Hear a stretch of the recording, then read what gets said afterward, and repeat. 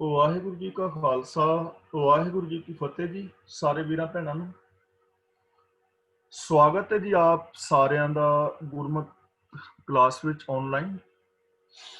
ਸਾਰੇ ਵੀਰਾਂ ਭੈਣਾਂ ਨੂੰ ਬੜੇ ਸਤਿਕਾਰ ਸਹਿਤ ਜੀ ਆਇਆਂ ਆਖਿਆ ਜਾਂਦਾ ਹੈ। ਜਿਵੇਂ ਕਿ ਆਪ ਸਾਰਿਆਂ ਨੂੰ ਪਤਾ ਹੈ ਕਿ ਅਸੀਂ ਸਭ ਵੀਰ ਭੈਣਾਂ ਮਿਲ ਕੇ ਸੁਖਮਨੀ ਸਾਹਿਬ ਜੀ ਦੀ ਪਾਵਨ ਬਾਣੀ ਦੀ ਵਿਚਾਰ ਸਾਂਝੀ ਕਰ ਰਹੇ ਹਾਂ ਔਰ ਸੁਖਮਨੀ ਸਾਹਿਬ ਜੀ ਦੀ ਪਾਵਨ ਬਾਣੀ ਰਾਹੀਂ ਜੀਵਨ ਜੁਗਤ ਸਮਝਣ ਦਾ ਯਤਨ ਕਰ ਰਹੇ ਹਾਂ। ਸੁਖਮਨੀ ਸਾਹਿਬ ਜੀ ਦੀ ਪਾਵਨ ਬਾਣੀ ਦਾ ਜੋ ਕੇਂਦਰੀ ਭਾਵ ਹੈ, ਰਾਹੋ ਵਾਲੀਆਂ ਪੰਕਤੀਆਂ ਵਿੱਚ ਸੁਖਮਨੀ ਸੁਖ ਅੰਮ੍ਰਿਤ ਪ੍ਰਭ ਨਾਮ ਭਗਤ ਜਨਾ ਕੈ ਮਨ ਵਿਸਰਾਮ, ਯਾਨੀ ਜੋ ਰੱਬ ਦਾ ਹੁਕਮ ਹੈ, ਰੱਬੀ ਰਜ਼ਾ ਪਾਣਾ ਹੈ, ਉਹ ਸਾਰੇ ਸੁੱਖਾਂ ਦਾ ਮੂਲ ਕਾਰਨ ਹੈ, ਸੁੱਖਾਂ ਦੀ ਮਣੀ ਹੈ। ਤੇ ਇਹ ਜੋ ਹੁਕਮ ਹੈ, ਇਸ ਨੂੰ ਰੱਬ ਦੇ ਜੋ ਪਿਆਰੇ ਨੇ ਉਹ ਆਪਣੇ ਮਨ ਵਿੱਚ ਵਸਾਉਂਦੇ ਹਨ, ਭਾਵ ਦਿਲੀ ਪਿਆਰ ਕਰਦੇ ਨੇ, ਬੜੇ ਪਿਆਰ ਦੇ ਨਾਲ ਰੱਬੀ ਰਜ਼ਾ ਵਿੱਚ ਤੁਰਦੇ ਨੇ। ਇਸ ਲਈ ਉਹਨਾਂ ਦੀ ਜ਼ਿੰਦਗੀ ਵਿੱਚ ਸੁੱਖ ਸ਼ਾਂਤੀ ਆਨੰਦ ਖੇੜਾ ਹੈ। ਤਾਂ ਜਿਹੜਾ ਵੀ ਇਨਸਾਨ ਸੁੱਖ ਸ਼ਾਂਤੀ ਆਨੰਦ ਖੇੜਾ ਪਾਣਾ ਚਾਹੁੰਦਾ ਹੈ, ਉਹਦੇ ਵਾਸਤੇ ਇੱਕੋ ਹੀ ਰਾਸਤਾ ਹੈ, ਹੁਕਮ ਰਜ਼ਾਈ ਚੱਲਣਾ, ਰੱਬੀ ਰਜ਼ਾ ਦੇ ਅੰਦਰ ਤੁਰਨਾ। ਤਾਂ ਗੁਰੂ ਪਾਤਸ਼ਾਹ ਜੀ ਸਾਨੂੰ ਸਮਝਾ ਰਹੇ ਹਨ ਸੁਖਮਨੀ ਸਾਹਿਬ ਜੀ ਰਾਹੀਂ। ਤੇ ਆਓ ਅਗਲੀ ਜਿਹੜੀ ਵਿਚਾਰ ਹੈ ਉਹ ਆਪਾਂ ਵਿਚਾਰਨ ਦਾ ਯਤਨ ਕਰੀਏ। ਕਬਹੂ ਹੋਏ ਪੰਡਿਤ ਕਰੇ ਬਖਿਆਨ। ਜੋ ਮਨੁੱਖ ਹੈ ਕਦੇ ਵਿਦਵਾਨ ਬਣ ਜਾਂਦਾ ਹੈ ਔਰ ਵਿਆਖਿਆਨ ਕਰਦਾ ਹੈ, ਯਾਨੀ ਆਪਣੇ ਆਪ ਨੂੰ ਵਿਦਵਾਨ ਸਮਝ ਕੇ ਬਹੁਤ ਸਾਰੀ ਜਾਣਕਾਰੀ ਹਾਸਲ ਕਰਕੇ ਵੇਦਾਂ ਸ਼ਾਸਤਰਾਂ ਦੀ ਹੋਰ ਜਾਣਕਾਰੀ ਤੇ ਉਹਨਾਂ ਧਰਮ ਗ੍ਰੰਥਾਂ ਦਾ ਵਿਆਖਿਆਨ ਕਰਦਾ ਹੈ ਔਰ ਉਸ ਵਿਆਖਿਆਨ ਦੇ ਰਾਹੀਂ ਲੋਕਾਂ ਤੱਕ ਆਪਣੀ ਪਹੁੰਚ ਬਣਾਉਂਦਾ ਹੈ ਜਾਂ ਜਾਣਕਾਰੀ ਦਿੰਦਾ ਹੈ। ਬੰਦਾ ਕਦੇ ਵਿਦਵਾਨ ਬਣ ਜਾਂਦਾ ਹੈ। ਕਬਹੂ ਮੋਨ ਧਾਰੀ ਲਾਵੇ ਧਿਆਨ। ਪਰ ਕਦੇ ਇਹ ਬੰਦਾ ਜਿਹੜਾ ਹੈ ਮੌਨ ਧਾਰੀ ਹੋ ਜਾਂਦਾ ਹੈ ਔਰ ਧਿਆਨ ਜੋੜਨ ਦਾ ਯਤਨ ਕਰਦਾ ਹੈ, ਯਾਨੀ ਚੁੱਪ ਹੋ ਜਾਣਾ। ਔਰ ਕਈ ਵਾਰ ਬੰਦੇ ਦੇ ਮਨ ਵਿੱਚ ਖਿਆਲ ਆਉਂਦਾ ਹੈ ਕਿ ਜਦੋਂ ਮੈਂ ਸੰਸਾਰ ਦੇ ਇਸਤਰੀ ਪੁਰਸ਼ਾਂ ਦੇ ਨਾਲ ਗੱਲਬਾਤ ਕਰਦਾ ਹਾਂ ਤਾਂ ਗੱਲਬਾਤ ਕਰਨ ਦੇ ਨਾਲ ਮੇਰਾ ਸੰਸਾਰ ਦੇ ਨਾਲ ਸੰਬੰਧ ਜੁੜਦਾ ਹੈ, ਤੇ ਜੇ ਮੈਂ ਇਸ ਸੰਬੰਧ ਨੂੰ ਤੋੜ ਲਵਾਂ, ਗੱਲਬਾਤ ਕਰਾਂ ਹੀ ਨਾ, ਤਾਂ ਸ਼ਾਇਦ ਮੇਰਾ ਰੱਬ ਦੇ ਨਾਲ ਸੰਬੰਧ ਜੁੜ ਜਾਏ। ਤੇ ਬੰਦਾ ਮੌਨ ਧਾਰਨ ਕਰ ਲੈਂਦਾ ਹੈ ਔਰ ਸਮਾਧੀ ਲਾਉਣ ਦਾ ਯਤਨ ਕਰਦਾ ਹੈ, ਧਿਆਨ ਲਾਉਂਦਾ ਹੈ, ਮੈਡੀਟੇਸ਼ਨ ਕਰਦਾ ਹੈ। ਕੋਈ ਵਿਦਵਤਾ ਭਰਪੂਰ ਜਿਹੜਾ ਹੈ ਲੈਕਚਰ ਕਰ ਰਿਹਾ ਹੈ ਤੇ ਕੋਈ ਮੌਨ ਧਾਰੀ ਹੋ ਗਿਆ। ਕਬਹੂ ਤਟ ਤੀਰਥ ਇਸ਼ਨਾਨ। ਤਟ ਤੀਰਥ ਦਾ ਮਤਲਬ ਦਰਿਆਵਾਂ ਦੇ ਕੰਢੇ ਤੇ ਜਿੱਥੇ ਯਾਤਰੂ ਜਾਂਦੇ ਨੇ। ਕਦੇ ਤੀਰਥਾਂ ਦੇ ਕਿਨਾਰੇ ਤੇ ਜਾਂਦਾ ਹੈ ਔਰ ਬੰਦਾ ਇਸ਼ਨਾਨ ਕਰਦਾ ਹੈ।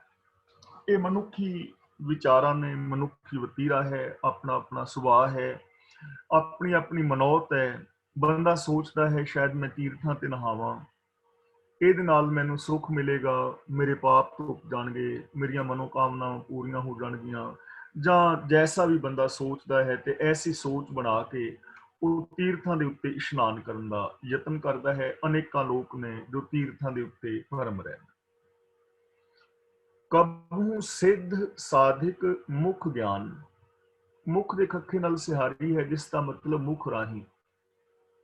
ਸਾਧਿਕ ਦਾ ਮਤਲਬ ਹੈਗਾ ਯੋਗ ਅਭਿਆਸ ਦੇ ਵਿੱਚ ਲੱਗਾ ਹੋਇਆ ਬੰਦਾ, ਜੋ ਯੋਗ ਅਭਿਆਸ ਕਰ ਰਿਹਾ ਹੈ, ਯੋਗ ਅਭਿਆਸ ਸਿੱਖ ਰਿਹਾ ਹੈ। ਤੇ ਸਿੱਧ ਦਾ ਮਤਲਬ ਹੈ ਪੁੱਗਿਆ ਹੋਇਆ ਆਦਮੀ, ਜਿਹੜਾ ਕਾਮਯਾਬ ਹੋ ਗਿਆ ਹੈ, ਜਿਨੇ ਸਫਲਤਾ ਹਾਸਲ ਕਰ ਲਈ ਹੈ। ਕਦੇ ਇਹ ਬੰਦਾ ਸਿੱਧ ਔਰ ਕਦੇ ਸਾਧਿਕ ਦੇ ਰੂਪ ਦੇ ਅੰਦਰ ਵਿਚਰਦਾ ਹੈ ਔਰ ਮੂੰਹ ਰਾਹੀਂ ਗਿਆਨ ਦੀਆਂ ਗੱਲਾਂ ਕਰਦਾ ਹੈ, ਕਰਾਮਾਤੀ ਗੱਲਾਂ ਕਰਦਾ ਹੈ ਕਿ ਧਿਆਨ ਲਾਉਣ ਦੇ ਨਾਲ ਇਹ ਕਰਾਮਾਤਾਂ ਆ ਸਕਦੀਆਂ ਨੇ, ਜਾਂ ਮੈਂ ਇਹ ਕਰਾਮਾਤਾਂ ਹਾਸਲ ਕਰ ਸਕਦਾ ਹਾਂ। ਐਸੀਆਂ ਗਿਆਨ ਦੀਆਂ ਗੱਲਾਂ ਕਰਨ ਦਾ ਯਤਨ ਕਰਦਾ ਹੈ, ਜਾਂ ਹੋਰ ਬਹੁਤ ਸਾਰਾ ਗਿਆਨ ਜਿਹੜਾ ਹੈ ਉਹ ਲੋਕਾਂ ਵਿੱਚ ਵੰਡਦਾ ਹੈ, ਜਾਂ ਗਿਆਨ ਦੀਆਂ ਗੱਲਾਂ ਕਰਦਾ ਹੈ। ਕਈ ਲੋਕ ਨੇ ਅੱਜ ਵੀ ਇਸ ਦੁਨੀਆ ਦੇ ਵਿੱਚ, ਅੱਜ ਵੀ ਅਸੀਂ ਦੇਖਦੇ ਹਾਂ, ਜੋ ਸਮਾਧੀਆਂ ਵਗੈਰਾ ਲਗਾਉਣ ਦਾ ਯਤਨ ਕਰਦੇ ਨੇ, ਮੈਡੀਟੇਸ਼ਨ ਕਰਦੇ ਨੇ। ਔਰ ਕਈ ਐਸੇ ਨੇ ਜੋ ਮੈਡੀਟੇਸ਼ਨ ਸਿਖਾ ਰਹੇ ਨੇ, ਜੋ ਆਪਣੇ ਆਪ ਨੂੰ ਸਿੱਧ ਸਮਝਦੇ ਨੇ, ਗਿਆਨ ਦੀਆਂ ਗੱਲਾਂ ਕਰਦੇ ਨੇ। ਕਬਹੂ ਕੀਟ ਹਸਤ ਪਤੰਗ ਹੋਈ ਜੀਆ। ਇਹਨੂੰ ਜੀਆ ਨਹੀਂ ਬੋਲਣਾ, ਜੀਆ। ਹਾਥੀ, ਹਸਤ ਦਾ ਮਤਲਬ ਹਾਥੀ, ਪਤੰਗ ਦਾ ਮਤਲਬ ਪਤੰਗਾ, ਕੀਟ ਦਾ ਮਤਲਬ ਕੀੜਾ। ਕਦੇ ਇਹ ਕੀੜਾ, ਹਾਥੀ, ਪਤੰਗੇ ਵਾਲੀ ਬਿਰਤੀਆਂ ਆਪਣੇ ਅੰਦਰ ਪੈਦਾ ਕਰ ਲੈਂਦਾ ਹੈ। ਕੀਟ ਦਾ ਮਤਲਬ ਨੀਵਾਂ, ਇਹਦੇ ਅੰਦਰ ਨੀਵੀਆਂ ਬਿਰਤੀਆਂ ਆ ਜਾਂਦੀਆਂ ਨੇ। ਹਸਤ ਦਾ ਮਤਲਬ ਹਾਥੀ, ਕਦੇ ਇਹਦੇ ਅੰਦਰ ਹਾਥੀ ਵਾਲਾ ਹੰਕਾਰ ਆ ਜਾਂਦਾ ਹੈ। ਕਦੇ ਇਹਦੇ ਅੰਦਰ ਪਤੰਗ ਵਾਲੀ, ਜੋ ਪਤੰਗੇ ਵਾਲੀ ਦ੍ਰਿਸ਼ਟੀ ਹੈ, ਨਜ਼ਰ, ਉਹ ਇਹਦੇ ਵਿੱਚ ਵਿਕਾਰ ਆ ਜਾਂਦੇ ਨੇ। ਜਿਵੇਂ ਭਗਤ ਰਵਿਦਾਸ ਜੀ ਨੇ ਸਾਨੂੰ ਸਮਝਾਇਆ ਨਾ ਕਿ ਇਹ ਸਾਰੇ ਜਿਹੜੇ ਕੀਟ ਪਤੰਗ ਆਦਿਕ ਨੇ, ਇਹਨਾਂ ਦੇ ਵਿੱਚ ਇੱਕ ਇੱਕ ਦੋਸ਼ ਹੈ। ਹਾਥੀ ਦੇ ਅੰਦਰ ਕਾਮ ਵਾਸਨਾ ਦਾ ਦੋਸ਼ ਹੈ, ਤੇ ਉਹ ਕਾਗਜ਼ ਦੀ ਬਣੀ ਹੋਈ ਹਥਨੀ ਵੇਖ ਕੇ ਉਧਰ ਜਾਂਦਾ ਹੈ, ਤੇ ਹਾਥੀ ਫੜਨ ਵਾਲੇ ਨੇ ਥੱਲੇ ਟੋਇਆ ਪੁੱਟਿਆ ਹੁੰਦਾ ਹੈ, ਉੱਤੇ ਘਾਸ ਫੂਸ ਪਾਇਆ ਹੁੰਦਾ ਹੈ। ਜਦੋਂ ਕਾਗਜ਼ ਦੀ ਹਥਨੀ ਨੂੰ ਅਸਲੀ ਹਥਨੀ ਸਮਝ ਕੇ ਜਾਂਦਾ ਹੈ ਅੱਗੇ, ਤਾਂ ਉਹ ਟੋਏ ਵਿੱਚ ਡਿੱਗ ਪੈਂਦਾ ਹੈ, ਤੇ ਹਾਥੀ ਜਿਹੜਾ ਹੈ ਫੜਿਆ ਜਾਂਦਾ ਹੈ। ਸਾਰੀ ਜ਼ਿੰਦਗੀ ਫਿਰ ਉਹ ਦੁੱਖ ਸਹਾਰਦਾ ਹੈ, ਗੁਲਾਮ ਰਹਿੰਦਾ ਹੈ। ਇਸੇ ਤਰ੍ਹਾਂ ਪਤੰਗਾ ਹੈ, ਜਦੋਂ ਲਾਟ ਦੀਵੇ ਦੀ ਬਲਦਾ ਵੇਖਦਾ ਹੈ, ਤਾਂ ਉਹਨੂੰ ਲਾਟ ਬੜੀ ਸੋਹਣੀ ਲੱਗਦੀ ਹੈ, ਉਹਦੇ ਤੇ ਮੋਹਿਤ ਹੁੰਦਾ ਹੈ। ਤੇ ਜਦੋਂ ਲਾਟ ਦੇ ਨੇੜੇ ਜਾਂਦਾ ਹੈ, ਉਹਦੇ ਖੰਭ ਸੜ ਜਾਂਦੇ ਨੇ, ਦੁਖੀ ਹੁੰਦਾ ਹੈ, ਔਰ ਦੁਖੀ ਹੋ ਕੇ ਆਖਿਰ ਮਰ ਜਾਂਦਾ ਹੈ। ਜਿਵੇਂ ਮੱਛੀ ਹੈ, ਤਾਂ ਉਹਦੇ ਅੰਦਰ ਜ਼ਬਾਨ ਦਾ ਚਸਕਾ ਹੈ, ਉਹ ਮਾਸ ਦਾ ਟੁਕੜਾ ਦੇਖਦੀ ਹੈ, ਪਰ ਸਿਰਫ ਮਾਸ ਦਾ ਟੁਕੜਾ ਹੀ ਦੇਖਦੀ ਹੈ, ਉਹਦੇ ਵਿੱਚ ਲੱਗੀ ਹੋਈ ਕੁੰਡੀ ਨੂੰ ਨਹੀਂ ਦੇਖਦੀ ਕਿ ਇਹ ਕੁੰਡੀ ਵਿੱਚ ਲੱਗਾ ਹੋਇਆ ਹੈ। ਜਦੋਂ ਉਹਨੂੰ ਮੂੰਹ ਵਿੱਚ ਪਾਉਂਦੀ ਹੈ, ਤਾਂ ਉਸ ਚਸਕੇ ਕਰਕੇ ਮੱਛੀ ਜਿਹੜੀ ਹੈ ਉਹ ਫੜੀ ਜਾਂਦੀ ਹੈ। ਤਾਂ ਇਹ ਬਿਰਤੀਆਂ ਨੇ, ਗੁਰੂ ਜੀ ਕਹਿੰਦੇ ਨੇ, ਕਦੇ ਇਹਦੇ ਅੰਦਰ ਕੀੜਿਆਂ ਵਾਲੀ ਬਿਰਤੀ ਆ ਜਾਂਦੀ ਹੈ, ਕਦੇ ਇਹਦੇ ਅੰਦਰ ਹਾਥੀ ਵਾਲਾ ਦੋਸ਼ ਆ ਜਾਂਦਾ ਹੈ, ਕਾਮ ਆਦਿਕ, ਹੰਕਾਰ ਵਗੈਰਾ। ਕਦੇ ਇਹਦੇ ਅੰਦਰ ਪਤੰਗਾ, ਯਾਨੀ ਇਹ ਆਪਣੀ ਨਜ਼ਰੀਏ ਨੂੰ ਖਰਾਬ ਕਰ ਦਿੰਦਾ ਹੈ। ਅਨਿਕ ਜੋਨ ਭਰਮੈ ਭਰਮਈਆ। ਅਨਿਕ ਜੋਨ ਦਾ ਮਤਲਬ ਅਨੇਕਾਂ ਜੂਨੀਆਂ ਦੇ ਸੁਭਾਅ ਵਿੱਚ। ਭਰਮੈ ਦਾ ਮਤਲਬ ਭਟਕਦਾ ਹੈ। ਭਰਮਈਆ ਦਾ ਮਤਲਬ ਪੁਆਇਆ ਜਾਂਦਾ ਹੈ। ਭਰਮਈਆ ਦਾ ਮਤਲਬ ਪੁਆਇਆ ਹੋਇਆ, ਭਰਮ ਵਿੱਚ ਪਿਆ ਹੋਇਆ। ਇਹ ਭਰਮ ਦੇ ਅੰਦਰ ਪਿਆ ਹੋਇਆ ਕਈ ਜੂਨਾਂ ਦੇ ਸੁਭਾਅ ਦੇ ਅੰਦਰ ਭਟਕਦਾ ਰਹਿੰਦਾ ਹੈ, ਸਵੇਰ ਤੋਂ ਲੈ ਕੇ ਸ਼ਾਮ ਤੱਕ। ਜਿਵੇਂ ਗੁਰੂ ਜੀ ਪਾਵਨ ਬਾਣੀ ਵਿੱਚ ਵਚਨ ਕਰਦੇ ਨੇ, ਗੁਰਮੰਤਰ ਹਿਨਸੇ ਜੋ ਪ੍ਰਾਣੀ, त्रिगंत जन्म प्रश्न ने कूक रे सूक रे गर्द बे काके सर्प ने तुल खले। जो गुरु ज्ञान तो सखने ने, ज्ञान गुरु मुताबिक जिंदगी नहीं जींदे, सच नालों टुटे हुए ने, वो इन्हां जूनां दे बराबर ने। कूकरे सूकरे गर्द बे, इन्हां जूनां दे बराबर ने। ਤਾਂ ਇਹਨਾਂ ਬਿਰਤੀਆਂ ਦੇ ਅੰਦਰ ਬੰਦਾ ਕਦੇ ਭਰਮਦਾ ਰਹਿੰਦਾ ਹੈ, ਭਟਕਦਾ ਰਹਿੰਦਾ ਹੈ। ਇਹਦੀ ਬਿਰਤੀਆਂ ਕਦੇ ਐਸੀਆਂ ਹੋ ਜਾਂਦੀਆਂ ਨੇ। ਨਾਨਾ ਰੂਪ ਜੋ ਸਵਾਂਗੀ ਦਿਖਾਵੇ, ਅਨੇਕਾਂ ਰੂਪ। ਸਵਾਂਗੀ ਦਾ ਮਤਲਬ ਸਾਂਗ ਕਰਨ ਵਾਲਾ, ਨਕਲ ਸੀ। ਨਾਨਾ ਦਾ ਮਤਲਬ ਕਈ ਤਰ੍ਹਾਂ ਦੇ। ਜਿਵੇਂ ਬਹਿਰੂਪੀਆ, ਬਹੁਰੂਪੀਆ ਜਿਹੜਾ ਹੈ, ਕਈ ਤਰ੍ਹਾਂ ਦੇ ਸਾਂਗ ਵਿਖਾਉਂਦਾ ਹੈ। ਬਹੁਰੂਪੀਏ ਤੁਸੀਂ ਦੇਖੇ ਹੋਣਗੇ ਇੰਡੀਆ ਦੇ ਅੰਦਰ, ਕੋਈ ਸ਼ਿਵ ਜੀ ਬਣਿਆ ਹੋਇਆ ਹੈ, ਕੋਈ ਹਨੂਮਾਨ ਬਣਿਆ ਹੋਇਆ ਹੈ, ਜਾਂ ਹੋਰ ਕਈ ਰੂਪ ਧਾਰਨ ਕੀਤੇ ਹੁੰਦੇ ਨੇ। ਦੇਖਦੇ ਹਾਂ ਅਸੀਂ ਨਾਟਕਾਂ ਦੇ ਵਿੱਚ ਕਈ ਸਾਰੇ ਬੰਦੇ ਕਿਵੇਂ ਕਈ ਸਾਰੇ ਰੂਪ ਧਾਰਨ ਕਰਦੇ ਨੇ। ਤਾਂ ਜਿਵੇਂ ਬਹੁਰੂਪੀਆ ਕਈ ਸਾਰੇ ਰੂਪ ਵਿਖਾਉਂਦਾ ਹੈ, ਇਸੇ ਤਰ੍ਹਾਂ ਇਹ ਬੰਦੇ ਦੀ ਵੀ ਬਿਰਤੀ ਹੈ, ਕਈ ਰੂਪਾਂ ਦੇ ਵਿੱਚ ਵਿਚਰਦੀ ਹੈ। ਕਦੇ ਉੱਚਾ, ਕਦੇ ਆਪਣੇ ਆਪ ਨੂੰ ਨੀਵਾਂ ਸਮਝਦਾ ਹੈ, ਕਦੇ ਚੰਗਾ, ਕਦੇ ਮਾੜਾ। ਕਦੇ ਇਹਦੇ ਅੰਦਰ ਕੀੜਿਆਂ ਪਤੰਗਿਆਂ ਵਾਲੀ ਬਿਰਤੀ ਹੈ, ਤੇ ਕਦੇ ਹਾਥੀਆਂ ਵਾਲੀ ਬਿਰਤੀ ਹੈ। ਕਦੇ ਇਹ ਸਮਾਧੀਆਂ ਲਾ ਰਿਹਾ ਹੈ, ਤੇ ਕਦੇ ਇਹ ਤੀਰਥਾਂ ਦੇ ਉੱਤੇ ਨਹਾ ਰਿਹਾ ਹੈ। ਕਦੇ ਇਹ ਸਿੱਧ ਸਾਧਕ ਹੋ ਰਿਹਾ ਹੈ, ਤੇ ਕਦੇ ਮੂੰਹ ਦੇ ਵਿੱਚੋਂ ਗਿਆਨ ਦੀਆਂ ਗੱਲਾਂ ਕਰਦਾ ਹੈ। ਜਿਵੇਂ ਸਵਾਂਗੀ ਰੂਪ ਵਿਖਾਉਂਦਾ ਹੈ, ਉਵੇਂ ਇਹ ਰੂਪ ਵਿਖਾ ਰਿਹਾ ਹੈ।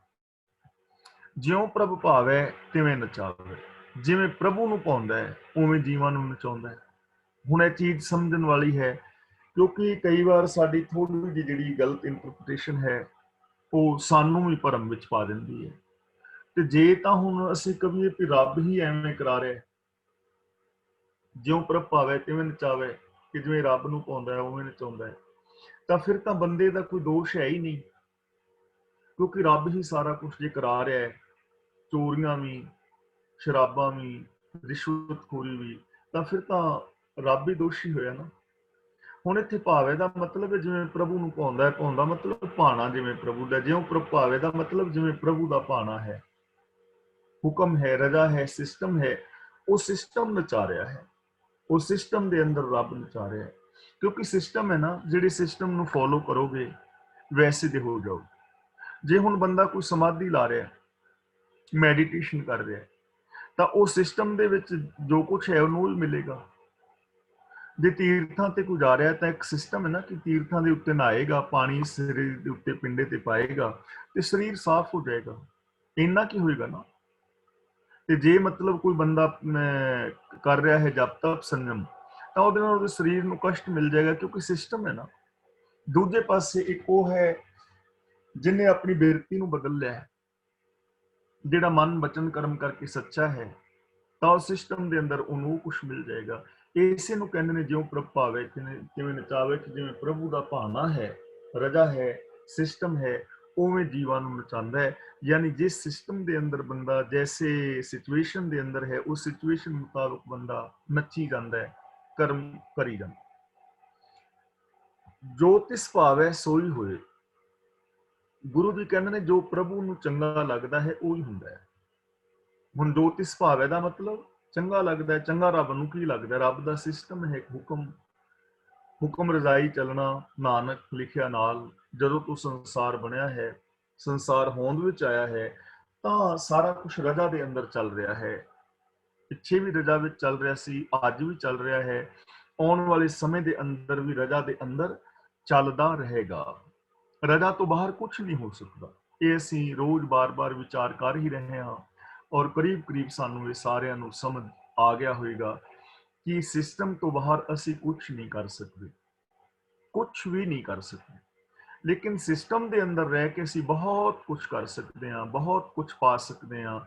ਸੁਖ, ਸ਼ਾਂਤੀ, ਆਨੰਦ, ਖੇੜਾ, ਪ੍ਰਸੰਨਤਾ, ਸਫਲਤਾ, ਪਿਆਰ, ਮੁਹੱਬਤ, ਪ੍ਰਭੂ ਦਾ ਮਿਲਾਪ, ਇਹ ਸਾਰਾ ਕੁਝ ਸਿਸਟਮ ਦੇ ਅੰਦਰ ਰਹਿ ਕੇ ਅਸੀਂ ਪਾ ਸਕਦੇ ਹਾਂ। ਤੇ ਜੇ ਸਿਸਟਮ ਨੂੰ ਫੋਲੋ ਨਹੀਂ ਕਰਦੇ, ਜੇ ਸੁੱਖਾਂ ਵਾਲੀ ਰਿਕੁਆਇਰਮੈਂਟ ਨੂੰ ਪੂਰਾ ਨਹੀਂ ਕਰਦੇ, ਤਾਂ ਫਿਰ ਅਸੀਂ ਨਹੀਂ ਪਾ ਸਕਾਂਗੇ। ਜਿਵੇਂ ਬਾਬਾ ਫਰੀਦ ਜੀ ਕਹਿੰਦੇ ਨੇ, ਕਿੱਕਰ ਬੀਜ ਕੇ ਅੰਗੂਰ ਨਹੀਂ ਪਾਏ ਜਾ ਸਕਦੇ। ਇਹਦਾ ਮਤਲਬ ਇਹ ਨਹੀਂ ਕਿ ਅੰਗੂਰ ਪਾਏ ਹੀ ਨਹੀਂ ਜਾ ਸਕਦੇ, ਅੰਗੂਰ ਪੈਦਾ ਹੀ ਨਹੀਂ ਕੀਤੇ ਜਾ ਸਕਦੇ, ਇਹ ਨਹੀਂ। ਅੰਗੂਰ ਪੈਦਾ ਕੀਤੇ ਜਾ ਸਕਦੇ ਨੇ, ਪਰ ਕਿੱਕਰ ਬੀਜ ਕੇ ਨਹੀਂ। ਕਿੱਕਰਾਂ ਦੇ ਨਾਲ ਅੰਗੂਰ ਨਹੀਂ ਲੱਗਦੇ, ਉਹਦੇ ਵਾਸਤੇ ਅੰਗੂਰ ਹੀ ਬੀਜਣੇ ਪੈਣੇ। ਰੇਸ਼ਮੀ ਕੱਪੜੇ ਪਾਏ ਜਾ ਸਕਦੇ ਨੇ, ਪਰ ਭੇਡਾਂ ਦੀ ਉੱਨ ਤੋਂ ਰੇਸ਼ਮੀ ਕੱਪੜੇ ਨਹੀਂ ਬਣਾਏ ਜਾ ਸਕਦੇ, ਗਰਮ ਕੱਪੜੇ ਬਣ ਜਾਂਦੇ। ਸਿਸਟਮ ਹੈ ਨਾ, ਇਸ ਨੂੰ ਬਦਲਿਆ ਨਹੀਂ ਜਾ ਸਕਦਾ। ਜੋ ਤਿਸ ਭਾਵ ਹੈ ਸੋਈ ਹੋਏ। ਜੋ ਰੱਬ ਨੂੰ ਪਾਉਂਦਾ ਹੈ, ਜੋ ਸਿਸਟਮ ਹੈ, ਉਹ ਹੀ ਕੁਝ ਹੁੰਦਾ ਹੈ, ਹੋਰ ਕੁਝ ਨਹੀਂ ਹੁੰਦਾ। ਜੋ ਤਿਸ ਭਾਵੈ ਸੋਈ ਹੋਏ, ਨਾਨਕ ਦੂਜਾ ਅਵਰ ਨਾ ਕੋਇ। हे ਨਾਨਕ, ਉਸ ਵਰਗਾ ਦੂਜਾ ਕੋਈ ਨਹੀਂ ਹੈ ਜੋ ਸਿਸਟਮ ਤੋਂ ਬਾਹਰ ਕੁਝ ਕਰ ਸਕੇ, ਜੋ ਰੱਬ ਦੀ ਰਜ਼ਾ ਤੋਂ ਬਾਹਰ ਕੁਝ ਕਰ ਸਕੇ। ਇਹੋ ਜਿਹਾ ਦੂਜਾ ਹੋਰ ਕੋਈ ਨਹੀਂ ਹੈ। ਰੱਬ ਵਰਗਾ ਦੂਜਾ ਕੋਈ ਨਹੀਂ। ਪਹਿਲੀ ਗੱਲ, ਜਿਹੜਾ ਇਸ ਸਿਸਟਮ ਨੂੰ ਚੇਂਜ ਕਰ ਸਕੇ, ਸਿਸਟਮ ਤੋਂ ਬਾਹਰ ਕੁਝ ਕਰ ਸਕੇ, ਉਹ ਦੂਜਾ ਹੈ ਨਹੀਂ। ਕਿਵੇਂ ਕਰੋਗੇ? ਸਿਸਟਮ ਦੇ ਅੰਦਰ ਤਾਂ ਬਹੁਤ ਕੁਝ ਕੀਤਾ ਜਾ ਸਕਦਾ ਹੈ। ਬੰਦੇ ਨੇ ਬਹੁਤ ਕੁਝ ਕੀਤਾ ਹੈ, ਬਹੁਤ ਕੁਝ ਪਾਇਆ ਹੈ। ਜੰਗਲਾਂ ਦੇ ਵਿੱਚ ਵਿਚਰਦਾ ਪਸ਼ੂਆਂ ਦੀ ਤਰ੍ਹਾਂ ਇਹਨੇ ਸਿਸਟਮ ਨੂੰ ਸਮਝਿਆ, ਦਿਮਾਗ ਦੀ ਇਹਨੇ ਵਰਤੋਂ ਕੀਤੀ, ਤੇ ਅੱਗ ਦੀ ਖੋਜ ਹੋ ਗਈ, ਪਹੀਏ ਦੀ ਖੋਜ ਹੋ ਗਈ। ਹੌਲੇ ਹੌਲੇ ਇਹਨੇ ਆਪਣੇ ਤਨ ਨੂੰ ਪੱਤਿਆਂ ਵਗੈਰਾ ਦੇ ਨਾਲ ਢੱਕਣਾ ਸਿੱਖ ਲਿਆ। ਫਿਰ ਇਹਨੇ ਝੌਂਪੜੀਆਂ ਬਣਾਉਣੀਆਂ ਸਿੱਖ ਲਈਆਂ। ਫਿਰ ਇਹਨੇ ਹੌਲੇ ਹੌਲੇ ਖੇਤੀ ਕਰਨੀ ਸਿੱਖ ਲਈ, ਕੱਪੜਾ ਇਜਾਦ ਕਰ ਲਿਆ, ਭਾਸ਼ਾ ਇਜਾਦ ਹੋ ਗਈ, ਤੇ ਅਸੀਂ ਅੱਜ ਇਲੈਕਟ੍ਰੋਨਿਕ ਯੁੱਗ ਦੇ ਅੰਦਰ ਪਹੁੰਚ ਗਏ। ਕਿੰਨਾ ਕੁਝ ਬੰਦੇ ਨੇ ਕੀਤਾ ਨਾ। ਸਾਰਾ ਕੁਝ ਰਜਾ ਦੇ ਅੰਦਰ ਹੈ, ਰਜਾ ਤੋਂ ਬਾਹਰ ਕੁਝ ਨਹੀਂ ਹੋਇਆ। ਕੋਈ ਐਸਾ ਦੂਜਾ ਨਹੀਂ ਜਿਹੜਾ ਹੁਕਮ ਤੋਂ ਬਾਹਰ ਕੁਝ ਕਰ ਸਕੇ। ਜਿਹੜੇ ਧਰਮ ਦੇ ਵਿੱਚ ਵਿਸ਼ਵਾਸ ਰੱਖਣ ਵਾਲੇ ਲੋਕ ਨੇ ਨਾ, ਰੱਬ ਵਿੱਚ ਵਿਸ਼ਵਾਸ ਰੱਖਣ ਵਾਲੇ, ਬਾਣੀ ਵਿੱਚ ਵਿਸ਼ਵਾਸ ਰੱਖਣ ਵਾਲੇ, ਜੇ ਉਹਨਾਂ ਨੂੰ ਇਹ ਗੱਲ ਸਮਝ ਆ ਜਾਏ, ਉਹ ਇਹਨੂੰ ਸਮਝ ਲੈਣ ਤੇ ਇਹਨੂੰ ਫੋਲੋ ਕਰਨ, ਤਾਂ ਧਰਮ ਦੇ ਨਾਮ ਦੇ ਉੱਤੇ ਜਿਹੜੀ ਲੁੱਟ ਖਸੁੱਟ ਹੁੰਦੀ ਹੈ, ਜਾਂ ਧਰਮ ਦੇ ਨਾਮ ਦੇ ਉੱਤੇ ਜੋ ਆਰਥਿਕ ਔਰ ਮਾਨਸਿਕ ਸ਼ੋਸ਼ਣ ਕੀਤਾ ਜਾਂਦਾ ਹੈ, ਉਹ ਅੱਜ ਹੀ ਬੰਦ ਹੋ ਜਾਏਗਾ ਔਰ ਬੰਦੇ ਦੀ ਜ਼ਿੰਦਗੀ ਬਦਲ ਜਾਏਗੀ। ਫਿਰ ਸਾਨੂੰ ਸਮਝ ਆ ਜਾਏਗੀ ਕਿ ਕਰਾਮਾਤ ਨਾਮ ਦੀ ਚੀਜ਼ ਕੋਈ ਨਹੀਂ। ਕੋਈ ਬੰਦਾ ਕਰਾਮਾਤ ਨਹੀਂ ਕਰ ਸਕਦਾ, ਕਿਉਂਕਿ ਇਹ ਸਿਸਟਮ ਨੂੰ ਬਦਲ ਨਹੀਂ ਸਕਦਾ। ਨਾਨਕ ਦੂਜਾ ਅਵਰ ਨਾ ਕੋਈ। ਹੁਕਮੇ ਅੰਦਰ ਸਭ ਕੋ, ਸਾਰੇ ਹੀ ਸਿਸਟਮ ਵਿੱਚ ਨੇ। ਕੋਈ ਵੀ ਸਿਸਟਮ ਤੋਂ ਬਾਹਰ ਨਹੀਂ ਹੈ, ਹੁਕਮ ਤੋਂ ਬਾਹਰ ਨਹੀਂ ਹੈ, ਰਜਾ ਤੋਂ ਬਾਹਰ ਨਹੀਂ ਹੈ। ਤਾਂ ਫਿਰ ਇਹ ਚੀਜ਼ਾਂ ਦਾ ਸਾਨੂੰ ਸਮਝ ਆ ਜਾਏਗੀ ਕਿ ਕੋਈ ਜੋਤਸ਼ੀ ਸਾਡੇ ਭਵਿੱਖ ਨੂੰ ਨਹੀਂ ਬਦਲ ਸਕਦਾ ਮੰਤਰ ਜੰਤਰ ਨਾਲ। ਸਾਨੂੰ ਆਪ ਬਦਲਣਾ ਪਵੇਗਾ, ਕਰਮ ਕਰਨੇ ਪੈਣਗੇ, ਰਿਕੁਆਇਰਮੈਂਟ ਪੂਰੀ ਕਰਨੀ ਪਵੇਗੀ। ਜਿਹੜੀ ਚੀਜ਼ ਅਸੀਂ ਪਾਣੀ ਚਾਹੁੰਦੇ ਹਾਂ, ਬਿਨਾਂ ਰਿਕੁਆਇਰਮੈਂਟ ਪੂਰੀ ਕਰਨ ਤੋਂ ਚੀਜ਼ਾਂ ਨਹੀਂ ਮਿਲ ਸਕਦੀਆਂ, ਕੁਝ ਵੀ ਨਹੀਂ ਹੋ ਸਕਦਾ। ਕੋਈ ਬਾਬਾ ਸਾਡੇ ਕਿਸਮਤ ਨੂੰ ਨਹੀਂ ਬਦਲ ਸਕਦਾ। ਅਸੀਂ ਆਪ ਜਦ ਤੱਕ ਸਾਡੀ ਬਿਰਤੀ ਨਹੀਂ ਬਦਲਦੀ, ਸੋਚ ਨਹੀਂ ਬਦਲਦੀ, ਅਸੀਂ ਕਰਮ ਨਹੀਂ ਕਰਦੇ, ਕੋਈ ਬੰਦਾ ਨਹੀਂ ਇਹ ਚੀਜ਼ ਨੂੰ ਬਦਲ ਸਕਦਾ। ਸਿਸਟਮ ਤੋਂ ਬਾਹਰ ਕੁਝ ਨਹੀਂ ਕਰ ਸਕਦਾ। ਜੇ ਇਹ ਚੀਜ਼ ਸਮਝ ਆ ਜਾਏ ਤਾਂ ਹਰ ਬੰਦਾ ਖੁਦ ਮੁਖਤਿਆਰ ਹੋਏਗਾ, ਖੁਦ ਜ਼ਿੰਮੇਵਾਰ ਬਣੇਗਾ, ਔਰ ਜਿਹੜੀਆਂ ਪ੍ਰਾਪਤੀਆਂ ਉਹ ਚਾਹੁੰਦਾ ਹੈ ਉਹਨਾਂ ਵਾਸਤੇ ਉਹ ਯਤਨ ਕਰੇਗਾ ਤੇ ਉਹ ਰਿਕੁਆਇਰਮੈਂਟਸ ਪੂਰੀ ਕਰੇਗਾ ਤੇ ਉਹਨਾਂ ਨੂੰ ਪਾ ਲਵੇਗਾ।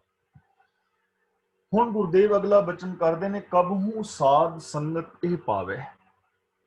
ਬਾਕੀ ਸਾਰੇ ਕਰਮ ਗਿਣਾ ਕੇ ਜਿੰਨੇ ਵੀ ਜਪ ਤਪ ਸੰਜਮ ਨੇ, ਸਿੱਧ ਸਾਧਕ ਨੇ, ਜਾਂ ਹੋਰ ਜਿੰਨੇ ਵੀ ਕਰਮ ਇਸ ਅਸ਼ਟਪਦੀ ਦੇ ਵਿੱਚ ਪਿੱਛੇ ਗਿਣਾਏ ਗਏ ਨੇ, ਉਹਨਾਂ ਦੇ ਨਾਲ ਰੱਬ ਦੀ ਰਜ਼ਾ ਨੂੰ ਨਹੀਂ ਬਦਲਿਆ ਜਾ ਸਕਦਾ। ਔਰ ਜੈਸਾ ਕੋਈ ਫੋਲੋ ਸਿਸਟਮ ਕਰ ਰਿਹਾ ਹੈ ਵੈਸਾ ਉਹ ਬਣੀ ਜਾਂਦਾ ਹੈ, ਉਹਦੀ ਵਿਚਾਰ ਬਣੀ ਜਾਂਦੀ ਹੈ, ਵੈਸਾ ਹੀ ਉਹਨੂੰ ਫਲ ਮਿਲੀ ਜਾਂਦਾ ਹੈ। ਹੁਣ ਗੁਰੂ ਜੀ ਸਾਨੂੰ ਦੱਸਦੇ ਨੇ, ਕਬਹੂ ਸਾਧ ਸੰਗਤ ਇਹ ਪਾਵੇ, ਕਿ ਜੇ ਬੰਦਾ ਕਦੇ ਸਾਧ ਸੰਗਤ ਵਿੱਚ ਚਲਾ ਜਾਏ, ਸਾਧ ਸੰਗਤ ਵਿੱਚ ਜਾ ਅਪੜੇ। ਸਾਧ ਸੰਗਤ ਦਾ ਮਤਲਬ ਗੁਰੂ ਦੀ ਸੰਗਤ, ਗੁਰੂ ਦੀ ਸ਼ਰਨ। ਜੇ ਕਿਤੇ ਗੁਰੂ ਦੀ ਸ਼ਰਨ ਵਿੱਚ ਚਲਾ ਜਾਏ, ਇਹਦੀ ਸੁਰਤ ਗੁਰੂ ਦੇ ਵੇ ਆਫ ਲਾਈਫ ਦੇ ਨਾਲ ਜੁੜ ਜਾਏ, ਗੁਰੂ ਦੀ ਬਾਣੀ ਨੂੰ ਇਹ ਸਮਝ ਲਵੇ, ਆਪਣਾ ਆਪਾ ਗੁਰੂ ਦੇ ਅੱਗੇ ਸਮਰਪਿਤ ਕਰ ਦੇਵੇ, ਸਰੈਂਡਰ ਹੋ ਜਾਏ, ਸਾਧ ਸੰਗਤ ਵਿੱਚ ਪਹੁੰਚ ਜਾਏ, ਉਸ ਅਸਥਾਨ ਤੇ ਬਹੁਰ ਨਾ ਆਵੇ, ਫਿਰ ਇਹਦਾ ਜਿਹੜਾ ਮਨ ਹੈ ਉਹ ਫਿਰ ਵਾਪਸ ਨਹੀਂ ਪਰਤਦਾ। ਜੇ ਗੁਰੂ ਦੇ ਚਰਨਾਂ ਦੀ ਸ਼ਰਨ ਲੈ ਲਵੇ ਨਾ ਇੱਕ ਵਾਰ, ਗਿਆਨ ਗੁਰੂ ਇਸ ਨੂੰ ਮਿਲ ਜਾਏ, ਗਿਆਨ ਗੁਰੂ ਦੀ ਅਗਵਾਈ ਵਿੱਚ ਚੱਲੇ, ਇਹਦੇ ਅੰਦਰ ਕਾਮਨ ਸੈਂਸ ਪੈਦਾ ਹੋ ਜਾਏ, ਇਹਦੇ ਅੰਦਰ ਗਿਆਨ ਪੈਦਾ ਹੋ ਜਾਏ, ਇਹਨੂੰ ਸਮਝ ਆ ਜਾਏ, ਔਰ ਗੁਰੂ ਦੇ ਵੇ ਆਫ ਲਾਈਫ ਨੂੰ ਇਹ ਮਨ ਅਪਣਾ ਲਵੇ, ਤਾਂ ਫਿਰ ਇਹ ਉੱਥੋਂ ਵਾਪਸ ਨਹੀਂ ਪਰਤੇਗਾ। ਫਿਰ ਇਹਨੂੰ ਸਮਝ ਆ ਜਾਏਗੀ ਕਿ ਸੁੱਖਾਂ ਦਾ ਸਾਧਨ ਹੁਕਮ ਹੈ, ਸੁੱਖਾਂ ਦਾ ਸਾਧਨ ਰਜ਼ਾ ਹੈ। ਫਿਰ ਇਹਨੂੰ ਕੋਈ ਮਿਸਗਾਈਡ ਨਹੀਂ ਕਰ ਪਾਏਗਾ, ਫਿਰ ਜੀਵਨ ਦੇ ਅੰਦਰ ਕਦੇ ਭਟਕੇਗਾ ਨਹੀਂ, ਫਿਰ ਇਹਦਾ ਮਨ ਟਿਕ ਜਾਏਗਾ ਸੱਚ ਤੇ, ਫਿਰ ਇਹਦੀ ਭਟਕਣਾ ਖਤਮ ਹੋ ਜਾਏਗੀ, ਆਪਣੇ ਗੋਲ ਤੇ ਜੁੜ ਜਾਏਗਾ, ਗੁਰੂ ਦੇ ਦਿੱਤੇ ਵੇ ਆਫ ਲਾਈਫ ਨੂੰ ਅਪਣਾ ਲਵੇਗਾ। ਕਿਉਂਕਿ ਸਮਝ ਆ ਗਈ ਨਾ ਕਿ ਜੇ ਮੈਂ ਸੁੱਖ ਚਾਹਨਾ ਤਾਂ ਮੈਨੂੰ ਇਹ ਕੰਮ ਕਰਨੇ ਪੈਣੇ, ਜੇ ਮੈਂ ਸੁੱਖ ਚਾਹਨਾ ਤਾਂ ਮੈਨੂੰ ਆਪਣਾ ਅੱਖਾਂ ਦਾ ਨਜ਼ਰੀਆ ਬਦਲਣਾ ਪਵੇਗਾ, ਮੈਨੂੰ ਆਪਣੀ ਬੋਲ ਬਾਣੀ ਚੇਂਜ ਕਰਨੀ ਪਵੇਗੀ, ਸੁੱਖਾਂ ਵਾਲੀ ਕਰਨੀ ਪਵੇਗੀ, ਐਸੀ ਬੋਲ ਬਾਣੀ ਜਿਸ ਤਰ੍ਹਾਂ ਹੀ ਮੈਨੂੰ ਆਦਰ ਮਾਨ ਮਿਲੇ। ਮੈਨੂੰ ਆਪਣੀ ਸਰੋਤ ਬਦਲਣੀ ਪਵੇਗੀ, ਮੈਨੂੰ ਆਪਣੀ ਕਿਰਤਕਾਰ ਕਰਮ ਵਿਹਾਰ ਬਦਲਣਾ ਪਵੇਗਾ, ਮੈਨੂੰ ਆਪਣੇ ਤੁਰਨ ਦੇ ਰਾਸਤੇ ਚੇਂਜ ਕਰਨੇ ਪੈਣਗੇ, ਮੈਨੂੰ ਆਪਣੀ ਮੈਂਟੈਲਿਟੀ ਚੇਂਜ ਕਰਨੀ ਪਵੇਗੀ ਜੇ ਮੈਂ ਸੁੱਖ ਚਾਹੁੰਦਾ ਹਾਂ। ਇਹ ਸਮਝ ਆ ਜਾਏਗੀ ਤੇ ਫਿਰ ਬੰਦਾ ਇੱਥੋਂ ਦੂਰ ਨਹੀਂ ਜਾਏਗਾ। ਤੇ ਹਕੀਕਤ ਹੈ, ਜਿਨ੍ਹਾਂ ਨੂੰ ਇਸ ਚੀਜ਼ ਦੀ ਸਮਝ ਆ ਗਈ, ਜੋ ਗੁਰੂ ਦੇ ਚਰਨਾਂ ਦੀ ਸ਼ਰਨ ਵਿੱਚ ਆ ਗਏ, ਫਿਰ ਉਹ ਉਸ ਸਥਾਨ ਤੋਂ ਦੂਰ ਨਹੀਂ ਗਏ। ਬਾਬਾ ਲਹਿਣਾ ਗੁਰੂ ਨਾਨਕ ਪਾਤਸ਼ਾਹ ਦੇ ਪਾਵਨ ਚਰਨਾਂ ਵਿੱਚ ਆਏ, ਤੇ ਜਦੋਂ ਆ ਗਏ ਤੇ ਫਿਰ ਆ ਗਏ, ਉੱਥੋਂ ਗਏ ਨਹੀਂ, ਸਦਾ ਵਾਸਤੇ ਟਿਕ ਗਏ, ਗੁਰੂ ਦਾ ਹੀ ਰੂਪ ਹੋ ਗਏ, ਗੁਰੂ ਅਮਰਦਾਸ ਜੀ। ਹੁਣ ਜੇ ਅੱਗੇ ਅਸੀਂ ਸਿੱਖਾਂ ਦੀ ਗੱਲ ਕਰੀਏ ਤਾਂ ਜਿੰਨੇ ਵੀ ਅਸੀਂ ਅਰਦਾਸ ਵਿੱਚ ਰੋਜ਼ ਸ਼ਹੀਦ ਵੀਰਾਂ ਭੈਣਾਂ ਬੱਚੀਆਂ ਬੱਚਿਆਂ ਦਾ ਨਾਮ ਲੈਂਦੇ ਹਾਂ, ਉਹ ਸਥਾਨ ਤੇ ਆ ਗਏ ਨਾ ਗੁਰੂ ਦੀ ਸ਼ਰਨ ਵਿੱਚ, ਸਮਝ ਆ ਗਈ ਸੱਚ ਦੀ। ਆਰੇ ਦੇ ਨਾਲ ਤੇ ਚੀਰੇ ਗਏ ਪਰ ਸੱਚ ਤੋਂ ਦੂਰ ਨਹੀਂ ਹੋਏ। ਬੱਚਿਆਂ ਦੇ ਟੁਕੜੇ ਟੁਕੜੇ ਕਰਕੇ ਮਾਵਾਂ ਦੀਆਂ ਝੋਲੀਆਂ ਚ ਪਾ ਦਿੱਤੇ ਗਏ, ਲੇਕਿਨ ਉਹ ਮਾਵਾਂ ਸੱਚ ਨਾਲੋਂ ਦੂਰ ਨਹੀਂ ਨਾ ਗਈਆਂ। ਬਾਬਾ ਬੰਦਾ ਸਿੰਘ ਬਹਾਦਰ ਦੇ ਬੱਚੇ ਦਾ ਕਲੇਜਾ ਕੱਢ ਕੇ ਉਹਦੇ ਮੂੰਹ ਵਿੱਚ ਪਾ ਦਿੱਤਾ ਗਿਆ, ਲੇਕਿਨ ਉਹ ਸੱਚ ਤੋਂ ਦੂਰ ਨਹੀਂ ਨਾ ਹੋਇਆ। ਅੱਜ ਵੀ ਐਸੇ ਬਹੁਤ ਸਾਰੇ ਲੋਕ ਆਪ ਨੂੰ ਮਿਲ ਜਾਣਗੇ ਜੋ ਸੱਚ ਦੇ ਨਾਲ ਜੁੜੇ ਹੋਏ ਨੇ। ਤਾਂ ਜਦੋਂ ਕੋਈ ਗੁਰੂ ਦੇ ਚਰਨਾਂ ਦੀ ਸ਼ਰਨ ਵਿੱਚ ਜਾਂਦਾ ਹੈ, ਉਹਨੂੰ ਸਹੀ ਸਮਝ ਪੈਂਦੀ ਹੈ, ਗਿਆਨ ਮਿਲਦਾ ਹੈ, ਵਿਵੇਕ ਬੁੱਧ ਮਿਲਦੀ ਹੈ, ਫਿਰ ਉਸ ਵਿਵੇਕ ਤੋਂ, ਉਸ ਗਿਆਨ ਤੋਂ, ਉਸ ਜੀਵਨ ਤੋਂ ਦੂਰ ਨਹੀਂ ਜਾਂਦਾ। ਅੰਤਰ ਹੋਏ ਗਿਆਨ ਪ੍ਰਗਾਸ, ਅੰਤਰ ਹੋਏ ਗਿਆਨ ਪ੍ਰਗਾਸ, ਪ੍ਰਗਾਸ ਦਾ ਮਤਲਬ ਚਾਨਣਾ, ਕਿਉਂਕਿ ਗੁਰੂ ਦੇ ਗਿਆਨ ਦਾ ਪ੍ਰਕਾਸ਼ ਫਿਰ ਉਹਦੇ ਅੰਦਰ ਹੋ ਜਾਂਦਾ ਹੈ। ਗੁਰੂ ਦੇ ਗਿਆਨ ਦਾ ਪ੍ਰਕਾਸ਼ ਯਾਨੀ ਉਹਨੂੰ ਵਿਵੇਕ ਬੁੱਧ ਮਿਲ ਜਾਂਦੀ ਹੈ, ਉਹਨੂੰ ਕਾਮਨ ਸੈਂਸ ਮਿਲ ਜਾਂਦੀ ਹੈ, ਉਹਨੂੰ ਸਮਝ ਪੈ ਜਾਂਦੀ ਹੈ ਠੀਕ ਕੀ ਹੈ, ਗਲਤ ਕੀ ਹੈ, ਆਤਮ ਕੀ ਹੈ, ਅਨਾਤਮ ਕੀ ਹੈ, ਹਾਨੀ ਕੀ ਹੈ, ਲਾਭ ਕੀ ਹੈ, ਸੱਚ ਕੀ ਹੈ, ਝੂਠ ਕੀ ਹੈ, ਜੀਵਨ ਕੀ ਹੈ, ਮੌਤ ਕੀ ਹੈ, ਸੁੱਖ ਕੀ ਹੈ, ਦੁੱਖ ਕੀ ਹੈ, ਉਹਨੂੰ ਸਮਝ ਪੈ ਗਈ ਨਾ। ਨਰਕ ਕੀ ਹੈ, ਸਵਰਗ ਕੀ, ਸਭ ਕੁਝ ਉਹਨੂੰ ਸਮਝ ਪੈ ਗਈ, ਅੰਦਰ ਗਿਆਨ ਦਾ ਚਾਨਣਾ ਹੋ ਗਿਆ। ਹੁਣ ਚਾਨਣੇ ਦੇ ਅੰਦਰ ਸਾਰਾ ਕੁਝ ਦਿਸ ਰਿਹਾ ਹੈ। ਇੱਕ ਤੇ ਬੰਦਾ ਹਨੇਰੇ ਦੇ ਕਾਰਨ ਖੂਹ ਚ ਡਿੱਗ ਪਿਆ, ਹਨੇਰੇ ਦੇ ਕਾਰਨ ਠੇਡਾ ਲੱਗ ਗਿਆ, ਹਨੇਰੇ ਦੇ ਕਾਰਨ ਕੋਈ ਚੀਜ਼ ਦਿਸੀ ਨਹੀਂ ਤੇ ਬੰਦਾ ਖੰਭੇ ਵਿੱਚ ਜਾ ਵੱਜਿਆ, ਇਹ ਤੇ ਹਨੇਰੇ ਦੇ ਕਾਰਨ ਸੀ। ਪਰ ਜਦੋਂ ਹੁਣ ਸੂਰਜ ਚੜਿਆ ਹੋਵੇ ਤਾਂ ਫਿਰ ਬੰਦੇ ਨੂੰ ਸਭ ਕੁਝ ਦਿਸ ਰਿਹਾ ਨਾ ਕਿ ਮੈਂ ਖੰਭੇ ਵਿੱਚ ਨਹੀਂ ਵੱਜਣਾ, ਸਾਹਮਣੇ ਕੰਡੇ ਪੈ ਨੇ, ਸਾਹਮਣੇ ਪੱਥਰ ਹੈ, ਇਧਰ ਖੂਹ ਹੈ, ਇਹ ਰਾਸਤਾ ਮੇਰਾ ਠੀਕ ਹੈ, ਇਹ ਰਾਸਤਾ ਗਲਤ ਹੈ। ਸਮਝ ਹੋਗੇ ਨਾ, ਗਿਆਨ, ਵਿਵੇਕ, ਬੁੱਧ, ਕਾਮਨ ਸੈਂਸ ਮਿਲਦੀ। ਤੇ ਜਦੋਂ ਕਾਮਨ ਸੈਂਸ ਮਿਲ ਜਾਏ, ਵਿਵੇਕ ਬੁੱਧ ਮਿਲ ਜਾਏ और बंदा फिर ऐसे थां ते टिकदा है, उस स्थान का नहीं विनाश। उस स्थान का मतलब वो हालात जिहड़ी है, वो सोच, वो मैंटेलिटी, ਉਹਦਾ ਫਿਰ ਵਿਨਾਸ਼ ਨਹੀਂ ਹੁੰਦਾ। ਗਿਆਨ ਦਾ ਚਾਨਣਾ ਜਦੋਂ ਅੰਦਰ ਹੋ ਜਾਂਦਾ ਨਾ, ਕਾਮਨ ਸੈਂਸ ਮਿਲ ਜਾਂਦੀ ਹੈ, ਤਾਂ ਫਿਰ ਉਹ ਐਸੀ ਇੱਕ ਹਾਲਾਤ ਹੈ, ਉਹ ਫਿਰ ਹਾਲਾਤ ਸदैਵੀ ਬਣੀ ਰਹਿੰਦੀ ਹੈ। ਉਹਨੂੰ ਸਮਝ ਆ ਗਈ ਜਦੋਂ, ਤਾਂ ਫਿਰ ਉਹਨੂੰ ਯੂਜ਼ ਕਰਦਾ ਹੈ, ਚਾਨਣੇ ਦੇ ਵਿੱਚ ਜ਼ਿੰਦਗੀ ਜੀਂਦਾ ਹੈ। ਹਕੀਕਤ ਹੈ, ਅਸੀਂ ਦੇਖਦੇ ਹਾਂ, ਜੇ ਇਹਨਾਂ ਚੀਜ਼ਾਂ ਨੂੰ ਸਮਝਣਾ ਹੋਵੇ ਨਾ, ਤਾਂ ਆਮ ਜ਼ਿੰਦਗੀ ਵੱਲ ਇੱਕ ਝਾਤ ਮਾਰ ਕੇ ਦੇਖੋ। ਕਈ ਲੋਕ ਨੇ ਵਿਆਹ ਸ਼ਾਦੀ ਵਿੱਚ ਜਾਂ ਕਿਸੇ ਸਮਾਗਮ ਦੇ ਅੰਦਰ ਜਾਣਗੇ ਤਾਂ ਉਹ ਆਮ ਕਰਕੇ ਉਹਨਾਂ ਦਾ ਬੋਲ ਬਾਣੀ ਜਾਂ ਉਹਨਾਂ ਦਾ ਰਹਿਣ ਸਹਿਣ ਜਾਂ ਉਹਨਾਂ ਦਾ ਮਿਲਵਰਤਨ ਠੀਕ ਨਹੀਂ ਹੁੰਦਾ, ਤੇ ਉਹ ਦੁਖੀ ਹੀ ਹੋਣਗੇ ਜਾਂ ਦੂਜਿਆਂ ਨੂੰ ਹੀ ਦੁੱਖ ਦੇਣਗੇ। ਤੇ ਕਈ ਲੋਕ ਨੇ ਐਸੇ ਥਾਂ ਦੇ ਉੱਤੇ ਫਸੇ ਹੁੰਦੇ ਨੇ, ਪਰ ਉਹ ਬੜੇ ਆਰਾਮ ਦੇ ਨਾਲ ਰਹਿੰਦੇ ਨੇ, ਉਹ ਵਿਚਰਦੇ ਨੇ, ਕਿਉਂਕਿ ਉਹਨਾਂ ਨੂੰ ਕਾਮਨ ਸੈਂਸ ਹੈ ਤੇ ਕਿੱਥੇ ਬੋਲਣਾ ਹੈ, ਕਿੱਥੇ ਨਹੀਂ ਬੋਲਣਾ। ਉਹ ਮਾੜੇ ਬੰਦੇ ਨੂੰ ਅਵੋਇਡ ਕਰ ਦੇਣਗੇ ਕਿ ਇਹ ਥੋੜੀ ਜਿਹੀ ਗੱਲ ਅਵੋਇਡ ਕੀਤੇ ਝਗੜਾ ਖਤਮ ਹੁੰਦਾ, ਤਾਂ ਅਵੋਇਡ ਕਰਨਗੇ, ਕਿਉਂਕਿ ਕਾਮਨ ਸੈਂਸ ਹੈ ਨਾ। ਵਿਵੇਕ ਬੁੱਧ, ਜਿਹਨੂੰ ਗੁਰਬਾਣੀ ਵਿੱਚ ਵਿਵੇਕ ਬੁੱਧ ਕਹਿੰਦੇ ਆ, ਕਾਮਨ ਸੈਂਸ। ਅਸਲ ਦੇ ਅੰਦਰ ਬੰਦੇ ਦੇ ਅੰਦਰ ਕਾਮਨ ਸੈਂਸ ਦੀ ਘਾਟ ਹੈ ਕਿ ਮੈਂ ਕਿੱਥੇ ਕਿਹੜੀ ਚੀਜ਼ ਨੂੰ ਕਿਵੇਂ ਵਰਤਣਾ ਹੈ। ਸਾਡੇ ਪ੍ਰੋਬਲਮਸ ਕਿਉਂ ਆਉਂਦੀਆਂ ਨੇ, ਜਿਵੇਂ ਮੈਂ ਕੱਲ ਪਰਸੋਂ ਵੀ ਸ਼ਾਇਦ ਸਾਂਝਾ ਕੀਤਾ ਸੀ, ਕੁਝ ਚੀਜ਼ਾਂ ਨੇ ਅਸੀਂ ਉਹਨਾਂ ਨੂੰ ਪਰਸਨਲ ਲੈ ਲੈਂਦੇ ਹਾਂ। ਜੇ ਅਸੀਂ ਉਹਨਾਂ ਨੂੰ ਸਿਚੁਏਸ਼ਨਲ ਰੂਪ ਦੇ ਅੰਦਰ ਸੋਚੀਏ ਤਾਂ ਸਾਡੀਆਂ ਬਹੁਤ ਸਾਰੀਆਂ ਸਮੱਸਿਆਵਾਂ ਸੋਲਵ ਹੋ ਸਕਦੀਆਂ। ਮੰਨ ਲਓ ਤੁਸੀਂ ਕਿਸੇ ਨੂੰ ਕੋਈ ਕੰਮ ਕਿਹਾ ਤੇ ਉਹਨੇ ਤੁਹਾਨੂੰ ਕੰਮ ਵਾਸਤੇ ਇਨਕਾਰ ਕਰ ਦਿੱਤਾ, ਕੰਮ ਵਾਸਤੇ ਇਨਕਾਰ ਕਰ ਦਿੱਤਾ। ਹੁਣ ਇਹਦੇ ਵਿੱਚ ਦੋ ਚੀਜ਼ਾਂ ਨੇ, ਇੱਕ ਤਾਂ ਹੈ ਤੁਸੀਂ ਪਰਸਨਲ ਲਓ, ਆਪਣੇ ਤੌਰ ਤੇ ਸੋਚੋ ਕਿ ਇਹਨੇ ਮੈਨੂੰ ਨਾ ਕਿਉਂ ਕੀਤਾ ਹੈ, ਇਹ ਮੈਨੂੰ ਲਾਈਕ ਹੀ ਨਹੀਂ ਕਰਦਾ, ਇਹ ਚਾਹੁੰਦਾ ਹੈ ਕਿ ਮੈਂ ਜੇ ਕੰਮ ਇਹਦਾ ਕੀਤਾ ਇਹਨੇ ਸਫਲ ਹੋ ਜਾਣਾ, ਮੇਰੀ ਸਫਲਤਾ ਵਿੱਚ ਹੀ ਰਾਜੀ ਨਹੀਂ, ਇਹ ਤੇ ਮੈਨੂੰ ਫੇਲ ਕਰਨਾ ਚਾਹੁੰਦਾ ਹੈ, ਤੇ ਮੈਨੂੰ ਖਿੱਬੀ ਲਾਣਾ ਚਾਹੁੰਦਾ ਹੈ, ਤੇ ਮੇਰਾ ਹੈ ਹੀ ਦੁਸ਼ਮਣ ਹੈ, ਇਹ ਤੇ ਮੇਰਾ ਵੈਰੀ ਹੈ, ਤਾਂ ਨਾ ਕੀਤੀ ਹੈ। ਇਹ ਚੀਜ਼ ਹੈ ਪਰਸਨਲ। ਤੇ ਦੂਜਾ ਹੈ ਸਿਚੁਏਸ਼ਨਲ। ਇਹਦੇ ਤੋਂ ਇਲਾਵਾ ਸੋਚੋ ਕਿ ਹੋਰ ਕੀ ਕਾਰਨ ਹੋ ਸਕਦਾ ਹੈ। ਜੇ ਉਹਨੇ ਕੰਮ ਵਾਸਤੇ ਨਾ ਕੀਤਾ, ਹੋ ਸਕਦਾ ਉਹਦੀ ਸਮਰੱਥਾ ਹੀ ਨਾ ਹੋਵੇ, ਹੋ ਸਕਦਾ ਉਹਨੇ ਕਿਤੇ ਹੋਰ ਜਾਣਾ ਹੋਵੇ, ਉਹ ਜਿਹੜਾ ਮੈਂ ਕੰਮ ਕਿਹਾ ਉਹ ਕਰ ਹੀ ਨਾ ਸਕਦਾ ਹੋਵੇ। ਇਹਨੂੰ ਕਹਿੰਦੇ ਨੇ ਸਿਚੁਏਸ਼ਨਲ। ਜਦੋਂ ਅਸੀਂ ਸਿਚੁਏਸ਼ਨਲ ਸੋਚਾਂਗੇ ਤਾਂ ਸਾਡੀਆਂ ਦੂਰੀਆਂ ਨਹੀਂ ਵਧਣਗੀਆਂ, ਪਰ ਅਸੀਂ ਹਰ ਚੀਜ਼ ਨੂੰ ਪਰਸਨਲ ਲੈ ਲੈਂਦੇ ਹਾਂ। ਇਹ ਕਾਮਨ ਸੈਂਸ ਦੀ ਘਾਟ ਕਰਕੇ ਹੈ। ਤਾਂ ਇਹਨੂੰ ਗੁਰੂ ਪਾਤਸ਼ਾਹ ਜੀ ਕਹਿੰਦੇ ਨੇ ਕਿ ਜਦੋਂ ਅੰਦਰ ਗਿਆਨ ਦਾ ਪ੍ਰਕਾਸ਼ ਹੁੰਦਾ ਨਾ, ਉਸ ਸਥਾਨ ਦਾ ਨਹੀਂ ਵਿਨਾਸ਼, ਉਸ ਸਥਾਨ ਦਾ ਫਿਰ ਵਿਨਾਸ਼ ਨਹੀਂ ਹੁੰਦਾ। ਫਿਰ ਬੰਦਾ ਉਸ ਗਿਆਨ ਦੀ ਵਰਤੋਂ ਕਰਦਾ ਹੈ, ਸਿਚੁਏਸ਼ਨਲ ਦੇਖਦਾ ਹੈ ਹਰ ਚੀਜ਼ ਨੂੰ। ਮਨ ਤਨ ਨਾਮ ਰਤੇ ਇੱਕ ਰੰਗ। ਜਿਨ੍ਹਾਂ ਮਨੁੱਖਾਂ ਦਾ ਮਨ ਔਰ ਤਨ ਪ੍ਰਭੂ ਦੇ ਪਿਆਰ ਵਿੱਚ ਰੰਗਿਆ ਜਾਂਦਾ ਹੈ, ਨਾਮ ਵਿੱਚ, ਪ੍ਰਭੂ ਦੇ ਹੁਕਮ ਵਿੱਚ। ਇੱਕ ਰੰਗ ਦਾ ਮਤਲਬ ਕਿ ਪ੍ਰਭੂ ਦੇ ਪਿਆਰ ਵਿੱਚ, ਰੱਬ ਦੇ ਹੁਕਮ ਦੇ ਪਿਆਰ ਵਿੱਚ। ਜਿਨ੍ਹਾਂ ਦਾ ਰੱਬ ਦੇ ਹੁਕਮ ਦੇ ਨਾਲ ਪਿਆਰ ਬਣ ਜਾਂਦਾ ਹੈ, ਰੱਬੀ ਗੁਣਾਂ ਦੇ ਨਾਲ ਪਿਆਰ ਬਣ ਜਾਂਦਾ ਹੈ, ਜੋ ਹਮੇਸ਼ਾ ਰੱਬੀ ਰਜ਼ਾ ਦੇ ਅੰਦਰ ਤੁਰਦੇ ਨੇ ਪਿਆਰ ਦੇ ਨਾਲ, ਜੋ ਰੱਬੀ ਗੁਣਾਂ ਦੇ ਧਾਰਨੀ ਨੇ, ਜਿਨ੍ਹਾਂ ਦਾ ਪਿਆਰ ਸੱਚ ਨਾਲ, ਸੰਤੋਖ ਨਾਲ, ਦਇਆ ਧਰਮ ਨਾਲ, ਨਿਰਵੈਰਤਾ ਨਾਲ, ਨਿਰਵੈਰਤਾ ਦੇ ਨਾਲ ਬਣ ਗਿਆ ਹੈ। ਮਨ ਵੀ ਰੰਗਿਆ ਗਿਆ, ਤਨ ਵੀ ਰੰਗਿਆ ਗਿਆ।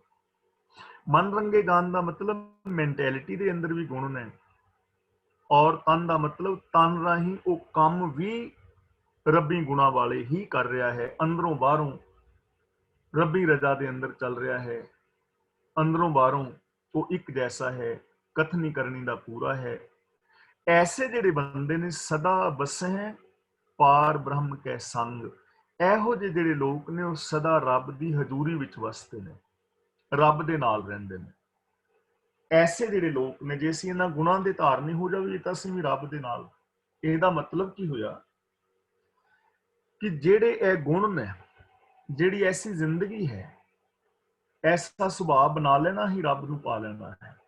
ਇਹ ਗੁਣ ਹੀ ਰੱਬ ਹੈ, ਰਜ਼ਾ ਹੀ ਰੱਬ ਹੈ, ਰਜ਼ਾ ਵਿੱਚ ਰਹਿਣਾ ਹੀ ਰੱਬ ਦੇ ਨਾਲ ਰਹਿਣਾ ਹੈ, ਗੁਣਾਂ ਦੇ ਨਾਲ ਰਹਿਣਾ ਹੀ ਰੱਬ ਦੇ ਨਾਲ ਰਹਿਣਾ ਹੈ। ਨਿਰਭਉ, ਨਿਰਵੈਰ, ਇਹ ਸਾਰੇ ਰੱਬ ਦੇ ਗੁਣ ਨੇ। ਇਹਨਾਂ ਗੁਣਾਂ ਨੂੰ ਪਾ ਲੈਣਾ, ਰੱਬ ਨੂੰ ਪਾ ਲੈਣਾ ਹੈ। ਇਹਨਾਂ ਗੁਣਾਂ ਨੂੰ ਪ੍ਰਗਟ ਕਰ ਲੈਣਾ, ਰੱਬ ਨੂੰ ਪ੍ਰਗਟ ਕਰ ਲੈਣਾ ਹੈ। ਇਹਨਾਂ ਗੁਣਾਂ ਨੂੰ ਇੰਪਲੀਮੈਂਟ ਜ਼ਿੰਦਗੀ ਵਿੱਚ ਕਰਨਾ ਹੀ ਰੱਬ ਦੀ ਰਜ਼ਾ ਦੇ ਵਿੱਚ ਤੁਰਨਾ ਹੈ। ਐਸੇ ਲੋਕ ਫਿਰ ਸਦਾ ਰੱਬ ਦੇ ਨਾਲ ਰਹਿੰਦੇ ਨੇ, ਰੱਬ ਦੇ ਨਾਲ ਮਿਲਾਪ ਰਹਿੰਦਾ ਹੈ। ਜਿਵੇਂ ਆਪਾਂ ਅੰਗ ਸੰਗ ਦੀ ਗੱਲ ਕੀਤੀ ਸੀ। ਹੁਣ ਦੇਖੋ, ਜੇ ਇੱਕ ਬੱਚਾ ਹੈ ਨਾ, ਉਹਦੇ ਮਾਂ-ਬਾਪ ਨਾਲ ਹੋਣ ਤਾਂ ਬੱਚਾ ਸ਼ਰਾਰਤਾਂ ਘੱਟ ਕਰਦਾ ਨਾ ਬੰਦਾ ਦੂਜੇ ਦੀ ਸ਼ਰਾਰਤ। ਹੁਣ ਅਸੀਂ ਰੱਬ ਦੇ ਪਿਆਰ ਵਾਲੇ ਹਾਂ, ਤੇ ਜੇ ਮੰਨ ਲਓ ਗੁਰੂ ਨਾਨਕ ਪਾਤਸ਼ਾਹ ਜੀ ਸਰੀਰ ਕਰਕੇ ਸਾਡੇ ਨਾਲ ਹੋਣ, ਸਰੀਰ ਕਰਕੇ, ਔਰ ਅਸੀਂ ਉਹਨਾਂ ਦੇ ਨਾਲ ਤੁਰਦੇ ਫਿਰਦੇ ਹੋਈਏ, ਤਾਂ ਫਿਰ ਅਸੀਂ ਕੈਸੇ ਬੋਲਾਂਗੇ, ਕੈਸੀ ਜ਼ਿੰਦਗੀ ਜੀਵਾਂਗੇ, ਕੈਸਾ ਸੋਚਾਂਗੇ, ਕੈਸਾ ਵੇਖਾਂਗੇ। ਜਿਵੇਂ ਗੁਰੂ ਚਾਹੁੰਦਾ ਨਾ, ਅਸੀਂ ਇੱਕ ਵੀ ਐਸੀ ਗਲਤੀ ਨਹੀਂ ਕਰਾਂਗੇ ਕਿ ਗੁਰੂ ਜੀ ਸਾਡੇ ਨਾਲ ਨਾਰਾਜ਼ ਹੋਣ। ਜੇ ਅਸੀਂ ਗੁਰੂ ਗ੍ਰੰਥ ਸਾਹਿਬ ਜੀ ਦਾ ਸਰੂਪ ਮੰਨ ਲਓ ਸਿਰ ਤੇ ਲੈ ਕੇ ਕਿਤੇ ਜਾ ਰਹੇ ਹਾਂ, ਤੇ ਫਿਰ ਅਸੀਂ ਗੁਰੂ ਗ੍ਰੰਥ ਸਾਹਿਬ ਦਾ ਸਰੂਪ ਸਾਡੇ ਸ਼ੀਸ਼ ਦੇ ਉੱਤੇ ਹੋਵੇ, ਤੇ ਸਾਡਾ ਨਜ਼ਰੀਆ, ਸਾਡਾ ਬੋਲ ਚਾਲ ਵਿਹਾਰ ਕੈਸਾ ਹੋਏਗਾ। ਇਹ ਮੈਂ ਨਿੱਕੀਆਂ ਨਿੱਕੀਆਂ ਮਿਸਾਲਾਂ ਦੇ ਰਿਹਾ ਜਿਸ ਕਰਕੇ ਅਸੀਂ ਇਹ ਚੀਜ਼ ਨੂੰ ਸਮਝ ਸਕੀਏ।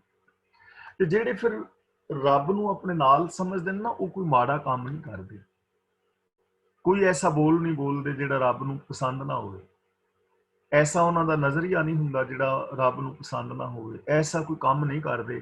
ਯਾਨੀ ਉਹ ਰੱਬ ਦੀ ਹਜ਼ੂਰੀ ਵਿੱਚ ਰਹਿੰਦੇ ਨੇ, ਰੱਬ ਦੀ ਰਜ਼ਾ ਦੇ ਵਿੱਚ ਤੁਰਦੇ ਨੇ, ਉਹਨਾਂ ਦਾ ਮਿਲਾਪ ਹੋ ਜਾਂਦਾ। ਤੇ ਉਹਨਾਂ ਦਾ ਰਿਜ਼ਲਟ ਕੀ ਨਿਕਲਦਾ ਹੈ? ਜਿਉਂ ਜਲ ਮਹਿ ਜਲ ਆਏ ਖਟਾਨਾ। ਖਟਾਨਾ ਦਾ ਮਤਲਬ ਮਿਲਦਾ ਹੈ, ਜਿਵੇਂ ਪਾਣੀ ਦੇ ਵਿੱਚ ਆਣ ਕੇ ਪਾਣੀ ਮਿਲ ਜਾਂਦਾ ਹੈ। ਦੇਖੋ ਕਿੰਨੀਆਂ ਨਦੀਆਂ ਨੇ, ਕਿੰਨੇ ਦਰਿਆ ਨੇ, ਸਤਲੁਜ ਹੈ, ਬਿਆਸ ਹੈ, ਗੰਗਾ ਹੈ, ਜਮੁਨਾ ਹੈ, ਰਾਵੀ ਹੈ, ਹੋਰ ਨਦੀਆਂ ਨਾਲੇ ਨੇ, ਕਿੰਨੇ ਸਾਰਾ ਪਾਣੀ ਸਮੁੰਦਰ ਵਿੱਚ ਜਾ ਕੇ ਪੈ ਜਾਂਦਾ ਹੈ। ਤੇ ਸਮੁੰਦਰ ਵਿੱਚ ਪੈਣ ਤੋਂ ਬਾਅਦ ਕੋਈ ਬੰਦਾ ਡੋਲੂ ਭਰ ਕੇ ਕੱਢ ਸਕਦਾ ਹੈ ਕਿ ਆ ਮੈਂ ਗੰਗਾ ਦਾ ਪਾਣੀ ਬਾਹਰ ਕੱਢਿਆ, ਜਾਂ ਜਮੁਨਾ ਦਾ, ਜਾਂ ਰਾਵੀ ਦਾ, ਜਾਂ ਬਿਆਸ ਦਾ, ਜਾਂ ਸਤਲੁਜ ਦਾ? ਕੱਢ ਸਕਦਾ ਕੋਈ? ਨਹੀਂ ਨਾ, ਪਛਾਣ ਹੀ ਨਹੀਂ ਰਹਿਣੀ। ਨਦੀਆਂ ਅਤੇ ਵਾਹ ਪਵੇਂ ਸਮੁੰਦ ਨਾ ਜਾਣੀਏ। ਨਦੀਆਂ ਨਾਲੇ ਵਾਹੜੇ ਜਦੋਂ ਦਰਿਆ ਵਿੱਚ, ਸਮੁੰਦਰ ਵਿੱਚ ਜਾ ਕੇ ਪੈ ਜਾਂਦੇ ਨੇ, ਤਾਂ ਫਿਰ ਉਹਨਾਂ ਨੂੰ ਵੱਖਰਿਆ ਨਹੀਂ ਸਮਝਿਆ ਜਾ ਸਕਦਾ, ਫਿਰ ਉਹਦਾ ਹੀ ਰੂਪ ਹੋ ਜਾਂਦੇ ਨੇ। ਇਸੇ ਤਰ੍ਹਾਂ ਜਿਉਂ ਜਲ ਮੈਂ ਜਲ ਆਏ ਖਟਾਨਾ, ਜਿਵੇਂ ਪਾਣੀ ਵਿੱਚ ਆਣ ਕੇ ਪਾਣੀ ਮਿਲ ਜਾਂਦਾ ਹੈ, ਤਿਉਂ ਜੋਤੀ ਸੰਗ ਜੋਤ ਸਮਾਨਾ। ਐਵੇਂ ਜੋ ਸਤਸੰਗ ਦੇ ਅੰਦਰ ਟਿਕਿਆ ਹੋਇਆ ਬੰਦਾ ਨਾ, ਕਬੂ ਸਾਧ ਸੰਗਤ ਤੇ ਪਾਵੇ, ਗੁਰੂ ਦੀ ਹਜ਼ੂਰੀ ਦੇ ਵਿੱਚ ਜੋ ਟਿਕਿਆ ਹੋਇਆ ਬੰਦਾ ਹੈ, ਜਿਹਦੇ ਅੰਦਰ ਗਿਆਨ ਦਾ ਪ੍ਰਕਾਸ਼ ਹੋ ਗਿਆ, ਜੋ ਰੱਬੀ ਰਜ਼ਾ ਦੇ ਵਿੱਚ ਤੁਰਦਾ ਹੈ, ਜੋ ਰੱਬ ਦੇ ਗੁਣਾਂ ਦਾ ਧਾਰਨੀ ਹੈ, ਉਹਦੀ ਜੋਤ ਰੱਬ ਦੀ ਜੋਤ ਵਿੱਚ ਮਿਲ ਜਾਂਦੀ। ਹੁਣ ਇਹ ਜੋਤ ਨੂੰ ਸਮਝ ਲੈਣਾ। ਜੋਤ ਕੋਈ ਇਹੋ ਜਿਹੀ ਬੱਤੀ ਨਹੀਂ ਕਿ ਜਿਹੜੀ ਅੰਦਰ ਜਾਗਦੀ ਹੁੰਦੀ ਹੈ ਤੇ ਉਹ ਵਿੱਚੋਂ ਨਿਕਲ ਕੇ ਦੂਜੇ ਪਾਸੇ ਜਾ ਰਲਦੀ ਹੈ। ਇੱਥੇ ਜੋਤ ਦਾ ਮਤਲਬ ਹੈ ਸੋਚ। ਉਹਦੀ ਸੋਚ ਰੱਬ ਦੀ ਸੋਚ ਵਿੱਚ ਮਿਲ ਜਾਂਦੀ, ਉਹਦੀ ਸੋਚ ਤੇ ਰੱਬ ਦੀ ਸੋਚ ਇੱਕ ਹੋ ਜਾਂਦੀ, ਉਹਦੀ ਸੋਚ ਰੱਬ ਵਰਗੀ ਹੋ ਜਾਏਗੀ। ਤਾਂ ਸਮਝ ਲਓ ਰੱਬ ਦੇ ਵਿੱਚ ਮਿਲ ਗਿਆ। ਹੁਣ ਜਿਹੜਾ ਰੱਬ ਦੇ ਵਿੱਚ ਮਿਲਿਆ ਹੋਏਗਾ, ਉਹਦੀ ਸੋਚ ਰੱਬ ਵਰਗੀ ਹੋ ਜਾਏਗੀ। ਇਹ ਨਹੀਂ ਹੈ ਕਿ ਰੱਬ ਸਾਨੂੰ, ਹੁਣ ਅਸੀਂ ਧਿਆਨ ਲਾਵਾਂਗੇ ਤੇ ਰੱਬ ਸਾਡੇ ਸਾਹਮਣੇ ਪ੍ਰਗਟ ਹੋਏਗਾ ਕਿਸੇ ਸਰੀਰ ਦੇ ਰੂਪ ਵਿੱਚ। ਜਿਵੇਂ ਆਮ ਲੋਕ ਕਹਿੰਦੇ ਨੇ, ਫਲਾਂ ਥਾਂ ਤੇ ਜੀ ਇੱਕ ਫਲਾਂ ਬਾਬਾ ਬੈਠਾ ਸੀ ਤੇ ਉਹ ਪਾਠ ਕਰ ਰਿਹਾ ਸੀ, ਜਾਂ ਉਹ ਨਾਮ ਜਪਦਾ ਸੀ, ਤੇ ਬਿਜਲੀ ਚਲੀ ਗਈ ਤੇ ਲੇਕਿਨ ਕਮਰਾ ਚਾਨਣੇ ਦੇ ਨਾਲ ਭਰਿਆ ਹੋਇਆ ਸੀ। ਤਾਂ ਇਹ ਸਾਰੀਆਂ ਕਾਫੀ ਕੁਛ ਜਿਹੜਾ ਹੈ ਨਾ, ਐਵੇਂ ਹੀ ਲੋਕ ਕਹੀ ਜਾਂਦੇ ਨੇ ਤੇ ਅਸੀਂ ਮੰਨੀ ਜਾਂਦੇ ਹਾਂ।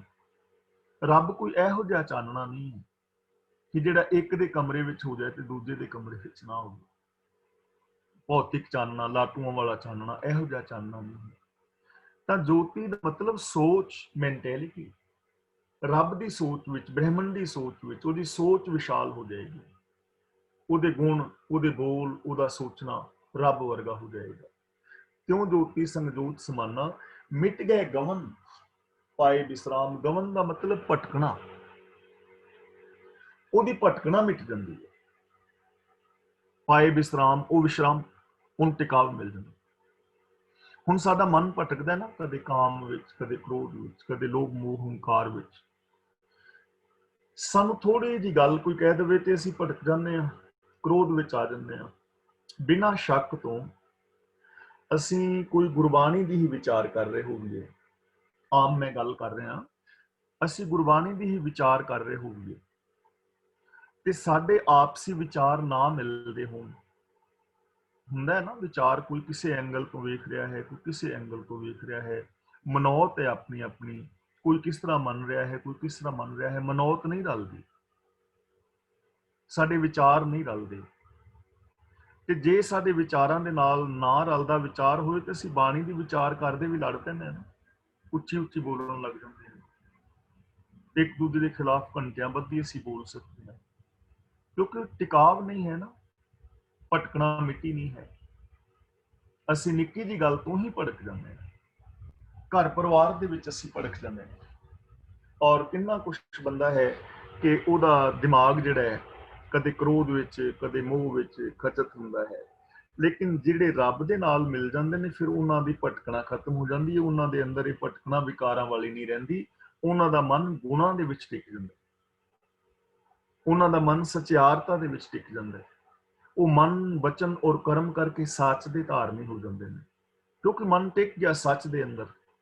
ਸਚਿਆਰ ਹੋਣਾ ਉਹਨਾਂ ਦੀ ਜ਼ਿੰਦਗੀ ਦਾ ਗੋਲ ਸੀ, ਤਾਂ ਉਹ ਆਪਣੇ ਗੋਲ ਦੇ ਉੱਤੇ ਟਿਕ ਜਾਂਦੇ ਨੇ ਕਿ ਮੈਂ ਸਚਿਆਰ ਬਣਨਾ, ਸਚਿਆਰਤਾ ਵਾਲੀ ਜ਼ਿੰਦਗੀ ਜੀਣੀ ਹੈ। ਫਿਰ ਉਹਨਾਂ ਦਾ ਮਨ ਜਿਹੜਾ ਭਟਕਣ ਤੋਂ ਹਟ ਜਾਂਦਾ ਹੈ, ਉਹਨਾਂ ਨੂੰ ਟਿਕਾਵ ਮਿਲ ਜਾਂਦਾ ਹੈ। ਨਾਨਕ ਪ੍ਰਭ ਕੈ ਸਦ ਕੁਰਬਾਨ। ਨਾਨਕ, ਇੱਥੇ ਥੋੜਾ ਜਿਹਾ ਰੁਕਣਾ ਹੈ। ਗੁਰੂ ਪਾਤਸ਼ਾਹ ਜੀ ਕਹਿੰਦੇ ਨੇ ਸਾਨੂੰ ਸਦਾ ਹੀ ਪ੍ਰਭੂ ਤੋਂ ਕੁਰਬਾਨ ਹੋਣਾ ਚਾਹੀਦਾ। ਬਲਿਹਾਰ ਵਾਰ ਨੇ ਸਦਕੇ, ਕੁਰਬਾਨ ਹੋਣ ਦਾ ਮਤਲਬ ਰੱਬੀ ਰਜ਼ਾ ਵਿੱਚ ਤੁਰਨਾ ਚਾਹੀਦਾ।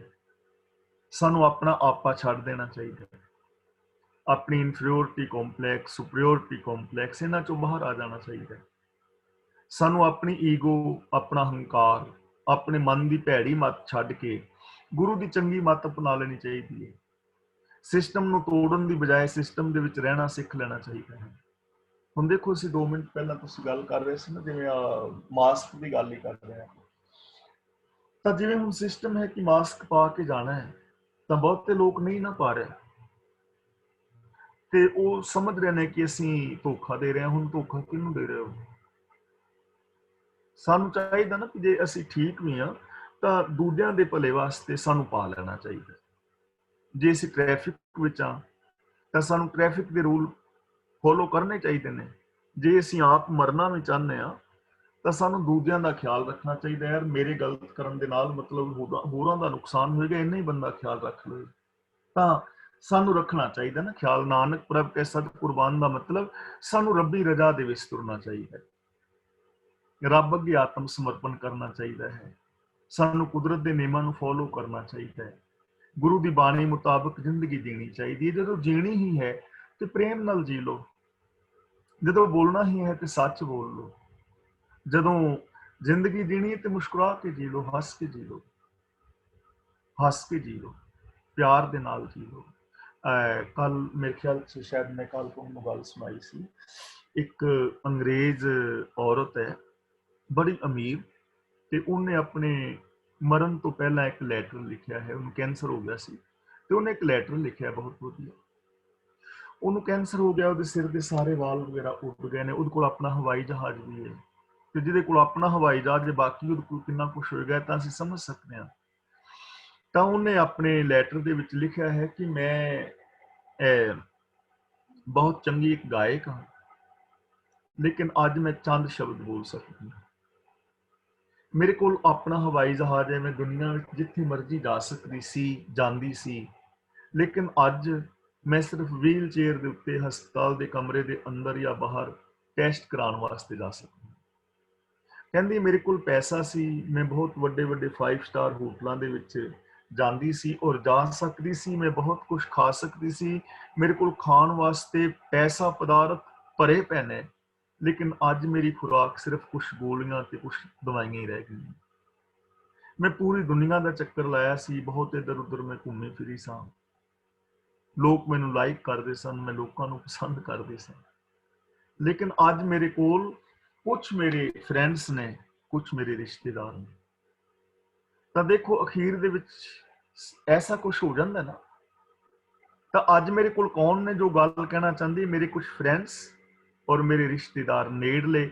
ਅੱਜ ਮੈਂ ਕੇਵਲ ਉਹਨਾਂ ਦੀਆਂ ਸ਼ਕਲਾਂ ਦੇਖ ਸਕਦੀ ਹਾਂ, ਮੈਂ ਪੂਰੀ ਦੁਨੀਆ ਨੂੰ ਦੇਖ ਸਕਦੀ ਸੀ, ਫਿਰ ਸਕਦੀ ਸੀ, ਪਰ ਅੱਜ ਮੈਨੂੰ ਕੁਝ ਚੰਦ ਕੁ ਜਿਹੜੀਆਂ ਨੇ ਸ਼ਕਲਾਂ ਦਿਸ ਰਹੀਆਂ ਨੇ। ਤਾਂ ਦੇਖੋ ਅਖੀਰ ਵਿੱਚ ਕੰਮ ਆਪਣਿਆਂ ਨੇ ਆਉਣਾ ਹੁੰਦਾ ਨਾ, ਕਿ ਆਪਣਿਆਂ ਦੇ ਨਾਲ ਬਣਾ ਕੇ ਰੱਖੋ, ਆਪਣਿਆਂ ਦੇ ਨਾਲ ਪਿਆਰ ਦੇ ਨਾਲ ਰਹੋ, ਜਿਨ੍ਹਾਂ ਨੇ ਤੁਹਾਡੇ ਦੁੱਖ ਸੁੱਖ ਦੇ ਵਿੱਚ ਸਾਂਝੇ ਹੋਣਾ ਹੈ ਉਹਨਾਂ ਦੇ ਨਾਲ ਪਿਆਰ ਪਾਓ, ਇੱਕ ਦੂਜੇ ਦੇ ਦੁੱਖਾਂ ਸੁੱਖਾਂ ਦੇ ਵਿੱਚ ਸ਼ਾਮਲ ਹੋਵੋ। ਐਵੇਂ ਫੂ ਫੂ ਨਾ ਕਰਦੇ ਫਿਰੋ। ਖਾਣ ਵਾਸਤੇ ਬੜੇ ਪਦਾਰਥ ਨੇ, ਇਹਦਾ ਮਤਲਬ ਇਹ ਨਹੀਂ ਕਿ ਖਾਓ ਪੀਓ ਨਾ, ਲੇਕਿਨ ਹੰਕਾਰ ਦੇ ਵਿੱਚ ਫੂ ਫੂ ਨਾ ਕਰਦੇ ਫਿਰੋ। ਹੋ ਸਕਦਾ ਹੈ ਟਾਈਮ ਆ ਜਾਏ ਵੀ ਕੁਛ ਗੋਲੀਆਂ ਤੇ ਰਹਿਣਾ ਪਵੇ। ਐਵੇਂ ਆਕੜ ਆਕੜ ਕੇ ਆਪਣੇ ਰਿਸ਼ਤੇ ਨਾਤੇ ਨਾ ਗਵਾਓ, ਆਪਣੀ ਇਨਫੀਰੀਓਰਿਟੀ ਕੰਪਲੈਕਸ ਜਾਂ ਸੁਪਰੀਓਰਿਟੀ ਕੰਪਲੈਕਸ ਕਰਕੇ ਆਪਣੇ ਰਿਸ਼ਤੇ ਨਾਤੇ ਨਾ ਖਤਮ ਕਰੋ। ਮਾਪਿਆਂ ਤੋਂ ਦੂਰ, ਬੱਚਿਆਂ ਤੋਂ ਦੂਰ, ਭੈਣਾਂ ਭਰਾਵਾਂ ਤੋਂ ਦੂਰ ਨਾ ਜਾਓ ਵਿਕਾਰਾਂ ਕਰਕੇ। ਆਖਿਰ ਇਹਨਾਂ ਨੇ ਤੇ ਸਾਥ ਦੇਣਾ, ਇਹਨਾਂ ਦੇ ਵਿੱਚ ਤੇ ਖੁਸ਼ ਰਹਿਣਾ ਹੈ। ਅਸੀਂ ਇੱਕ ਦੂਜੇ ਨਾਲ ਹੀ ਤੇ ਖੁਸ਼ ਰਹਿ ਸਕਦੇ ਹਾਂ, ਕਿਉਂ ਭੈਣੋ ਵੀਰੋ, ਰਹਿ ਸਕਦੇ ਹਾਂ ਨਾ। ਤੇ ਫਿਰ ਖੁਸ਼ ਰਹੋ। ਕਿੰਨੀ ਸਿੰਪਲ ਜ਼ਿੰਦਗੀ। ਨਾਨਕ ਪ੍ਰਭ ਕੈ ਸਦ ਕੁਰਬਾਨ, ਪ੍ਰਭੂ ਤੋਂ ਕੁਰਬਾਨ ਜਾਓ। ਤੇ ਪ੍ਰਭੂ ਕਿੱਥੇ ਹੈ? ਘਟ ਘਟ ਮੈਂ ਹਰ ਜੂ ਵਸੈ, ਜੋ ਦੀਸੈ ਸੋ ਤੇਰਾ ਰੂਪ। ਤੇ ਇੱਕ ਦੂਜੇ ਤੋਂ ਕੁਰਬਾਨ ਹੋ, ਇੱਕ ਦੂਜੇ ਤੇ ਸਮਰਪਣ ਕਰੋ। ਅਸੀਂ ਇੱਕ ਦਿਨ ਨਾ ਘਰ ਗੱਲ ਕਰ ਰਹੇ ਸਾਂ, ਤੇ ਗੱਲ ਕਰਦਿਆਂ ਗੱਲ ਹੋਈ ਕਿ ਪਰਿਵਾਰਾਂ ਦੇ ਵਿੱਚ ਸੁੱਖ ਸ਼ਾਂਤੀ ਕਿਵੇਂ ਰਹਿ ਸਕਦੀ ਹੈ। ਗੱਲ ਚੱਲ ਰਹੀ ਸੀ ਕਿ ਸਾਨੂੰ ਕੰਪਰੋਮਾਈਜ਼ ਕਰਨਾ ਚਾਹੀਦਾ। ਕੰਪਰੋਮਾਈਜ਼ ਕਰਨ ਤੋਂ ਬਿਨਾਂ ਫਰੈਂਡਸ਼ਿਪ ਜਾਂ ਪਰਿਵਾਰ ਜਾਂ ਇਹ ਕੁਛ ਨਾ ਚੱਲਦਾ ਨਹੀਂ। ਕੰਪਰੋਮਾਈਜ਼ ਕਰਨਾ ਚਾਹੀਦਾ ਹੈ, ਔਰ ਕਰਨਾ ਵੀ ਚਾਹੀਦਾ। ਸਹਿਮਤ ਤੋਂ ਸਾਰੇ ਇਸ ਚੀਜ਼ ਨਾਲ, ਸਿਰ ਹਿਲਾ ਕੇ ਦੱਸ, ਕੰਪਰੋਮਾਈਜ਼ ਨਾਲ ਚੱਲ ਸਕਦਾ। ਪਰ ਮੇਰੀ ਇਹ ਵਿਚਾਰ ਸੀ ਕਿ ਕੰਪਰੋਮਾਈਜ਼ ਨਾਲ ਨਹੀਂ ਚੱਲਦੇ ਪਰਿਵਾਰ। ਕੰਪਰੋਮਾਈਜ਼ ਟੁੱਟ ਜਾਂਦੇ ਨੇ, ਦੇਸ਼ਾਂ ਦੇ ਕੰਪਰੋਮਾਈਜ਼ ਟੁੱਟ ਜਾਂਦੇ ਨੇ, ਲੋਕ ਸੌਦੇ ਕਰਕੇ ਤੋੜ ਦਿੰਦੇ ਨੇ, ਰਿਸ਼ਤੇ ਕਰਕੇ ਕੰਪਰੋਮਾਈਜ਼ ਹੀ ਕਰੀਦਾ, ਟੁੱਟ ਜਾਂਦੇ ਨੇ। ਕੰਪਰੋਮਾਈਜ਼ ਦਾ ਮਤਲਬ ਹੈ ਕਿ ਮੈਂ ਉਸ ਚੀਜ਼ ਨੂੰ ਪਸੰਦ ਨਹੀਂ ਕਰਦਾ, ਪਰ ਸਮਾਂ ਪਾਸ ਕਰਨ ਵਾਸਤੇ ਚਲੋ ਕੋਈ ਨਾ ਮੈਂ ਮੰਨ ਲੈਂਦਾ ਵਾ, ਪਰ ਅੰਦਰੋਂ ਮੈਂ ਨਹੀਂ ਮੰਨ ਰਿਹਾ। ਤਾਂ ਜਿਹੜੀ ਅੰਦਰ ਬੀਜ ਹੈ ਉਹ ਕਦੇ ਵੀ ਰੁੱਖ ਬਣ ਜਾਏਗਾ, ਕੰਪਰੋਮਾਈਜ਼ ਟੁੱਟ ਜਾਏਗਾ। ਇਸ ਲਈ ਪਰਿਵਾਰ ਕੰਪਰੋਮਾਈਜ਼ ਨਾਲ ਨਹੀਂ ਚੱਲਦੇ, ਪਰਿਵਾਰ ਸਰੈਂਡਰ ਹੋਣ ਨਾਲ ਚੱਲਦੇ ਨੇ, ਸਮਰਪਣ ਨਾਲ ਚੱਲਦੇ। ਸਮਰਪਣ ਕਰੋ ਇੱਕ ਦੂਜੇ ਦੀ, ਇੱਕ ਦੂਜੇ ਦੀਆਂ ਭਾਵਨਾ ਚੰਗੀਆਂ ਅੱਗੇ ਸਮਰਪਣ ਕਰੋ। ਸਮਰਪਣ ਨੂੰ ਕੌਣ ਤੋੜ ਲਵੇਗਾ? ਹੁਣ ਜਿਹੜਾ ਸਰੈਂਡਰ ਹੀ ਹੋ ਗਿਆ, ਜਿਹਨੇ ਹੱਥ ਹੀ ਖੜੇ ਕਰਤੇ ਤੁਹਾਡੇ ਅੱਗੇ, ਹੁਣ ਟੁੱਟਣ ਵਾਲੀ ਸ਼ੈ ਬਾਕੀ ਕਿਹੜੀ ਰਹੀ? ਜਦੋਂ ਅਸੀਂ ਇੱਕ ਦੂਜੇ ਉੱਤੇ ਸਰੈਂਡਰ ਕਰ ਲਈਏ, ਯਾਨੀ ਸਮਰਪਣ ਕਰੀਏ ਪਿਆਰ ਦੇ ਨਾਲ, ਸੁੱਖ ਦੁੱਖ ਦੇ ਵਿੱਚ, ਤਾਂ ਫਿਰ ਟੁੱਟਣ ਵਾਲੀ ਸ਼ੈ ਕਿਹੜੀ? ਇਹਨੂੰ ਕਹਿੰਦੇ ਨੇ ਨਾਨਕ ਪ੍ਰਭ ਕੈ ਸਦ ਕੁਰਬਾਨ। ਪ੍ਰਭੂ ਅੱਗੇ ਸਰੈਂਡਰ ਹੋ ਜਾਓ, ਰੱਬੀ ਰਜ਼ਾ ਦੇ ਵਿੱਚ ਤੁਰੋ, ਜੀਵਨ ਸਫਲ ਹੋ ਜਾਏਗਾ। ਤੇ ਰੱਬ ਕਿੱਥੇ ਹੈ? ਸਾਰਿਆਂ ਦੇ ਵਿੱਚ ਹੈ ਨਾ। ਘਟ ਘਟ ਮੈਂ ਹਰ ਜੂ ਵਸੈ। ਤਾਂ ਫਿਰ ਜੇ ਅਸੀਂ ਇੱਕ ਦੂਜੇ ਤੋਂ ਕੁਰਬਾਨ ਹੋਈਏ, ਇੱਕ ਦੂਜੇ ਤੋਂ ਵਾਰ ਨੇ ਸਦਕੇ ਜਾਈਏ, ਪਰਿਵਾਰ ਵਿੱਚ ਨੂੰਹ ਸੱਸ ਤੋਂ, ਸੱਸ ਨੂੰਹ ਤੋਂ, ਬੱਚੇ ਮਾਪਿਆਂ ਤੋਂ, ਮਾਪੇ ਬੱਚਿਆਂ ਤੋਂ, ਪਤੀ ਪਤਨੀ ਤੋਂ, ਪਤਨੀ ਪਤੀ ਤੋਂ, ਇੱਕ ਦੂਜੇ ਤੋਂ ਵਾਰ ਨੇ ਸਦਕੇ ਜਾਣ, ਇੱਕ ਦੂਜੇ ਅੱਗੇ ਸਮਰਪਣ ਹੋਣ, ਤਾਂ ਕਿੰਨੀ ਸੋਹਣੀ ਜ਼ਿੰਦਗੀ ਹੋਵੇਗੀ। ਪਰ ਹੁਣ ਚੱਕਰ ਇਹ, ਲੋਕ ਜੇ ਕੋਈ ਸਮਰਪਣ ਕਰ ਵੀ ਦੇਵੇ, ਤਾਂ ਉਹ ਇੱਕ ਬੀਬੀ ਦੀ ਤੁਸੀਂ ਸੁਣੀ ਹੈ ਨਾ, ਪਿੱਛੇ ਉਹਨੇ ਤਲਾਕ ਵਾਸਤੇ ਕਾਗਜ਼ ਦਿੱਤੇ ਸੀ, ਖਬਰ ਵਾਇਰਲ ਹੋਈ ਕਾਫੀ, ਕਿ ਉਹ ਬੀਬੀ ਨੇ ਤਲਾਕ ਵਾਸਤੇ ਕਾਗਜ਼ ਦਿੱਤੇ ਨੇ, ਤਲਾਕ ਮੈਨੂੰ ਚਾਹੀਦੀ। ਜੱਜ ਕਹਿੰਦਾ ਵੀ ਕਿਉਂ? ਕਹਿਣ ਲੱਗੀ ਵੀ ਮੇਰਾ ਪਤੀ ਮੇਰੇ ਨਾਲ ਲੜਦਾ ਹੀ ਨਹੀਂ, ਇਹ ਮੇਰੇ ਨਾਲ ਆਰਗੂਮੈਂਟ ਨਹੀਂ ਕਰਦਾ। ਮੈਂ ਸਵੇਰੇ ਕਹਿੰਦੀ ਆ ਮੈਨੂੰ ਬੈਠਕੀ ਚਾਹੀਦੀ, ਮੈਨੂੰ ਸਵੇਰੇ ਬੈਠਕੀ ਬਣਾ ਕੇ ਦੇ ਦਿੰਦਾ। ਦਫ਼ਤਰ ਵਗੈਰਾ ਦੇ ਵਿੱਚ ਬਿਲਕੁਲ ਟਾਈਮ ਨਾਲ, ਬਿਲਕੁਲ ਟਾਈਮ ਦਾ ਪਾਬੰਦ ਹੈ, ਕਦੀ ਇਹ ਲੇਟ ਨਹੀਂ ਹੋਇਆ। ਸਾਰੀ ਦੀ ਸਾਰੀ ਤਨਖਾਹ ਲਿਆ ਕੇ ਮੈਨੂੰ ਫੜਾ ਦਿੰਦਾ, ਮੇਰੇ ਤੋਂ ਪੈਸੇ ਲੈਂਦਾ ਜਦੋਂ ਇਹਨੂੰ ਜ਼ਰੂਰਤ ਹੋਵੇ। ਮੈਂ ਕਹਾਂ ਭਾਂਡੇ ਮਾਂਜੇ, ਭਾਂਡੇ ਮਾਂਜ ਦਿੰਦਾ। ਮੈਂ ਕਹਾਂ ਕੱਪੜੇ ਧੋਏ, ਕੱਪੜੇ ਧੋ ਦਿੰਦਾ। ਇਹਨੇ ਕਦੇ ਲੜਿਆ ਹੀ ਨਹੀਂ। ਇਸ ਕਰਕੇ ਮੇਰੀ ਜ਼ਿੰਦਗੀ ਬੋਰ ਹੈ, ਮੈਂ ਨਹੀਂ ਰਹਿਣਾ ਚਾਹੁੰਦੀ, ਮੈਨੂੰ ਤਲਾਕ ਚਾਹੀਦਾ। ਹੁਣ ਇਹੋ ਜਿਹੇ ਨੂੰ ਸੁਖੀ ਕਿਵੇਂ ਕਰ ਲਓਗੇ? ਤਾਂ ਗੁਰੂ ਜੀ ਕਹਿੰਦੇ ਨਾਨਕ ਪ੍ਰਭ ਕੈ ਸਦ ਕੁਰਬਾਨ, ਤੁਸੀਂ ਰਜ਼ਾ ਦੇ ਵਿੱਚ ਰਾਜੀ ਰਹੋ, ਰੱਬੀ ਗੁਣਾਂ ਤੋਂ ਕੁਰਬਾਨ ਜਾਓ, ਇੱਕ ਦੂਜੇ ਦੇ ਨਾਲ ਪਿਆਰ ਕਰੋ, ਰੱਬ ਦੀ ਰਜ਼ਾ ਦੇ ਅੰਦਰ ਤੁਰੋ, ਤਾਂ ਇਹ ਜ਼ਿੰਦਗੀ ਜਿਹੜੀ ਹੈ ਉਹ ਸਫਲ ਹੋ ਸਕਦੀ ਹੈ। ਇਸ ਲਈ ਕੰਪਰੋਮਾਈਜ਼ ਦੀ ਬਜਾਏ ਇੱਕ ਦੂਜੇ ਅੱਗੇ ਸਮਰਪਣ ਕਰੋ। ਤੇ ਸਮਰਪਣ ਤਾਂ ਹੋਏਗਾ ਜੇ ਅਸੀਂ ਸਮਰਪਣ ਗੁਰੂ ਅੱਗੇ ਕਰ ਦਈਏ, ਜੋ ਯੂਨੀਵਰਸਲ ਟਰੁੱਥ ਹੈ ਉਹਦੇ ਅੱਗੇ ਸਮਰਪਿਤ ਹੋ ਜਾਓ, ਰੱਬ ਤੋਂ ਕੁਰਬਾਨ ਹੋ ਜਾਓ। ਅਗਲਾ ਸ਼ਲੋਕ ਹੈ, ਸੁਖੀ ਬਸੈ ਮਸਕੀਨੀਆਂ ਆਪ ਨਿਵਾਰ ਤਲੇ। ਮਸਕੀਨੀਆਂ ਦਾ ਮਤਲਬ ਨਿਮਰਤਾ ਵਾਲਾ ਬੰਦਾ। ਕਈ ਅਰਥ ਕਰਨ ਵਾਲੇ ਵੀਰਾਂ ਨੇ ਇੱਥੇ ਇੱਕ ਕਹਾਣੀ ਜੋੜੀ ਹੋਈ ਹੈ ਕਿ ਮਸਕੀਨ ਇੱਕ ਪਹਿਲਵਾਨ ਦਾ ਨਾਮ ਸੀ, ਲੇਕਿਨ ਇਸ ਸ਼ਲੋਕ ਦਾ ਉਸ ਕਹਾਣੀ ਦੇ ਨਾਲ ਕੋਈ ਸੰਬੰਧ ਨਹੀਂ। ਹੋ ਸਕਦਾ ਕੋਈ ਮਸਕੀਨ ਪਹਿਲਵਾਨ ਹੋਵੇ ਜਾਂ ਨਾ ਹੋਵੇ, ਉਹਦੇ ਨਾਲ ਕੋਈ ਲੈਣਾ ਦੇਣਾ ਨਹੀਂ। ਇੱਥੇ ਮਸਕੀਨ ਜਿਹੜਾ ਸ਼ਬਦ ਹੈ, ਇਹਦਾ ਮਤਲਬ ਹੈ ਗਰੀਬੀ ਸੁਭਾਅ ਵਾਲਾ, ਜਿਹਦੇ ਅੰਦਰ ਨਿਮਰਤਾ ਹੈ। ਇਹਦਾ ਕਿਸੇ ਪਹਿਲਵਾਨ ਦੇ ਨਾਲ ਸੰਬੰਧ ਨਹੀਂ ਹੈ, ਉਸ ਕਹਾਣੀ ਦੇ ਨਾਲ ਇਸ ਸ਼ਲੋਕ ਦਾ ਕੋਈ ਸੰਬੰਧ ਨਹੀਂ, ਇਹ ਧਿਆਨ ਰੱਖਣਾ ਹੈ। ਹੁਣ ਇੱਥੇ ਦੱਸ ਰਹੇ ਨੇ ਕਿ ਸੁੱਖ ਔਰ ਦੁੱਖ ਦੇ ਕਾਰਨ ਕੀ, ਸੁਖੀ ਕੌਣ ਹੈ ਔਰ ਦੁਖੀ ਕੌਣ ਹੈ। ਤੇ ਅਗਲੀ ਗੱਲ ਸਾਨੂੰ ਆਪ ਸਮਝ ਹੋ ਜਾਏਗੀ ਕਿ ਜੇ ਅਸੀਂ ਸੁਖੀ ਹੋਣਾ ਚਾਹੁੰਦੇ ਹਾਂ ਤਾਂ ਸਾਨੂੰ ਕੀ ਕਰਨਾ ਚਾਹੀਦਾ ਹੈ। ਸੁਖੀ ਬਸੈ ਮਸਕੀਨੀਆਂ ਆਪ ਨਿਵਾਰ ਤਲੇ, ਤਲੇ ਦਾ ਮਤਲਬ ਹੇਠਾਂ ਨੀਵਾਂ ਹੋ ਕੇ, ਨਿਵਾਰ ਦਾ ਮਤਲਬ ਦੂਰ ਕਰਕੇ, ਆਪ ਦਾ ਮਤਲਬ ਆਪਾ ਭਾਵ ਹੋਮੇ ਆਪਣਤ, ਮਸਕੀਨੀਆਂ ਦਾ ਮਤਲਬ ਮਸਕੀਨ ਮਨੁੱਖ, ਗਰੀਬੀ ਸੁਭਾਅ ਵਾਲਾ ਜਿਹਦੇ ਅੰਦਰ ਨਿਮਰਤਾ ਹੈ। ਤਾਂ ਗੁਰੂ ਪਾਤਸ਼ਾਹ ਜੀ ਕਹਿੰਦੇ ਨੇ ਗਰੀਬੀ ਸੁਭਾਅ ਵਾਲਾ ਬੰਦਾ, ਨਿਮਰਤਾ ਸੁਭਾਅ ਵਾਲਾ ਜਿਹੜਾ ਬੰਦਾ ਹੈ, ਉਹ ਆਪਾ ਦੂਰ ਰਹਿ ਕੇ, ਨੀਵਾਂ ਰਹਿ ਕੇ ਸੁਖੀ ਵਸਦਾ ਹੈ। ਆਪ ਨਿਵਾਰ ਤਲੇ, ਤਲੇ ਦਾ ਮਤਲਬ ਥੱਲੇ, ਆਪਣੇ ਆਪ ਨੂੰ ਨੀਵਾਂ ਸਮਝ ਕੇ ਯਾਨੀ ਨਿਮਰਤਾ ਦੇ ਵਿੱਚ ਰਹਿੰਦਾ ਹੈ। ਉਹ ਆਪਣੀ ਹੋਮੇ ਹੰਕਾਰ ਨੂੰ ਛੱਡ ਦਿੰਦਾ ਹੈ, ਉਹ ਸੁਖੀ ਹੈ।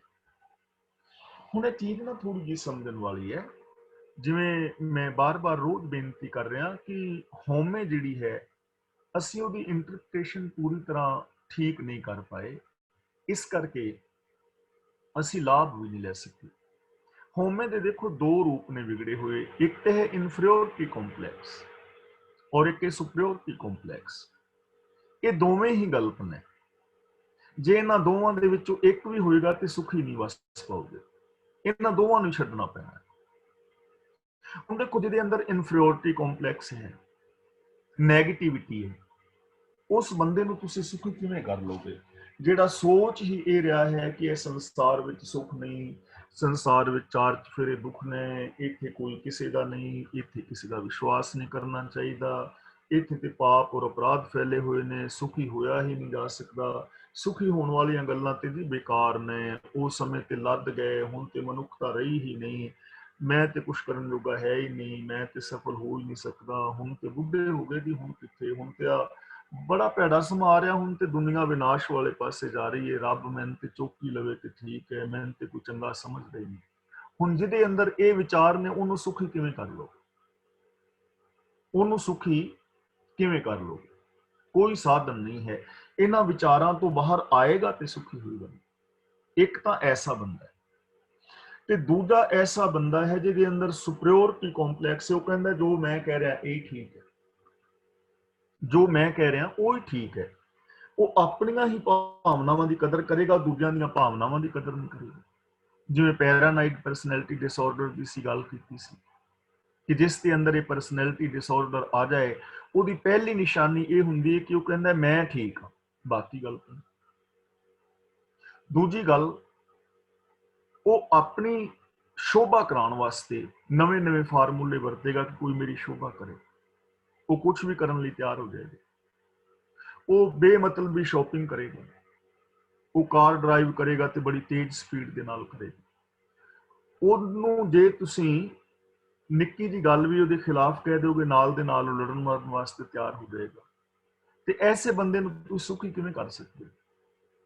ਐਸੇ ਬੰਦੇ ਨੂੰ ਸੁਖੀ ਨਹੀਂ ਕੀਤਾ ਜਾ ਸਕਦਾ। ਇਸ ਚੀਜ਼ ਤੋਂ ਬਾਹਰ ਆਏਗਾ ਤਾਂ ਹੀ ਉਹ ਸੁਖੀ ਹੋਏਗਾ ਨਾ। ਇਸ ਲਈ ਗੁਰੂ ਜੀ ਕਹਿੰਦੇ ਨੇ ਨਿਮਰਤਾ ਵਾਲਾ ਸੁਭਾਅ, ਜਿਸ ਬੰਦੇ ਦੇ ਅੰਦਰ ਨਿਮਰਤਾ ਹੈ, ਜੋ ਨਿਮਰਤਾ ਦੇ ਨਾਲ ਗੁਰੂ ਗਿਆਨ ਮੁਤਾਬਕ ਜ਼ਿੰਦਗੀ ਜੀਂਦਾ ਹੈ, ਨਿਮਰਤਾ ਵਾਲਾ ਬੰਦਾ ਹੀ ਸੱਚ ਨੂੰ ਸਮਝੇਗਾ ਨਾ, ਉਹ ਹੀ ਅਪਣਾਏਗਾ। ਤਾਂ ਉਹ ਬੰਦਾ ਨਿਮਰਤਾ ਦੇ ਅੰਦਰ ਰਹਿੰਦਾ ਹੋਇਆ ਸੁਖੀ ਔਰ ਸ਼ਾਂਤ ਹੈ, ਉਹਦੀ ਜ਼ਿੰਦਗੀ ਦੇ ਵਿੱਚ ਸੁਖ ਹੈ। ਬੜੇ ਬੜੇ ਅਹੰਕਾਰੀਆਂ ਨਾਨਕ ਗਰਭ ਗਲੇ। ਇੱਥੇ ਗਰਭ ਦੇ ਬੱਬੇ ਨਾਲ ਸਿਹਾਰੀ ਹੈ। ਗਰਭ ਵਿੱਚ ਜੇ ਪੱਬਾ ਹੁੰਦਾ ਤਾਂ ਗਰਭ ਹੋਣਾ ਸੀ ਮਾਂ ਦਾ ਗਰਭ। ਇੱਥੇ ਗਰਭ ਬੱਬਾ ਹੈ, ਇਹਦਾ ਮਤਲਬ ਹੰਕਾਰ। ਬੜੇ ਬੜੇ ਅਹੰਕਾਰੀਆਂ, ਵੱਡੇ ਵੱਡੇ ਹੰਕਾਰ ਵਾਲੇ ਗਰਭ ਗਲੇ ਦਾ ਮਤਲਬ ਆਪਣੇ ਹੰਕਾਰ ਵਿੱਚ ਹੀ ਗਲ ਗਏ, ਆਪਣੇ ਹੰਕਾਰ ਦੇ ਵਿੱਚ ਜ਼ਿੰਦਗੀ ਬਰਬਾਦ ਕਰ ਬੈਠੇ। ਉਹ ਬਹੁਤ ਕੁਝ ਕਰ ਸਕਦੇ ਸੀ, ਉਹ ਬਹੁਤ ਕੁਝ ਕਰ ਸਕਦੇ ਸੀ ਜੇ ਆਪਣੀ ਐਨਰਜੀ ਨੂੰ ਸਹੀ ਢੰਗ ਦੇ ਨਾਲ ਵਰਤਦੇ। ਜਿਵੇਂ ਜਿਸ ਬੰਦੇ ਦੇ ਅੰਦਰ ਈਗੋ ਦੀ ਭਾਵਨਾ ਹੈ, ਯਾਨੀ ਸੁਪੀਰੀਅਰਿਟੀ ਕੰਪਲੈਕਸ ਹੈ, ਉਹ ਆਪਣੀ ਐਨਰਜੀ ਨੂੰ ਵਰਤਦਾ ਹੈ ਦੂਜਿਆਂ ਨੂੰ ਨੀਵੇਂ ਵਿਖਾਉਣ ਲਈ ਔਰ ਆਪਣੇ ਆਪ ਨੂੰ ਪ੍ਰੂਵ ਕਰਨ ਲਈ ਕਿ ਮੈਂ ਚੰਗਾ ਹਾਂ। ਦੇਖੋ, ਚੰਗਾ ਹੋਣਾ ਚਾਹੀਦਾ ਬੰਦੇ ਨੂੰ, ਲੇਕਿਨ ਪ੍ਰੂਵ ਕਰਨ ਦੀ ਕੀ ਲੋੜ ਹੈ? ਆਪ ਹੀ ਲੋਕ ਮੰਨ ਲੈਣਗੇ। ਇੱਕ ਬੰਦਾ ਹੈ ਕਿ ਆਪਣੇ ਆਪ ਨੂੰ ਚੰਗਾ ਹੋਣ ਵਾਸਤੇ ਪ੍ਰੂਵ ਕਰਨ ਵਿੱਚ ਸਾਰੀ એનર્ਜੀ ਖਰਚ ਕਰ ਰਿਹਾ ਹੈ, ਦੂਜਿਆਂ ਨੂੰ ਨੀਵੇਂ ਵਿਖਾਉਣ ਦੇ ਅੰਦਰ ਖਰਚ ਕਰ ਰਿਹਾ ਹੈ। ਤੇ ਜੇ ਇਸੇ એનર્ਜੀ ਨੂੰ ਉਹ ਵਿਕਾਸ ਵਾਸਤੇ ਖਰਚ ਕਰਦਾ, ਕੋਈ ਨਵੀਂ ਖੋਜ ਕਰਦਾ, ਚੰਗੇ ਸੰਬੰਧ ਬਣਾਉਂਦਾ, ਪਿਆਰ ਮੁਹੱਬਤ ਦੇ ਨਾਲ ਰਹਿੰਦਾ, ਸੰਸਾਰ ਦੇ ਵਿੱਚ ਕਿਸੇ ਦਾ ਸਹਿਯੋਗ ਕਰਦਾ, ਤਾਂ ਉਹ ਬਹੁਤ ਕੁਝ ਕਰ ਸਕਦਾ ਸੀ। ਜੇ ਆਪਣੀ એનર્ਜੀ ਨੂੰ ਲੂਟ ਕਰਦਾ, ਉਹ ਡਾਕਟਰ, ਇੰਜੀਨੀਅਰ, ਵਿਗਿਆਨਿਕ, ਮਨੋਵਿਗਿਆਨਿਕ, ਮਨੋਚਿਕਿਤਸਕ ਹੋ ਸਕਦਾ ਸੀ, ਚੰਗਾ ਰਾਜਨੇਤਾ ਹੋ ਸਕਦਾ ਸੀ, ਚੰਗਾ ਧਾਰਮਿਕ ਬੰਦਾ ਹੋ ਸਕਦਾ ਸੀ, ਚੰਗੀ ਸੋਸ਼ਲ ਲਾਈਫ ਜੀ ਸਕਦਾ ਸੀ। ਉਹ ਬਹੁਤ ਕੁਝ ਉਹਦੇ ਅੰਦਰ એનર્ਜੀ ਸੀ, ਉਹ ਲੋਕਾਂ ਦਾ ਭਲਾ ਕਰ ਸਕਦਾ ਸੀ, ਪਰਉਪਕਾਰ ਕਰ ਸਕਦਾ ਸੀ। ਲੇਕਿਨ ਉਹ ਆਪਣੇ ਹੰਕਾਰ ਵਿੱਚ ਹੀ ਗਲ ਗਿਆ। ਚੇਤਸ ਕੀ ਨਹੀਂ ਬਾਵਰਿਆ, ਹਰ ਬਿਸਰਤ ਤੇਰੇ ਗੁਣ ਗਲਿਆ, ਗੁਣ ਗਲ ਗਏ। ਤਾਂ ਗੁਰੂ ਪਾਤਸ਼ਾਹ ਜੀ ਕਹਿੰਦੇ ਜਿਹੜੇ ਵੱਡੇ ਵੱਡੇ ਹੰਕਾਰੀ ਨੇ, ਜਿਨ੍ਹਾਂ ਦੇ ਅੰਦਰ ਸੁਪਰੀਓਰਿਟੀ ਕੰਪਲੈਕਸ ਹੈ ਜਾਂ ਇਨਫੀਰੀਓਰਿਟੀ ਕੰਪਲੈਕਸ ਹੈ, ਉਹ ਆਪਣੇ ਹੰਕਾਰ ਦੇ ਵਿੱਚ ਹੀ ਗਲ ਗਏ, ਆਪਣੀ ਜ਼ਿੰਦਗੀ ਬਰਬਾਦ ਕਰ। ਅਗਲਾ ਬਚਨ ਕਰਦੇ ਨੇ, ਜਿਸ ਕੇ ਅੰਤਰ ਰਾਜ ਅਭਿਮਾਨ।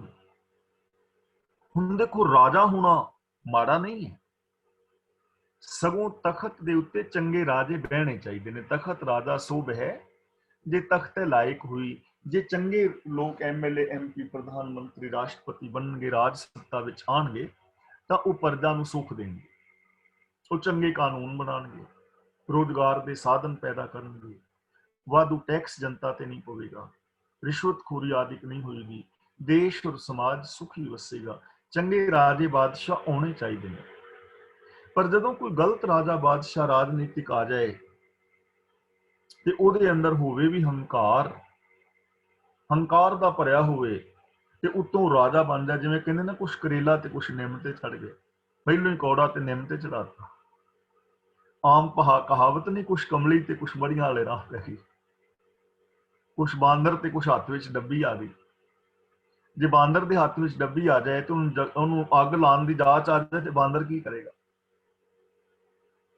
ਹੁਣ ਬੰਦਾ ਹੋਵੇ ਵੀ ਹੰਕਾਰੀ ਤੇ ਉਤੋਂ ਬਾਦਸ਼ਾਹ ਬਣ ਜਾਏ ਤੇ ਕੀ ਕਰੇਗਾ ਉਹ? ਵੇਖ ਲਓ ਇਤਿਹਾਸ। ਹਿਟਲਰ ਬਾਰੇ ਕੌਣ ਨਹੀਂ ਜਾਣਦਾ? ਹੰਕਾਰ ਦੀ ਭਾਵਨਾ ਕਿੰਨੇ ਲੋਕਾਂ ਨੂੰ ਚੈਂਬਰਾਂ ਦੇ ਵਿੱਚ ਪਾ ਕੇ ਸਾੜਿਆ। ਤੁਸੀਂ ਜਰਮਨ ਦੇਖੇ ਹੋਣਗੇ ਕਿੰਨਾ ਕੁਛ। ਔਰ 84 ਦੇ ਵਿੱਚ ਦੇਖ ਲਓ, ਜਾਂ ਅੱਜ ਵੀ ਦੇਖ ਲਓ। ਗੁਰੂ ਜੀ ਕਹਿੰਦੇ ਨੇ, ਜਿਸ ਬੰਦੇ ਦੇ ਅੰਦਰ ਰਾਜ ਸੱਤਾ ਦਾ ਹੰਕਾਰ ਹੈ, ਰਾਜ ਸੱਤਾ ਤੇ ਹੋ ਕੇ ਜਿਹੜਾ ਹੰਕਾਰੀ ਹੈ, ਹੰਕਾਰ ਕਰਦਾ ਹੈ, ਸੋ ਨਰਕ ਪਾਤੀ ਹੋਵਤ ਸਵਾਨ। ਸਵਾਨ ਦਾ ਮਤਲਬ ਕੁੱਤਾ, ਨਰਕ ਪਾਤੀ ਦਾ ਮਤਲਬ ਨਰਕਾਂ ਵਿੱਚ ਪੈਣ ਵਾਲਾ। ਉਹਨੂੰ ਬਾਦਸ਼ਾਹ ਨਾ ਸਮਝੋ, ਸਮਝੋ ਉਹ ਨਰਕਾਂ ਦੇ ਵਿੱਚ ਪਿਆ ਹੋਇਆ ਕੁੱਤਾ ਹੈ। ਨਰਕ ਦਾ ਮਤਲਬ ਵਿਕਾਰ, ਦੁੱਖ, ਨਰਕ ਵਿੱਚ ਪਿਆ ਹੋਇਆ ਕੁੱਤਾ। ਤੇ ਕੁੱਤੇ ਦੀ ਬਿਰਤੀ ਹੈ ਨਾ, ਲੋਕਾਂ ਦੇ ਹੱਕ ਖਾਏਗਾ। ਲੋਭ ਲਹਿਰ ਸਭ ਸਵਾਨ, ਹਲਕ ਹੈ ਹਲਕੇ ਉਸਵੇਂ ਬਿਗਾੜੇ। ਗੁਰੂ ਜੀ ਨੇ ਬਚਨ ਵੀ ਕੀਤਾ ਹੈ, ਰਾਜੇ ਸ਼ਹੀ ਮੁਕੱਦਮ ਕੁੱਤੇ, ਜਾਏ ਜਗਾਇਨ ਬੈਠੇ ਸੁੱਤੇ, ਚਾਕਰ ਨਹਿੰਦਾ ਪਾਇਨ ਖਾਓ, ਰੱਤ ਪਿੱਤ ਕੁੱਤੇ ਹੋ ਚਟ ਜਾਓ।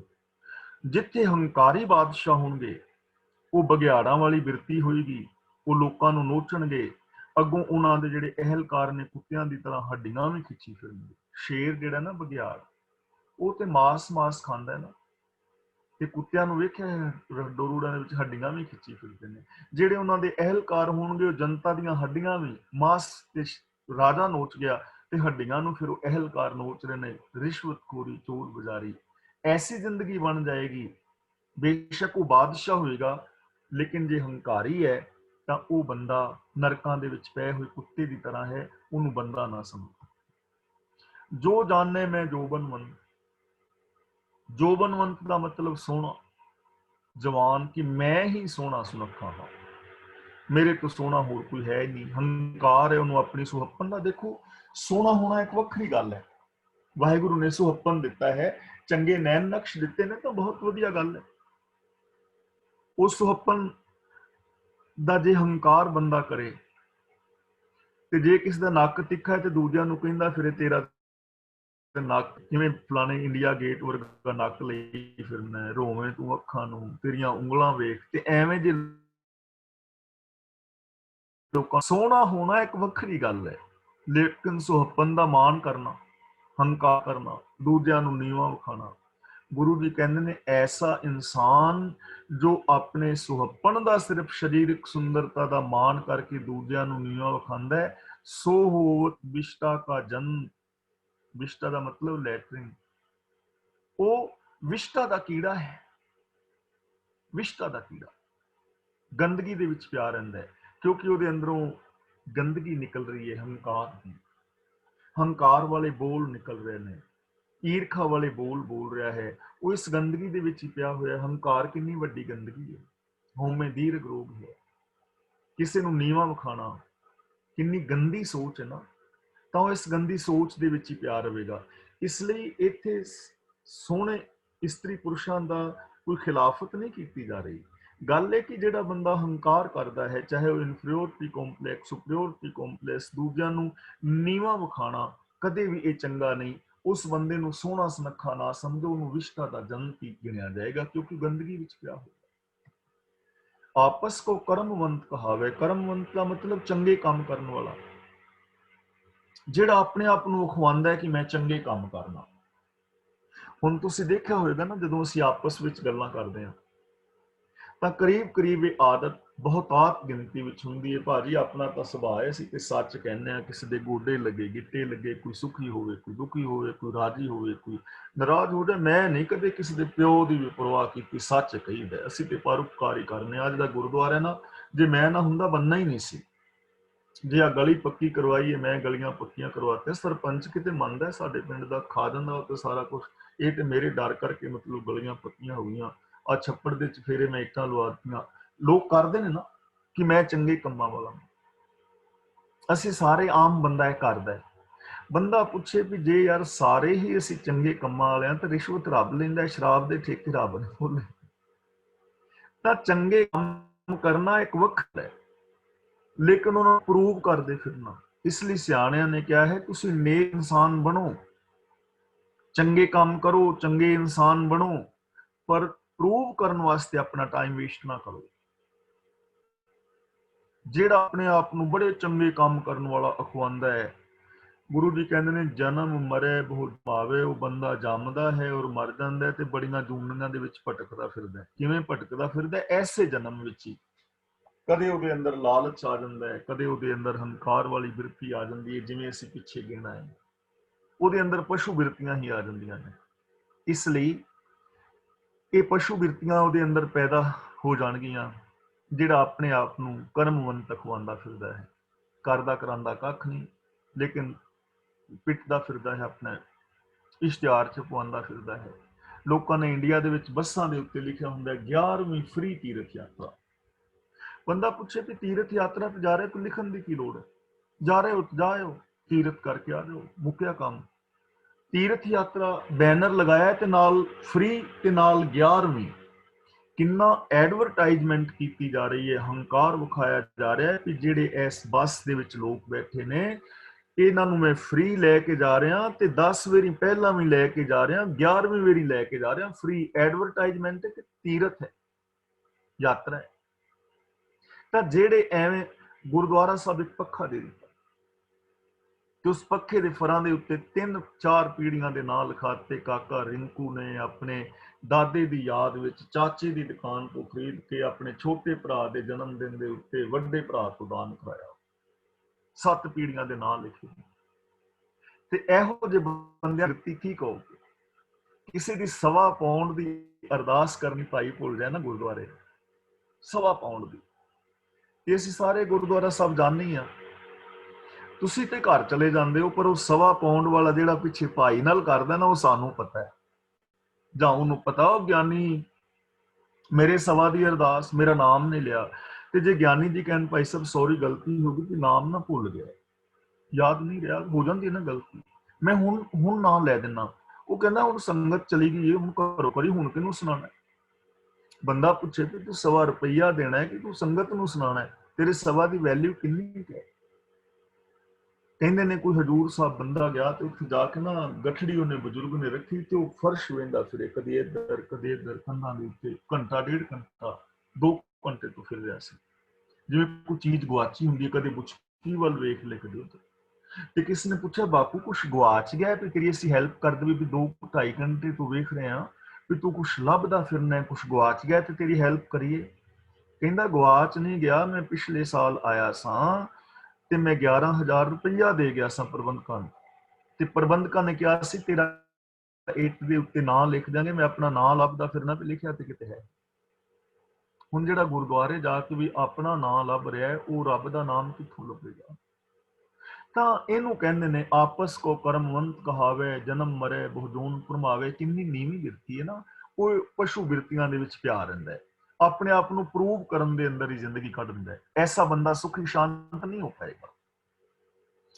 ਧਨ ਭੂਮ ਕਾ ਜੋ ਕਰੇ ਗੁਮਾਨ, ਜੋ ਧਰਤੀ ਦਾ ਭੂਮੀ ਦਾ ਹੰਕਾਰ ਕਰਦਾ ਹੈ। ਦੇਖੋ ਧਰਤੀ ਹੋਣੀ, ਜ਼ਮੀਨ ਹੋਣੀ, ਇਹ ਲੋੜਾਂ ਨੇ ਸਾਡੀਆਂ, ਪਰ ਹੰਕਾਰ ਜੋ ਕਰਦਾ ਹੈ, ਸੋ ਮੂਰਖ ਅੰਧਾ ਅਗਿਆਨ, ਉਹ ਮੂਰਖ ਹੈ, ਅਗਿਆਨੀ ਹੈ, ਕਿਉਂਕਿ ਧਰਤੀ ਨੇ ਕਿਤੇ ਨਾਲ ਲੈ ਜਾਣਾ, ਇੱਥੇ ਹੀ ਰਹਿ ਜਾਣੀ ਹੈ ਧਰਤੀ।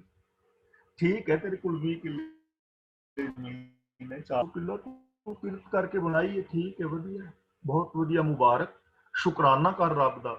ਤੇ ਹੰਕਾਰ ਕਰਦਾ ਫਿਰੇ ਕਿ ਮੇਰੇ ਕੋਲ ਤੇ ਇੰਨਾ ਕੁਛ ਹੈ ਤੇ ਤੂੰ ਕੀ ਬਣਾਇਆ, ਦੂਜਿਆਂ ਨੂੰ ਨੀਵੇਂ ਵਿਖਾਉਂਦੇ ਫਿਰਨਾ, ਅਸੀਂ ਇਕੱਠੇ ਹੀ ਤੁਰੇ ਸਨ, ਤੇਰੇ ਕੋਲ ਅੱਜ ਵੀ ਉਹ 1.5 ਕਿੱਲਾ, ਮੈਂ 20 ਕਿੱਲੇ ਬਣਾ, ਤਾਂ ਅਪਮਾਨ ਕਰਦੇ ਫਿਰਨਾ ਦੂਜਿਆਂ ਦਾ, ਇਹ ਕਦੇ ਵੀ ਠੀਕ ਨਹੀਂ। ਉਹ ਕੋਈ ਬੰਦਾ ਸੀ ਤੇ ਕਹਿਣ ਲੱਗਾ, ਪ੍ਰਾਹੁਣਾ ਗਿਆ ਨਾ ਕਿਸੇ ਦੇ ਘਰ, ਤੇ ਬਜ਼ੁਰਗ ਕਹਿਣ ਲੱਗਾ ਵੀ ਚਲਾ ਭਤੀਜਿਆ ਤੈਨੂੰ ਬਾਹਰ ਪੈਲੀ ਵਿਖਾ ਲਿਆਈਏ। ਤੇ ਕਹਿਣ ਲੱਗਾ ਤਾਇਆ ਲੋੜ ਨਹੀਂ ਪੈਲੀ ਤੇ ਜਾਣ ਦੀ, ਪੈਲੀ ਸ਼ਾਮ ਨੂੰ ਮੰਜੇ ਤੇ ਪਤਾ ਲੱਗ ਜਾਏਗਾ, ਸ਼ਾਮ ਨੂੰ ਆਪੇ ਪਤਾ ਲੱਗ ਜਾਣਾ ਵੀ ਲੰਗਰ ਪਾਣੀ ਛਕਾਓਗੇ ਕਿਹੋ ਜਿਹਾ ਛਕਾਉਂਦੇ ਹੋ, ਪੈਲੀ ਦਾ ਆਪੇ ਪਤਾ ਲੱਗ ਜਾਣਾ ਨਾ, ਪੈਲੀ ਵੇਖਣ ਦੀ ਲੋੜ ਨਹੀਂ। ਉੱਥੇ ਜਾ ਕੇ ਤੁਸੀਂ ਵਿਖਾਣਾ ਨਾ ਕਿ ਉਹ ਕੁੱਲੇ ਮੇਰੇ, ਉਹ ਕਮਾਦ ਮੇਰਾ, ਉਹ ਕਣਕ ਮੇਰੀ, ਇੰਨੀ ਮੇਰੀ ਪੈਲੀ, ਇੰਨੀ ਮੇਰੀ ਫਸਲ, ਤੇ ਪੈਲੀ ਦਾ ਤੇ ਸ਼ਾਮ ਨੂੰ ਰੋਟੀ ਖਵਾਉਣ ਲੱਗੇ ਪਤਾ ਲੱਗ ਜਾਣਾ। ਕਹਿੰਦੇ ਨੇ ਨਾ ਝੋਨੇ ਵਾਲੇ ਪਿੰਡ ਜਿਹੜੇ ਨੇ ਪਰਾਲੀਆਂ ਤੋਂ ਦਿਸ ਪੈਂਦੇ ਨੇ। ਇਸ ਲਈ ਸਾਡੇ ਕੰਮਾਂ ਦੇ ਵਿੱਚੋਂ ਇਹ ਚੀਜ਼ਾਂ ਦਿਸਣੀਆਂ ਚਾਹੀਦੀਆਂ ਨੇ, ਕਿਸੇ ਗਰੀਬ ਨੂੰ ਨੀਵਾਂ ਨਹੀਂ ਵਿਖਾਉਣਾ ਚਾਹੀਦਾ। ਸਾਡੇ ਕੋਲ ਅਮੀਰੀ ਹੋਣੀ ਇਹ ਇੱਕ ਵੱਖਰਾ ਗੱਲ ਹੈ, ਹਰ ਬੰਦਾ ਅਮੀਰ ਹੋਣਾ ਚਾਹੀਦਾ, ਉਹਦੇ ਕੋਲ ਪੈਲੀ ਹੋਵੇ, ਫੈਕਟਰੀਆਂ ਹੋਣ, ਕਾਰਖਾਨੇ ਹੋਣ, ਲੇਕਿਨ ਕਿਰਤ ਕਰਕੇ ਬਣਾਏ ਹੋਣ, ਪਰ ਦੂਜੇ ਨੂੰ ਨੀਵਾਂ ਨਾ ਵਿਖਾਇਆ ਜਾਏ। ਕਬੀਰ ਗਰਬ ਨਾ ਕੀਜੀਏ, ਰੰਕ ਨਾ ਹਸੀਏ ਕੋਏ, ਅਜੂ ਸੁਣਾਓ ਸਮੁੰਦਰ में क्या जानो क्या ਹੋਏ। ਕਰ ਕਿਰਪਾ ਜਿਸ ਕੈ ਹਿਰਦੇ ਗਰੀਬੀ ਵਸਾਵੇ। ਗੁਰੂ ਜੀ ਕਹਿੰਦੇ ਨੇ ਰਹਿਮਤ ਕਰਕੇ ਜਿਸ ਦੇ ਹਿਰਦੇ ਦੇ ਵਿੱਚ ਰੱਬ ਨਿਮਰਤਾ ਵਸਾ ਦਿੰਦਾ ਹੈ। ਨਾਨਕ ਇਹਾਂ ਮੁਕਤ ਆਗੇ ਸੁਖ ਪਾਵੇ। ਇਹਾਂ ਦਾ ਮਤਲਬ ਵਰਤਮਾਨ ਵਿੱਚ, ਆਗੇ ਦਾ ਮਤਲਬ ਆਉਣ ਵਾਲੇ ਸਮੇਂ ਵਿੱਚ, ਫਿਊਚਰ ਵਿੱਚ। ਉਹ ਇਹਾਂ ਦਾ ਮਤਲਬ ਇੱਥੇ, ਉਹਾਂ ਮਤਲਬ ਉੱਥੇ, ਯਾਨੀ ਹਰ ਸਮੇਂ ਹਰ ਉਹ ਬੰਦਾ ਮੁਕਤ, ਇਹਾਂ ਮੁਕਤ, ਉਹ ਇੱਥੇ ਵੀ ਮੁਕਤ, ਇਨਫੀਰੀਓਰਿਟੀ ਕੰਪਲੈਕਸ ਤੋਂ ਮੁਕਤ, ਸੁਪਰੀਓਰਿਟੀ ਕੰਪਲੈਕਸ ਤੋਂ ਮੁਕਤ, ਵਿਕਾਰਾਂ ਤੋਂ ਮੁਕਤ, ਨਿੰਦਾ ਤੋਂ ਮੁਕਤ, ਚੁਗਲੀ ਤੋਂ ਮੁਕਤ, ਆਪਣੇ ਆਪ ਨੂੰ ਪ੍ਰੂਵ ਕਰਨ ਤੋਂ ਮੁਕਤ। ਇਸ ਥਾਂ ਵੀ ਉਹ ਸੁਖੀ, ਆਉਣ ਵਾਲੇ ਸਮੇਂ ਦੇ ਅੰਦਰ ਵੀ ਸੁਖੀ। ਦੇਖੋ ਕਿੰਨਾ ਸੌਖਾ ਢੰਗ ਹੈ ਨਾ, ਕਿ ਰਹਿਮਤ ਕਰਕੇ ਰੱਬ ਜਿਸ ਦੇ ਅੰਦਰ ਨਿਮਰਤਾ ਵਸਾ ਦੇਵੇ, ਜੋ ਨਿਮਰਤਾ ਦੇ ਨਾਲ ਰੱਬੀ ਹੁਕਮ ਦੇ ਅੰਦਰ ਤੁਰੇ, ਰੱਬ ਦੀ ਰਜ਼ਾ ਨੂੰ ਫੋਲੋ ਕਰੇ, ਤਾਂ ਉਹ ਬੰਦਾ ਇੱਥੇ ਵੀ ਸੁਖੀ ਹੈ, ਆਉਣ ਵਾਲੇ ਸਮੇਂ ਦੇ ਅੰਦਰ ਵੀ ਸੁਖੀ ਹੈ। ਗੁਰੂ ਪਾਤਸ਼ਾਹ ਜੀ ਰਹਿਮਤ ਔਰ ਬਖਸ਼ਿਸ਼ ਕਰਨ। ਅਸੀਂ ਗੁਰੂ ਜੀ ਦੀ ਪਾਵਨ ਬਾਣੀ ਨੂੰ ਆਪ ਪੜ੍ਹੀਏ, ਔਰ ਗੁਰਬਾਣੀ ਜ਼ਿੰਦਗੀ ਜੀਵੀਏ, ਤੇ ਨਾਲ ਦੂਜਿਆਂ ਤੱਕ ਵੀ ਇਹ ਚੀਜ਼ ਪਹੁੰਚਾਈਏ, ਔਰ ਸਾਡੇ ਜੀਵਨ ਦੇ ਵਿੱਚੋਂ ਦਿਸੇ, ਸਾਡੇ ਬੋਲਾਂ ਚੋਂ, ਸਾਡੇ ਵਿਹਾਰ ਚੋਂ, ਸਾਡੀ ਮੈਂਟੈਲਿਟੀ ਚੋਂ। ਅਸੀਂ ਕੁਝ ਛੁਪਾ ਨਹੀਂ ਸਕਦੇ, ਸਾਡੀ ਸੋਚ ਵਿੱਚੋਂ, ਸਾਡੇ ਵਿਹਾਰ ਚੋਂ, ਸਾਡੇ ਬੋਲਾਂ ਚੋਂ ਸਭ ਕੁਝ ਦਿਸ ਜਾਣਾ। ਹਾਂ ਇਹ ਹੋ ਸਕਦਾ ਹੈ ਕਿ ਅਸੀਂ ਸਮਝ ਹੋਈਏ ਕਿ ਲੋਕਾਂ ਨੂੰ ਪਤਾ ਨਹੀਂ, ਲੇਕਿਨ ਹਰ ਇੱਕ ਨੂੰ ਪਤਾ ਹੁੰਦਾ ਹੈ। ਇਸ ਲਈ ਅਸੀਂ ਛੁਪਾ ਨਹੀਂ ਸਕਦੇ ਕੁਝ ਵੀ। ਅੰਦਰ ਬਹਿ ਕੇ ਪਾਪ ਕਮਾਵੇ ਸੋ ਚੌਕੁੰਡੀ ਜਾਣੀ ਹੈ। ਤਾਂ ਅਸੀਂ ਗੁਰਬਾਣੀ ਨੂੰ ਫੋਲੋ ਕਰੀਏ, ਗੁਰਬਾਣੀ ਨੂੰ ਆਪ ਪੜ੍ਹੀਏ, ਗੁਰਬਾਣੀ ਮੁਤਾਬਕ ਜ਼ਿੰਦਗੀ ਜੀਵੀਏ, ਆਪਣੇ ਆਪ ਨੂੰ ਧੋਖਾ ਨਾ ਦੇਈਏ, ਔਰ ਸੁਖੀ ਔਰ ਸ਼ਾਂਤ ਹੋਣ ਦਾ ਯਤਨ ਕਰੀਏ। ਸਾਡਾ ਜੀਵਨ ਵੀ ਸੁਖੀ ਹੋ ਜਾਏ, ਸਾਡਾ ਪਰਿਵਾਰ ਵੀ, ਸਾਡਾ ਇਹ ਸੰਸਾਰ ਵੀ ਸੁਰਗ ਬਣ ਜਾਏ। ਇਸ ਪਾਸੇ ਯਤਨ ਕਰੀਏ। ਇੱਥੇ ਮੈਂ ਖਿਮਾ ਦਾ ਜਾਚਕ ਹਾਂ। ਅੱਜ ਦੀ ਇਸ ਵਿਚਾਰ ਦੇ ਅੰਦਰ ਜੇ ਕਿਸੇ ਵੀਰ ਭੈਣ ਦਾ ਕੋਈ ਸਵਾਲ ਹੋਏ ਤਾਂ ਉਹ ਆਪ ਸਵਾਲ ਕਰ ਸਕਦੇ ਹੋ। ਜੇ ਕਿਸੇ ਨੇ ਆਪਣਾ ਕੋਈ ਵਿਚਾਰ ਦੇਣਾ ਹੋਵੇ ਤਾਂ ਉਹ ਆਪਣਾ ਵਿਚਾਰ ਵੀ ਦੇ ਸਕਦੇ ਨੇ। ਵੀਰ ਤਰਲੋਚਨ ਸਿੰਘ ਜੀ ਹੁਣ ਅਨਮਿਊਟ ਹੋ ਗਏ ਨੇ, ਅਗਲੀ ਕਾਰਵਾਈ ਕਰਨਗੇ। ਜਿਹੜੇ ਫੇਸਬੁੱਕ ਤੇ ਮੇਰੇ ਵੀਰ ਭੈਣਾਂ ਸਰਵਣ ਕਰ ਰਹੇ ਨੇ, ਉਹਨਾਂ ਸਾਰਿਆਂ ਦਾ ਧੰਨਵਾਦ। ਵਾਹਿਗੁਰੂ ਜੀ ਕਾ ਖਾਲਸਾ, ਵਾਹਿਗੁਰੂ ਜੀ ਕੀ ਫਤਿਹ। ਵਾਹਿਗੁਰੂ ਜੀ ਕਾ ਖਾਲਸਾ, ਵਾਹਿਗੁਰੂ ਜੀ ਕੀ ਫਤਿਹ। ਧੰਨਵਾਦ ਗਿਆਨੀ ਜੀ। ਤੇ ਜਿੱਦਾਂ ਹਮੇਸ਼ਾ ਦੀ ਤਰ੍ਹਾਂ ਆਪ ਜੀ ਨੂੰ ਪਤਾ ਹੀ ਹੈ ਜੀ, ਕਥਾ ਹੋ ਚੁੱਕੀ ਹੈ ਤੇ ਤੁਸੀਂ ਉਹਦੇ ਵਿੱਚੋਂ ਕੋਈ ਆਪਣੀ ਸਲਾਹ ਦੇਣੀ ਹੈ, ਕੋਈ ਵਿਚਾਰ ਦੇਣਾ ਜਾਂ ਕੋਈ ਸਵਾਲ ਪੁੱਛਣਾ ਤਾਂ ਅਨਮਿਊਟ ਹੋਣੇ ਹੋ ਜਾਓ। ਤੇ ਗਿਆਨੀ ਜੀ ਇੱਥੇ ਹੈਗੇ ਨਾਲ ਤੇ ਉਹ ਤੁਹਾਡੇ ਸਵਾਲਾਂ ਦੇ ਜਵਾਬ ਦੇ ਸਕਦੇ ਆ। ਹਾਂਜੀ ਅਰਵਿੰਦਰ ਸਿੰਘ ਜੀ, ਤੁਸੀਂ ਅਨਮਿਊਟ ਹੋਏ ਆ, ਆਪਣਾ ਕੁਐਸਚਨ ਰੱਖੋ ਜੀ। ਹਾਂਜੀ, ਥੋੜਾ ਜਿਹਾ ਦੋ ਗੱਲਾਂ ਸੀ ਗਿਆਨੀ ਜੀ ਪੁੱਛਣੀਆਂ ਸੀਗੀਆਂ। ਇੱਕ ਤਾਂ ਤੁਸੀਂ ਪਹਿਲਾਂ ਜਦੋਂ ਸ਼ੁਰੂ ਕੀਤਾ ਸੀ ਕਰਾਮਾਤ ਦੀ ਗੱਲ ਕੀਤੀ ਸੀਗੀ। ਕਈ ਦਫਾ ਸੁਣਿਆ, ਗੁਰਦੁਆਰੇ ਵਿੱਚ ਚਲੋ ਸੁਣਿਆ ਕਿ ਗੁਰੂ ਸਮਰੱਥ ਹੈ, ਗੁਰੂ ਕੁਛ ਵੀ ਕਰ ਸਕਦੇ ਆ, ਲੇਕਿਨ ਕਰਾਮਾਤ ਦੀ ਤਾਂ ਮੇਰੇ ਖਿਆਲ ਉੱਥੇ ਵੀ ਗੱਲ ਨਹੀਂ ਹੈਗੀ ਮੇਰਾ ਖਿਆਲ। ਹਾਂਜੀ, ਗੁਰੂ ਜਿਹੜਾ ਸਮਰੱਥ ਹੈ ਨਾ, ਉਹ ਗੁਰੂ ਸਮਰੱਥ ਇਸ ਤਰ੍ਹਾਂ ਹੈ ਕਿ ਗੁਰੂ ਦੇ ਕੋਲ ਹਰ ਉਹ ਗਿਆਨ ਹੈ। ਗੁਰੂ ਰੱਬੀ ਰਜ਼ਾ ਦੇ ਵਿੱਚ ਤੁਰਨ ਵਾਲਾ ਹੈ ਤੇ ਇਸ ਕਰਕੇ ਉਹ ਸਮਰੱਥ ਹੈ ਕਿ ਜੋ ਕੁਝ ਵੀ ਰੱਬੀ ਹੁਕਮ ਦੇ ਅੰਦਰ ਹੋ ਸਕਦਾ ਹੈ ਉਹਨੂੰ ਗੁਰੂ ਪਾ ਸਕਦਾ ਹੈ, ਔਰ ਗੁਰੂ ਸਾਨੂੰ ਉਹ ਕੁਛ ਦੇਣ ਦੇ ਸਮਰੱਥ ਹੈ। ਸਾਨੂੰ ਰਜ਼ਾ ਬਾਰੇ ਗਿਆਨ ਦਿੰਦਾ ਵੀ ਰਜ਼ਾ ਦੇ ਅੰਦਰ ਤੁਰੋ ਤੇ ਤੁਸੀਂ ਸਭ ਕੁਝ ਪਾ ਸਕਦੇ ਹੋ, ਔਰ ਗੁਰੂ ਇਹਨਾਂ ਚੀਜ਼ਾਂ ਨੂੰ ਫੋਲੋ ਕਰਨ ਦੇ ਵਿੱਚ ਸਮਰੱਥ, ਗਿਆਨ ਸਮਰੱਥ ਹੈ। ਹਾਂਜੀ, ਤੇ ਇੱਕ ਥੋੜਾ ਪੁੱਛਣਾ ਸੀ ਹੋਰ, ਥੋੜਾ ਹਾਂਜੀ, ਐਕਸਪਲੇਨ ਕਰੋਗੇ? ਤੁਸੀਂ ਵਰਡ ਯੂਜ਼ ਕੀਤੀ ਸੀ ਸਮਰਪਣ, ਇਹਦਾ ਥੋੜਾ ਜਿਹਾ ਐਕਸਪਲੇਨ ਕਰੋਗੇ ਮਤਲਬ ਕੀ ਭਲਾ ਸਮਰਪਣ? ਸਮਰਪਣ ਦਾ ਮਤਲਬ ਸਰੈਂਡਰ ਹੋ ਜਾਣਾ। ਜਿਵੇਂ ਲੜਾਈ ਨਹੀਂ ਹੁੰਦੀ ਦੋ ਦੇਸ਼ਾਂ ਦੀ, ਤੇ ਫਿਰ ਇੱਕ ਬੰਦਾ ਆਪਣੇ ਚਿੱਟੇ ਝੰਡੇ ਖੜੇ ਕਰ ਦਿੰਦਾ, ਫੌਜੀ ਹੱਥ ਖੜੇ ਕਰ ਦਿੰਦੇ ਨੇ ਵੀ ਅਸੀਂ ਸਰੈਂਡਰ ਹੋ ਗਏ, ਤੇ ਅਸੀਂ ਨਹੀਂ ਲੜਦੇ। ਉਹਨਾਂ ਨੇ ਹਥਿਆਰ ਸੁੱਟ ਤੇ ਸਰੈਂਡਰ ਹੋ ਗਏ ਤੇ ਉਹ ਗੁਲਾਮ ਹੋ ਗਏ। ਫਿਰ ਉਹਨਾਂ ਨੂੰ ਜਿਵੇਂ ਹੁਣ ਦੂਜੇ ਦੇਸ਼ ਦਾ ਜਿਹੜਾ ਚਲਾਏਗਾ ਉਵੇਂ ਉਹ ਚੱਲਣਗੇ। ਤਾਂ ਸਮਰਪਣ ਦਾ ਮਤਲਬ ਸਰੈਂਡਰ ਹੋ ਜਾਣਾ ਸੱਚ ਦੇ ਅੱਗੇ, ਆਪਣੀ ਮੱਤ ਨੂੰ ਛੱਡ ਕੇ ਗੁਰੂ ਦੀ ਮੱਤ ਨੂੰ ਅਪਣਾ ਲੈਣਾ। ਹਾਂਜੀ, ਤੁਸੀਂ ਵੈਸੇ ਐਕਸਪਲੇਨੇਸ਼ਨ ਕੀਤੀ ਸੀ ਕਿ ਜਦੋਂ ਕੰਪਰੋਮਾਈਜ਼ ਦੀ ਗੱਲ ਕੀਤੀ, ਕੰਪਰੋਮਾਈਜ਼ ਦੀ, ਉੱਥੇ ਥੋੜਾ ਸਮਝਾਓ ਕਿੱਦਾਂ ਭਲਾ ਇਹਦਾ ਕੰਪਰੋਮਾਈਜ਼ ਦੇ ਨਾਲ ਕਿੱਦਾਂ ਸਮਰਪਣ ਹੋਣਾ ਹੈ। ਕੰਪਰੋਮਾਈਜ਼ ਅਸੀਂ ਨਾ ਐਵੇਂ ਕਰਦੇ ਹਾਂ ਕਿ ਮੰਨ ਲਓ 2 ਮਿੰਟ ਵਾਸਤੇ ਕਿ ਤੁਹਾਨੂੰ ਗੋਭੀ ਦੀ ਸਬਜ਼ੀ ਪਸੰਦ ਹੈ, ਮੈਨੂੰ ਗੋਭੀ ਦੀ ਪਸੰਦ ਸਬਜ਼ੀ ਹੈ ਨਹੀਂ, ਪਰ ਮੈਂ ਤੁਹਾਡੇ ਨਾਲ ਕੰਪਰੋਮਾਈਜ਼ ਕਰ ਲਿਆ ਵੀ ਚੱਲ ਯਾਰ ਕੋਈ ਗੱਲ ਨਹੀਂ, ਤੁਸੀਂ ਗੋਭੀ ਬਣਾ ਲਓ ਤੇ ਮੈਂ ਵੀ ਗੋਭੀ ਖਾ ਲਵਾਂਗਾ। ਹੁਣ ਮੇਰਾ ਅੰਦਰੋਂ ਜੀ ਨਹੀਂ ਕਰ ਰਿਹਾ, ਕੰਪਰੋਮਾਈਜ਼ ਮੈਂ ਕਰ ਰਿਹਾ ਤੇ ਮੈਂ ਗੋਭੀ ਖਾ ਲਈ ਔਖੀ ਸੌਖੀ ਕਿ ਚੱਲ ਮੈਂ ਥੋੜੀ ਖਾ ਲਾਂਗਾ, ਕੁਛ ਕਰ ਲਾਂਗਾ। ਪਰ ਜਦੋਂ ਮੇਰਾ ਜੀ ਅੱਕ ਗਿਆ ਤੇ ਮੈਂ ਫਿਰ ਕਹਿ ਦੇਣਾ ਵੀ ਨਾ ਯਾਰ ਮੈਂ ਨਹੀਂ ਗੋਭੀ। ਕੰਪਰੋਮਾਈਜ਼ ਮੈਂ ਜਦੋਂ ਮਰਜ਼ੀ ਤੋੜ ਦੇਵਾਂ। ਤੇ ਜੇ ਮੈਂ ਸਰੈਂਡਰ ਹੋ ਜਾਵਾਂ ਤੇ ਠੀਕ ਹੈ, ਜੇ ਮੇਰਾ ਵੀਰ ਕਹਿੰਦਾ ਗੋਭੀ ਤੇ ਮੈਂ ਗੋਭੀ ਖਾਣੀ ਸ਼ੁਰੂ ਤੋਂ, ਫਿਰ ਉਹ ਸਰੈਂਡਰ ਹੋਇਆ, ਫਿਰ ਟੁੱਟੇਗਾ ਨਹੀਂ, ਫਿਰ ਮੈਂ ਖਾਈ ਜਾਵਾਂ, ਫਿਰ ਮੇਰੀ ਤੁਹਾਡੀ ਦੂਰੀ ਵਧੇਗੀ। ਅੱਛਾ, ਮੰਨ ਗਏ, ਇੱਕ ਦੂਜੇ ਨੂੰ ਮੰਨ ਲੈਣਾ। ਹਾਂਜੀ, ਤੇ ਸਰੈਂਡਰ ਹੋਣ ਦਾ ਮਤਲਬ ਇਹ ਨਹੀਂ ਹੈ ਕਿ ਗਲਤ ਕੰਮਾਂ ਤੇ ਸਰੈਂਡਰ ਕਰੀ ਜਾਈਏ। ਵੀ ਜੇ ਤੁਸੀਂ ਮੈਨੂੰ ਸ਼ਰਾਬ ਕਹੋ ਤਾਂ ਮੈਂ ਸ਼ਰਾਬ ਪੀਣ ਵਾਸਤੇ ਸਰੈਂਡਰ ਹੋ ਜਾ, ਚੰਗੇ ਕੰਮ ਦੇ ਉੱਤੇ ਸਰੈਂਡਰ ਅਸੀਂ ਕਰਨਾ ਹੈ ਰੱਬੀ ਰਜ਼ਾ ਦੇ ਵਾਸਤੇ। ਅੱਛਾ, ਤੁਸੀਂ ਵੀ ਮੈਂ ਵੀ। ਅੱਛਾ, ਹਾਂਜੀ, ਥੈਂਕ ਯੂ। ਫਿਰ ਮਤਲਬ ਫਿਰ ਪ੍ਰੋਬਲਮ ਨਹੀਂ। ਦੇਖੋ ਪਤੀ ਪਤਨੀ ਦੋਵੇਂ ਨੇ, ਹੁਣ ਤੁਸੀਂ ਤੁਹਾਡੀ ਘਰ ਵਾਲੀ ਤੁਸੀਂ ਦੋਵੇਂ ਹੋ, ਤੇ ਜੇ ਤੁਸੀਂ ਆਪਣਾ ਨੇਮ ਬਣਾ ਲਓ ਕਿ ਅਸੀਂ ਦੋਵਾਂ ਜੀਆਂ ਨੇ ਗੁਰਬਾਣੀ ਅਨੁਸਾਰ ਜ਼ਿੰਦਗੀ ਜੀਣੀ ਹੈ, ਤੁਸੀਂ ਦੋਵੇਂ ਹੀ ਸਰੈਂਡਰ ਹੋ ਗਏ ਬਾਣੀ ਅੱਗੇ, ਤਾਂ ਕੋਈ ਪ੍ਰੋਬਲਮ ਆਉਣੀ ਨਹੀਂ। ਪਰ ਜੇ ਕੰਪਰੋਮਾਈਜ਼ ਕਰ ਲਓ ਕਿ ਹਾਂ ਠੀਕ ਹੈ ਅਸੀਂ ਬਾਣੀ ਮੁਤਾਬਕ ਥੋੜੇ ਬਹੁਤੇ ਦਿਨ ਤੇ ਨਿਤਨੇਮ ਕਰੋਗੇ ਤੇ ਫਿਰ ਛੱਡ ਦੋਗੇ। ਠੀਕ ਹੈ ਨਾ, ਸਮਝ ਗਏ ਨਾ? ਮੈਂ ਇਹ ਕਹਿਣਾ ਚਾਹੁੰਦਾ ਵੀ ਸਾਨੂੰ ਸਰੈਂਡਰ ਹੋਣਾ ਚਾਹੀਦਾ ਹੈ। ਅੱਛਾ ਜੀ, ਥੈਂਕ ਯੂ। ਧੰਨਵਾਦ। ਠੀਕ ਹੈ ਜੀ, ਧੰਨਵਾਦ। ਤੇ ਸਾਡੇ ਨਾਲ ਭਾਈ ਗਗਨਦੀਪ ਸਿੰਘ ਜੀ। ਹਾਂਜੀ ਭਾਈ ਗਗਨਦੀਪ ਸਿੰਘ ਜੀ, ਕਰੋ ਗੱਲ। ਭਾਈ ਸਾਹਿਬ ਜੀ, ਜਿਹੜਾ ਆਪਾਂ ਸ਼ਲੋਕ ਕੀਤਾ, ਸੁਖੀ ਬਸੈ ਮਸਕੀਨੀਆਂ ਆਪ ਨਿਵਾਰ ਤਲੇ, ਵੱਡੇ ਵੱਡੇ ਹੰਕਾਰੀਆਂ ਆਪ ਨਿਵਾਰ, ਇਸ ਸ਼ਲੋਕ ਵਿੱਚ ਜਿਵੇਂ ਮਸਕੀਨੀਆਂ ਕਈ ਜਗ੍ਹਾ ਸਾਖੀ ਮੈਂ ਵੀ ਸੁਣੀ ਆ, ਸੁਣਾਈ ਵੀ ਜਾਂਦੀ ਆ, ਉਹ ਮਸਕੀਨੀਆਂ ਭਲਵਾਨ ਦੀ ਗੱਲ ਕਰਦੇ ਆ, ਉਹ ਇਹਦੇ ਨਾਲ ਜੋੜ ਕੇ ਉਹ ਸਹੀ ਆ ਕਿ?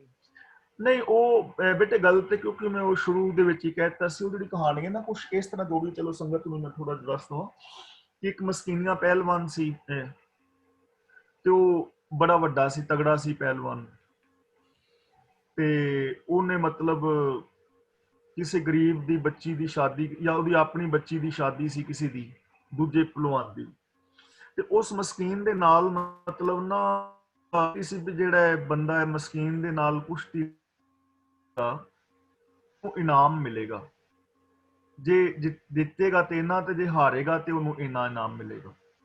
ਤੇ ਇੱਕ ਮਾਰਚੂ ਜਿਹਾ ਬੰਦਾ ਜਾ ਕੇ ਉਹ ਮਸਕੀਨ ਪਹਿਲਵਾਨ ਦੇ ਨਾਲ ਲਈ ਮੈਦਾਨ ਵਿੱਚ ਚਲਾ ਗਿਆ। ਤੇ ਉਹ ਮਸਕੀਨ ਪਹਿਲਵਾਨ ਬੜਾ ਤਗੜਾ ਸੀ, ਤੇ ਉਹਨੇ ਵੇਖਿਆ ਵੀ ਇਹ ਤੇ ਮਤਲਬ ਬੰਦਾ ਮਾਰਚੂ ਜਾ, ਤੇ ਉਹ ਹੱਸਿਆ ਵੀ ਤੂੰ ਬਈ ਆਪਣੀਆਂ ਹੱਡੀਆਂ ਬਣਾਉਣੀਆਂ ਨੇ, ਵੀ ਤੂੰ ਘੁੱਲ ਲੈਂਗਾ, ਤੈਨੂੰ ਕੁਸ਼ਤੀ ਆਉਂਦੀ ਹੈ। ਉਹ ਕਹਿੰਦਾ ਯਾਰ ਮੇਰੀਆਂ ਹੱਡੀਆਂ ਟੁੱਟ ਜਾਣ ਜਾਂ ਮੈਂ ਕੁਛ ਹੋ ਜਾ, ਮੇਰੀ ਕੁੜੀ ਦਾ ਵਿਆਹ, ਤੇ ਜੇ ਮੈਂ ਹਾਰ ਗਿਆ ਤੇ ਮੈਨੂੰ ਇਹਨੇ ਪੈਸੇ ਮਿਲ ਜਾਣਗੇ ਤੇ ਮੈਂ ਆਪਣੀ ਕੁੜੀ ਦਾ ਵਿਆਹ ਕਰ ਲਵਾਂਗਾ। ਤੇ ਉਹ ਮਸਕੀਨ ਪਹਿਲਵਾਨ ਸੀ, ਉਹਦੇ ਮਨ ਵਿੱਚ ਦਇਆ ਆ ਗਈ, ਤੇ ਉਹ ਜਦੋਂ ਘੁਲਣ ਲੱਗੇ ਤੇ ਉਹ ਮਸਕੀਨ ਪਹਿਲਵਾਨ ਆਪ ਹੀ ਢਹਿ ਗਿਆ। ਇਹ ਕਹਾਣੀ ਜੋੜੀ ਹੈ, ਇਹ ਜੋੜੀ ਹੈ ਨਾ। ਲੇਕਿਨ ਇਹ ਕਹਾਣੀ ਦੇ ਨਾਲ ਇਸ ਸ਼ਲੋਕ ਦਾ ਕੋਈ ਸੰਬੰਧ ਨਹੀਂ ਹੈ। ਇੱਥੇ ਮਸਕੀਨੀਆਂ ਦਾ ਮਤਲਬ ਗਰੀਬੀ ਸੁਭਾਅ ਵਾਲਾ। ਇਹ ਕਹਾਣੀਆਂ ਨਾ ਬਹੁਤ ਸਾਰੀਆਂ ਜੋੜੀਆਂ ਗਈਆਂ ਨੇ ਨਾਲ, ਤਾਂ ਉਹਨਾਂ ਦਾ ਇਹਨਾਂ ਦੇ ਨਾਲ ਸੰਬੰਧ ਨਹੀਂ ਹੈ। ਉਹ ਕਹਾਣੀ ਹੋ ਸਕਦਾ ਕਿਤੇ ਹੋਵੇ, ਪਰ ਬਾਣੀ ਨਾਲ ਇਸ ਸ਼ਲੋਕ ਦੇ ਨਾਲ ਉਹਦਾ ਕੋਈ ਸੰਬੰਧ ਨਹੀਂ। ਇਹ ਜਿਹੜਾ ਮਸਕੀਨੀਆਂ ਹੈ ਉਹ ਇੱਕ ਵਾਸਤੇ ਨਹੀਂ ਹੈ। ਮਸਕੀਨੀਆਂ ਦਾ ਮਤਲਬ ਗਰੀਬ ਸੁਭਾਅ, ਮਸਕੀਨ ਦਾ ਮਤਲਬ ਹੁੰਦਾ ਗਰੀਬੀ ਸੁਭਾਅ ਵਾਲਾ, ਨਿਮਰਤਾ ਵਾਲਾ। ਜਿਸ ਬੰਦੇ ਦੇ ਅੰਦਰ ਇਨਸਾਨੀਅਤ ਹੈ, ਗਰੀਬੀ ਹੈ, ਨਿਮਰਤਾ ਹੈ, ਉਹ ਆਪ ਨਿਵਾਰਦਾ, ਮਤਲਬ ਆਪਣੇ ਆਪ ਦਾ ਹੰਕਾਰ ਤਿਆਗ ਦਿੰਦਾ ਹੈ, ਗੁਰੂ ਦੀ ਮੱਤ ਮੁਤਾਬਕ ਜ਼ਿੰਦਗੀ ਜੀਂਦਾ ਹੈ, ਔਰ ਖੁਸ਼ ਰਹਿੰਦਾ ਹੈ, ਸੁੱਖ ਪਾਉਂਦਾ ਹੈ, ਆਨੰਦ ਲੈਂਦਾ ਹੈ। ਪਰ ਜਿਹੜੇ ਹੰਕਾਰੀ ਬੰਦੇ ਨੇ ਵੱਡੇ ਵੱਡੇ, ਉਹ ਆਪਣੇ ਹੰਕਾਰ ਦੇ ਵਿੱਚ ਹੀ ਗਲ ਜਾਂਦੇ ਨੇ, ਉਹ ਕੁਛ ਪ੍ਰਾਪਤੀ ਨਹੀਂ ਕਰ ਪਾਉਂਦੇ। ਇਸ ਲਈ ਉਹ ਸਾਖੀ ਗਲਤ ਜੋੜੀ। ਧੰਨਵਾਦ। ਠੀਕ ਹੈ, ਧੰਨਵਾਦ। ਠੀਕ ਹੈ ਜੀ ਹਰਵਿੰਦਰ ਸਿੰਘ ਜੀ, ਤੁਸੀਂ ਅਨਮਿਊਟ ਹੋਏ ਸੀਗੇ, ਤੁਸੀਂ ਦੁਬਾਰਾ ਨਹੀਂ ਗੱਲ ਕਰਨੀ? ਨਹੀਂ ਜੀ, ਸੌਰੀ। ਕੋਈ ਨਹੀਂ ਜੀ, ਕੋਈ ਨਹੀਂ। ਤੇ ਇਹ ਗਿਆਨੀ ਜੀ, ਜਿਹੜੀਆਂ ਜਿੱਦਾਂ ਸੁਖੀ ਬਸੇ ਮਸਕੀਨੀਆਂ ਵਾਲੀ ਜਿਹੜੀ ਕਹਿ ਲਓ ਕਹਾਣੀ ਜੋੜੀ ਹੈ ਐਕਸਪਲੇਨ ਕਰਨ ਵਾਸਤੇ, ਇੱਦਾਂ ਬਹੁਤ ਸਾਰੀ ਜਦੋਂ ਵੀ ਕਥਾ ਸੁਣਦੇ ਆ ਕਿਸੇ ਚੀਜ਼ ਦੀ ਵੀ, ਕਿਸੇ ਵੀ ਸ਼ਬਦ ਦੀ ਕਥਾ ਕਰਦੇ ਆ, ਤੇ ਬਹੁਤ ਸਾਰੇ ਕਥਾਕਾਰਾਂ ਨੇ ਇੱਦਾਂ ਕਹਾਣੀਆਂ ਨਾਲ ਜੋੜੀਆਂ ਆ ਐਕਸਪਲੇਨ ਕਰਨ ਵਾਸਤੇ। ਕਈ ਵਾਰੀ ਉਹਨਾਂ ਦਾ ਕੋਈ ਮਤਲਬ ਨਹੀਂ ਹੈਗਾ, ਕਈ ਤਾਂ ਇਤਿਹਾਸ ਹੀ ਆ, ਕਈ ਕੋਈ ਹੋ ਸਕਦਾ ਰਿਲੇਟਡ ਵੀ ਹੋਵੇ ਸਾਡੇ ਹਿਸਟਰੀ ਦੇ ਨਾਲ। ਪਰ ਜਿਸ ਹਿਸਾਬ ਨਾਲ ਆਹ ਕਹਾਣੀ ਦੱਸੀ ਜਾਂਦੀ ਹੈ, ਇਹ ਹੁਣ ਸੱਚ ਮੰਨਣ ਵਾਸਤੇ ਸਾਨੂੰ ਕਿਹਾ ਗਿਆ ਹੈ ਇੱਦਾਂ ਵੀ ਇੱਦਾਂ ਹੋਇਆ ਕੁਛ ਪਿੱਛੇ, ਹੈ ਨਾ। ਤੇ ਇਹ ਕੌਣ ਜੋੜਦਾ ਜੀ ਇੱਦਾਂ ਦੀਆਂ ਕਹਾਣੀਆਂ? ਕਥਾਕਾਰ ਆਪ ਜੋੜਦੇ ਆ, ਪਿੱਛੋਂ ਲੈ ਕੇ ਆਉਂਦੇ? ਅਸਲ ਦੇ ਵਿੱਚ ਨਾ ਇਹ ਜਿਹੜੀਆਂ ਬਹੁਤੀਆਂ ਕਹਾਣੀਆਂ ਨੇ, ਜਦੋਂ ਤੁਸੀਂ ਭਗਤਮਾਲਾ ਪੜ੍ਹੋਗੇ ਨਾ, ਸਿੱਖਾਂ ਦੀ ਭਗਤਮਾਲਾ, ਤਾਂ ਉਹ ਭਗਤਮਾਲਾ ਦੇ ਵਿੱਚ ਬਹੁਤ ਸਾਰੀਆਂ ਇਹ ਕਹਾਣੀਆਂ ਜਿਹੜੀਆਂ ਨੇ ਜੋੜੀਆਂ ਗਈਆਂ ਨੇ। ਜਨਮ ਸਾਖੀ ਦੇ ਵਿੱਚ ਵੀ, ਤੇ ਪਹਿਲੋਂ ਲਿਟਰੇਚਰ ਲਿਖਣ ਦਾ ਕੁਛ ਰਿਵਾਜ ਇਸ ਟਾਈਪ ਦਾ ਸੀ, ਜਾਂ ਮਿਲਾਵਟ ਕਰਨ ਵਾਸਤੇ ਜਾਂ ਚੀਜ਼ ਨੂੰ ਸਮਝਣ ਲਈ, ਕਿਉਂਕਿ ਹੈ ਹੀ ਇਸ ਟਾਈਪ ਦਾ ਸੀ, ਤੇ ਉਹਨਾਂ ਲੋਕਾਂ ਨੇ ਕਹਾਣੀਆਂ ਜੋੜੀਆਂ ਨੇ। ਦੂਜੇ ਨੰਬਰ ਤੇ ਜਦੋਂ ਸਾਨੂੰ ਕਿਸੇ ਚੀਜ਼ ਦੀ ਸਮਝ ਨਹੀਂ ਨਾ ਆਉਂਦੀ, ਬਾਣੀ ਨੂੰ ਕੋਈ ਬੰਦਾ ਸਮਝ ਨਹੀਂ ਪਾਉਂਦਾ, ਫਿਰ ਉੱਥੇ ਉਹ ਕਹਾਣੀ ਜੋੜ ਲੈਂਦਾ, ਤੇ ਉਹ ਕਹਾਣੀ ਜੋੜ ਕੇ ਤੂੰ ਆਪਣਾ ਜਿਹੜਾ ਕੰਮ ਡੰਗ ਟਪਾ ਲੈਂਦਾ। ਜਿਵੇਂ ਮੈਂ ਤੁਹਾਨੂੰ ਪਿੱਛੇ ਇੱਕ ਸ਼ਬਦ ਸੁਣਾਇਆ ਸੀ, ਜਿਵੇਂ ਭਗਤ ਧੰਨਾ ਜੀ ਨੇ, ਤਾਂ ਉਹਨਾਂ ਦੇ ਨਾਲ ਕਹਾਣੀ ਜੋੜ ਲਈ ਵੀ ਭਗਤ ਧੰਨਾ ਜੀ ਪੱਥਰ ਦੀ ਪੂਜਾ ਕਰਦੇ ਸੀ। ਉਹ ਬ੍ਰਾਹਮਣ ਨੂੰ ਦੇਖਦੇ ਸੀ, ਤੇ ਉਹਨਾਂ ਨੇ ਜਾ ਕੇ ਦੇਖਿਆ, ਤੇ ਉਹਨੇ ਮੰਗਿਆ, ਤੇ ਉਹਨੇ ਪੱਥਰ ਦਿੱਤਾ, ਤੇ ਭਗਤ ਧੰਨਾ ਜੀ ਮਤਲਬ ਰੱਬ ਦੇ ਅੱਗੇ ਬਹਿ ਗਏ, ਤੇ ਉਹ ਕਹਿਣ ਲੱਗੇ ਵੀ ਸਾਗ ਤੇ ਮੱਕੀ ਦੀ ਰੋਟੀ ਖਾ, ਭੋਗ ਲਵਾਉਣ ਵਾਸਤੇ। ਤੇ ਉਹ ਮਤਲਬ ਉਹਨੇ ਪੱਥਰ ਨੇ ਕਿੱਥੋਂ ਖਾਣੀ ਸੀ, ਤੇ ਉਹ ਬਹਿ ਗਿਆ। ਉਹ ਕਹਿਣ ਲੱਗਾ ਵੀ ਮੈਂ ਕੋਈ ਪੰਡਤ ਵਾਲਾ ਕੰਮ, ਮੈਨੂੰ ਆਰਤੀ ਉਰਤੀ ਤੇ ਆਉਂਦੀ ਨਹੀਂ, ਮੈਂ ਤੇ ਜੱਟ ਬੰਦਾ ਵਾਂ, ਵੀ ਜੇ ਤੂੰ ਨਹੀਂ ਖਾਣੀ ਤੇ ਮੈਂ ਵੀ ਨਹੀਂ ਖਾਣੀ, ਮੈਂ ਵੀ ਤਾਂ ਹੀ ਖਾਂਗਾ ਜੇ ਤੂੰ ਖਾਏਗਾ, ਨਹੀਂ ਤੇ ਮੈਂ ਵੀ ਮਰਾਂਗਾ ਭੁੱਖਾ। ਤੇ ਜਦੋਂ ਮਰਨ ਲੱਗਾ ਤੇ ਰੱਬ ਹੱਸ ਪਿਆ ਵੀ ਇਹ ਭੋਲਾ ਬੰਦਾ, ਇਹਨੂੰ ਪਤਾ ਨਹੀਂ ਚਲਾਕੀਆਂ ਚਲੂਕੀਆਂ ਦਾ। ਰੱਬ ਪ੍ਰਗਟ ਹੋਇਆ ਤੇ ਉਹਨੇ ਤੇ ਰੋਟੀ ਖਾਧੀ, ਤੇ ਜਦੋਂ ਰੋਟੀ ਪਾਣੀ ਖਾ ਕੇ ਤੁਰਨ ਲੱਗਾ ਤੇ ਰੱਬ ਨੇ ਬਾਹੋਂ ਫੜ ਲਿਆ। ਉਹ ਕਹਿੰਦਾ ਯਾਰ ਰੋਟੀ ਖਾ ਕੇ ਤੁਰ ਚਲਿਆ, ਸਵਾਰਥੀ ਬੰਦਾ, ਤੇ ਆ ਪੈਲੀ ਕਿੰਨੇ ਵਾਹਣੀ ਹੈ, ਤੂੰ ਤੇ ਲੋਕਾਂ ਨੇ ਤਿੰਨ ਕੇ ਕਾਜ ਸਵਾਰਤਾ, ਤੇ ਢੱਗੇ ਕੌਣ ਤੋਰੇਗਾ। ਫਿਰ ਉਹ ਭਗਤ ਧੰਨੇ ਦੇ ਰੱਬ ਨੇ ਹਲ ਵੀ ਵਾਏ ਤੇ ਕਿਆਰੇ ਵੀ ਮੋੜੇ। ਇਹ ਚੀਜ਼ਾਂ ਜੋੜੀਆਂ ਨੇ, ਲੇਕਿਨ ਇਹ ਹੈ ਨਹੀਂ, ਕਿਉਂਕਿ ਬਾਣੀ ਚੋਂ ਵਿੱਚੋਂ ਬਚਨ ਆਉਂਦਾ ਹੈ ਕਿ ਪਾਥਰ ਨਾ ਕਿਸ ਬੋਲੇ ਨਾ ਕਿਸ ਦੇ, ਕੋਈ ਪੱਥਰ ਨਾ ਬੋਲਦਾ ਨਾ ਕੁਛ ਦਿੰਦਾ ਹੈ। ਜੋ ਪਾਥਰ ਕੀ ਪਾਈ ਪਾਏ ਤਿਸ ਕੀ ਕਾਲ ਅਜਾਈ ਜਾਏ, ਵੀ ਜਿਹੜਾ ਪੱਥਰ ਦੀ ਪੈਰੀ ਪੈਂਦਾ ਹੈ ਉਹਦੀ ਕਾਲ ਜਿਹੜੀ ਉਹ ਅਜਾਈ ਚਲੀ ਜਾਂਦੀ ਹੈ। ਤੇ ਘਰ ਮੈਂ ਠਾਕੁਰ ਨਦਰ ਨਾ ਆਵੇ, ਗਲ ਮੈਂ ਪਾਹਨ ਲੈ ਲਟਕਾਵੇ, ਪਰ ਮੈਂ ਪੂਲਾ ਸਾਕਤ ਫਿਰਤਾ। ਤਾਂ ਇਸ ਕਰਕੇ ਇਹ ਕਹਾਣੀ ਜੋੜ ਦਿੱਤੀ ਗਈ, ਗੁਰਬਾਣੀ ਨੂੰ ਨਹੀਂ ਸਮਝਿਆ। ਹੁਣ ਦੇਖੋ ਭਗਤ ਧੰਨਾ ਜੀ ਆਪ ਕੀ ਕਹਿੰਦੇ ਨੇ ਆਪਣੇ ਬਾਰੇ। ਹੁਣ ਇੱਕ ਤੇ ਕਿ ਤੁਸੀਂ ਮੇਰੇ ਬਾਰੇ ਐਕਸਪਲੇਨ ਤੁਸੀਂ ਕਰ ਰਹੇ ਹੋ ਕਿ ਮੋਹਰ ਸਿੰਘ ਇੰਨਾ ਪੜ੍ਹਿਆ ਜਾਂ ਇੰਨੀ ਉਹਦੇ ਕੋਲ ਪ੍ਰੋਪਰਟੀ ਜਾਂ ਇੰਨਾ ਕੁਛ। ਇੱਕ ਮੈਂ ਕਰ ਰਿਹਾ ਆਪਣੇ ਬਾਰੇ ਵੀ ਮੈਂ, ਤੁਸੀਂ ਹੁਣ ਮੈਨੂੰ ਕਹਿ ਰਹੇ ਹੋ, ਤੁਸੀਂ ਕਿਸ ਨੂੰ ਕਹਿ ਰਹੇ ਹੋ ਮੋਹਰ ਸਿੰਘ ਨੇ MA ਕੀਤੀ ਫਲਾਂ ਟੀਮ, ਤੇ ਮੈਂ ਕਹਿੰਦਾ ਵੀ ਯਾਰ ਮੈਂ ਤੇ 10 ਪੜ੍ਹਿਆ ਹਾਂ, ਤਾਂ ਤੁਹਾਨੂੰ ਮੇਰੇ ਤੇ ਵਿਸ਼ਵਾਸ ਕਰਨਾ ਚਾਹੀਦਾ ਨਾ। ਤਾਂ ਭਗਤ ਧੰਨਾ ਜੀ ਆਪਣੇ ਬਾਰੇ ਕੀ ਕਹਿ ਰਹੇ ਨੇ, ਉਹ ਕਹਿੰਦੇ ਨੇ ਧੰਨੇ ਧਨ ਪਾਇਆ ਧਰਣੀ ਤਰ ਮਿਲਜਨ ਸੰਤ ਸੁਣਿਆ, ਕਿ ਸਤਸੰਗੀ ਜਨਾਂ ਨਾਲ ਮਿਲ ਕੇ, ਗੁਰੂ ਦੇ ਨਾਲ ਮਿਲ ਕੇ ਮੈਂ ਰੱਬ ਨੂੰ ਪਾਇਆ। ਅਸੀਂ ਕਹਿੰਦਾ ਨਹੀਂ, ਰੱਬ ਨੂੰ ਪੱਥਰ ਫੂਟ ਕੇ ਪਾਇਆ।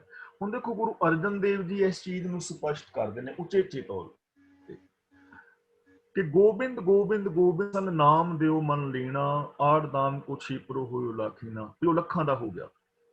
ਬੁਨਣਾ ਤੰਨਾ ਤਿਆਗ ਕੇ ਪ੍ਰੀਤ ਚਰਨ ਕਬੀਰਾ, ਇੱਥੇ ਬੁਨਣਾ ਤੰਨਾ ਛੱਡ ਦਿੱਤਾ ਕਬੀਰ ਨੇ ਤੇ ਰੱਬ ਦੇ ਚਰਨਾਂ ਨਾਲ। ਹੁਣ ਇੱਥੇ ਅਸੀਂ ਫਿਰ ਕਹਿ ਦਿੰਦੇ ਹਾਂ ਕਿ ਉਹਨੇ ਜੁਲਾਹੇ ਦਾ ਕੰਮ ਹੀ ਛੱਡਤਾ।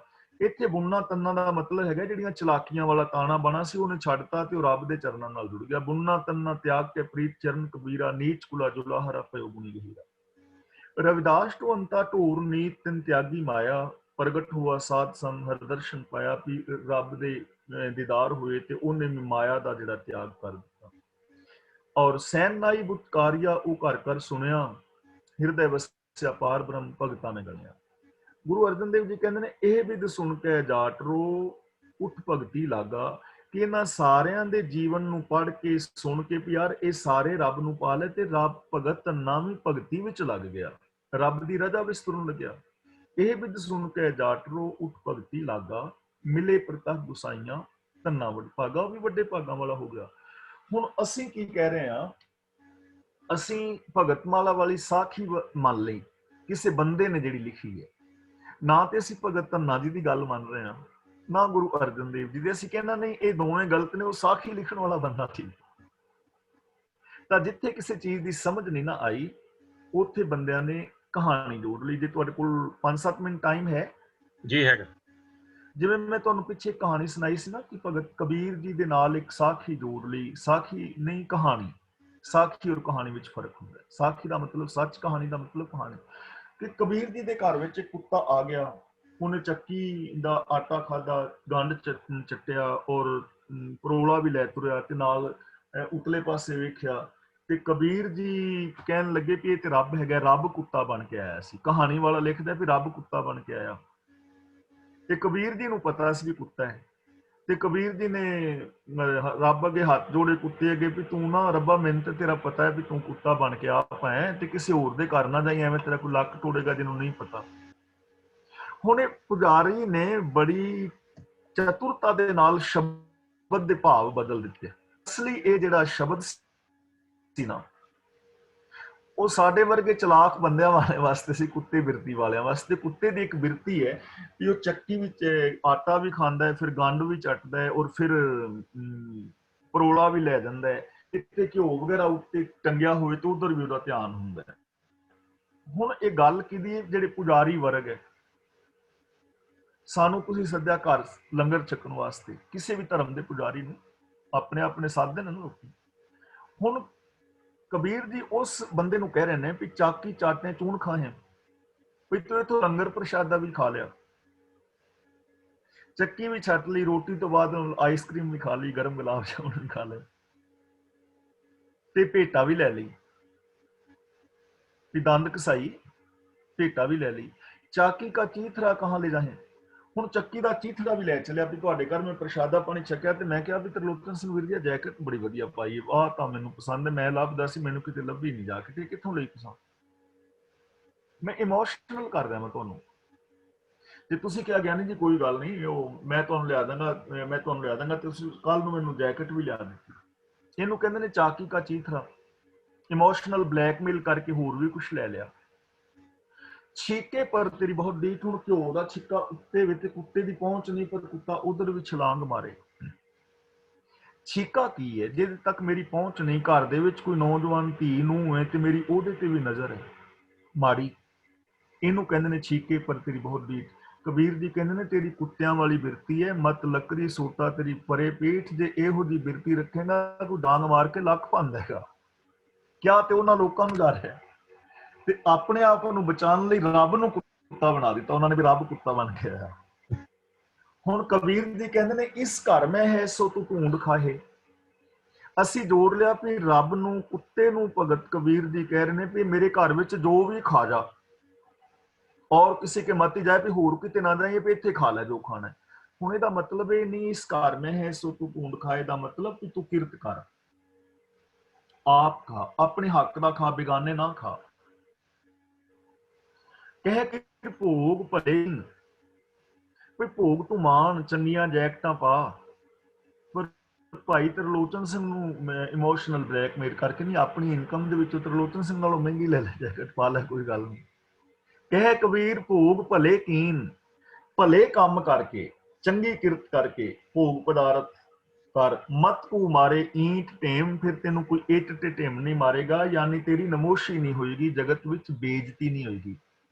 ਹੁਣ ਇਹਨਾਂ ਅਰਥਾਂ ਦੀ ਜਾਂ ਤੇ ਸਮਝ ਨਹੀਂ ਆਈ, ਜਾਂ ਇਹਨਾਂ ਅਰਥਾਂ ਨੂੰ ਜਾਣ ਬੁੱਝ ਕੇ ਵਿਗਾੜਿਆ ਗਿਆ ਕਿਉਂਕਿ ਸਾਡੇ ਧੰਦੇ ਦੇ ਉੱਤੇ ਚੋਟ ਹੈ, ਇਸ ਲਈ ਰੱਬ ਨੂੰ ਕੁੱਤਾ ਬਣਾ ਦਿੱਤਾ।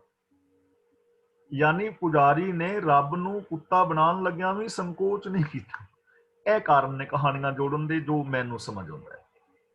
ਇਸ ਲਈ ਸਾਨੂੰ ਗੁਰਬਾਣੀ ਨੂੰ ਸਮਝਣ ਦੀ ਲੋੜ ਹੈ ਆਪ ਯੂਨੀਵਰਸਲ ਟਰੁੱਥ ਦੇ ਬੇਸ ਦੇ ਉੱਤੇ, ਕਿਉਂਕਿ ਗੁਰਬਾਣੀ ਯੂਨੀਵਰਸਲ ਟਰੁੱਥ ਹੈ। ਗੁਰਬਾਣੀ ਸਰਬ ਸਾਂਝੀ ਹੈ, ਸਰਬ ਦੇਸ਼ੀ ਹੈ, ਸਰਬ ਕਾਲੀ ਹੈ।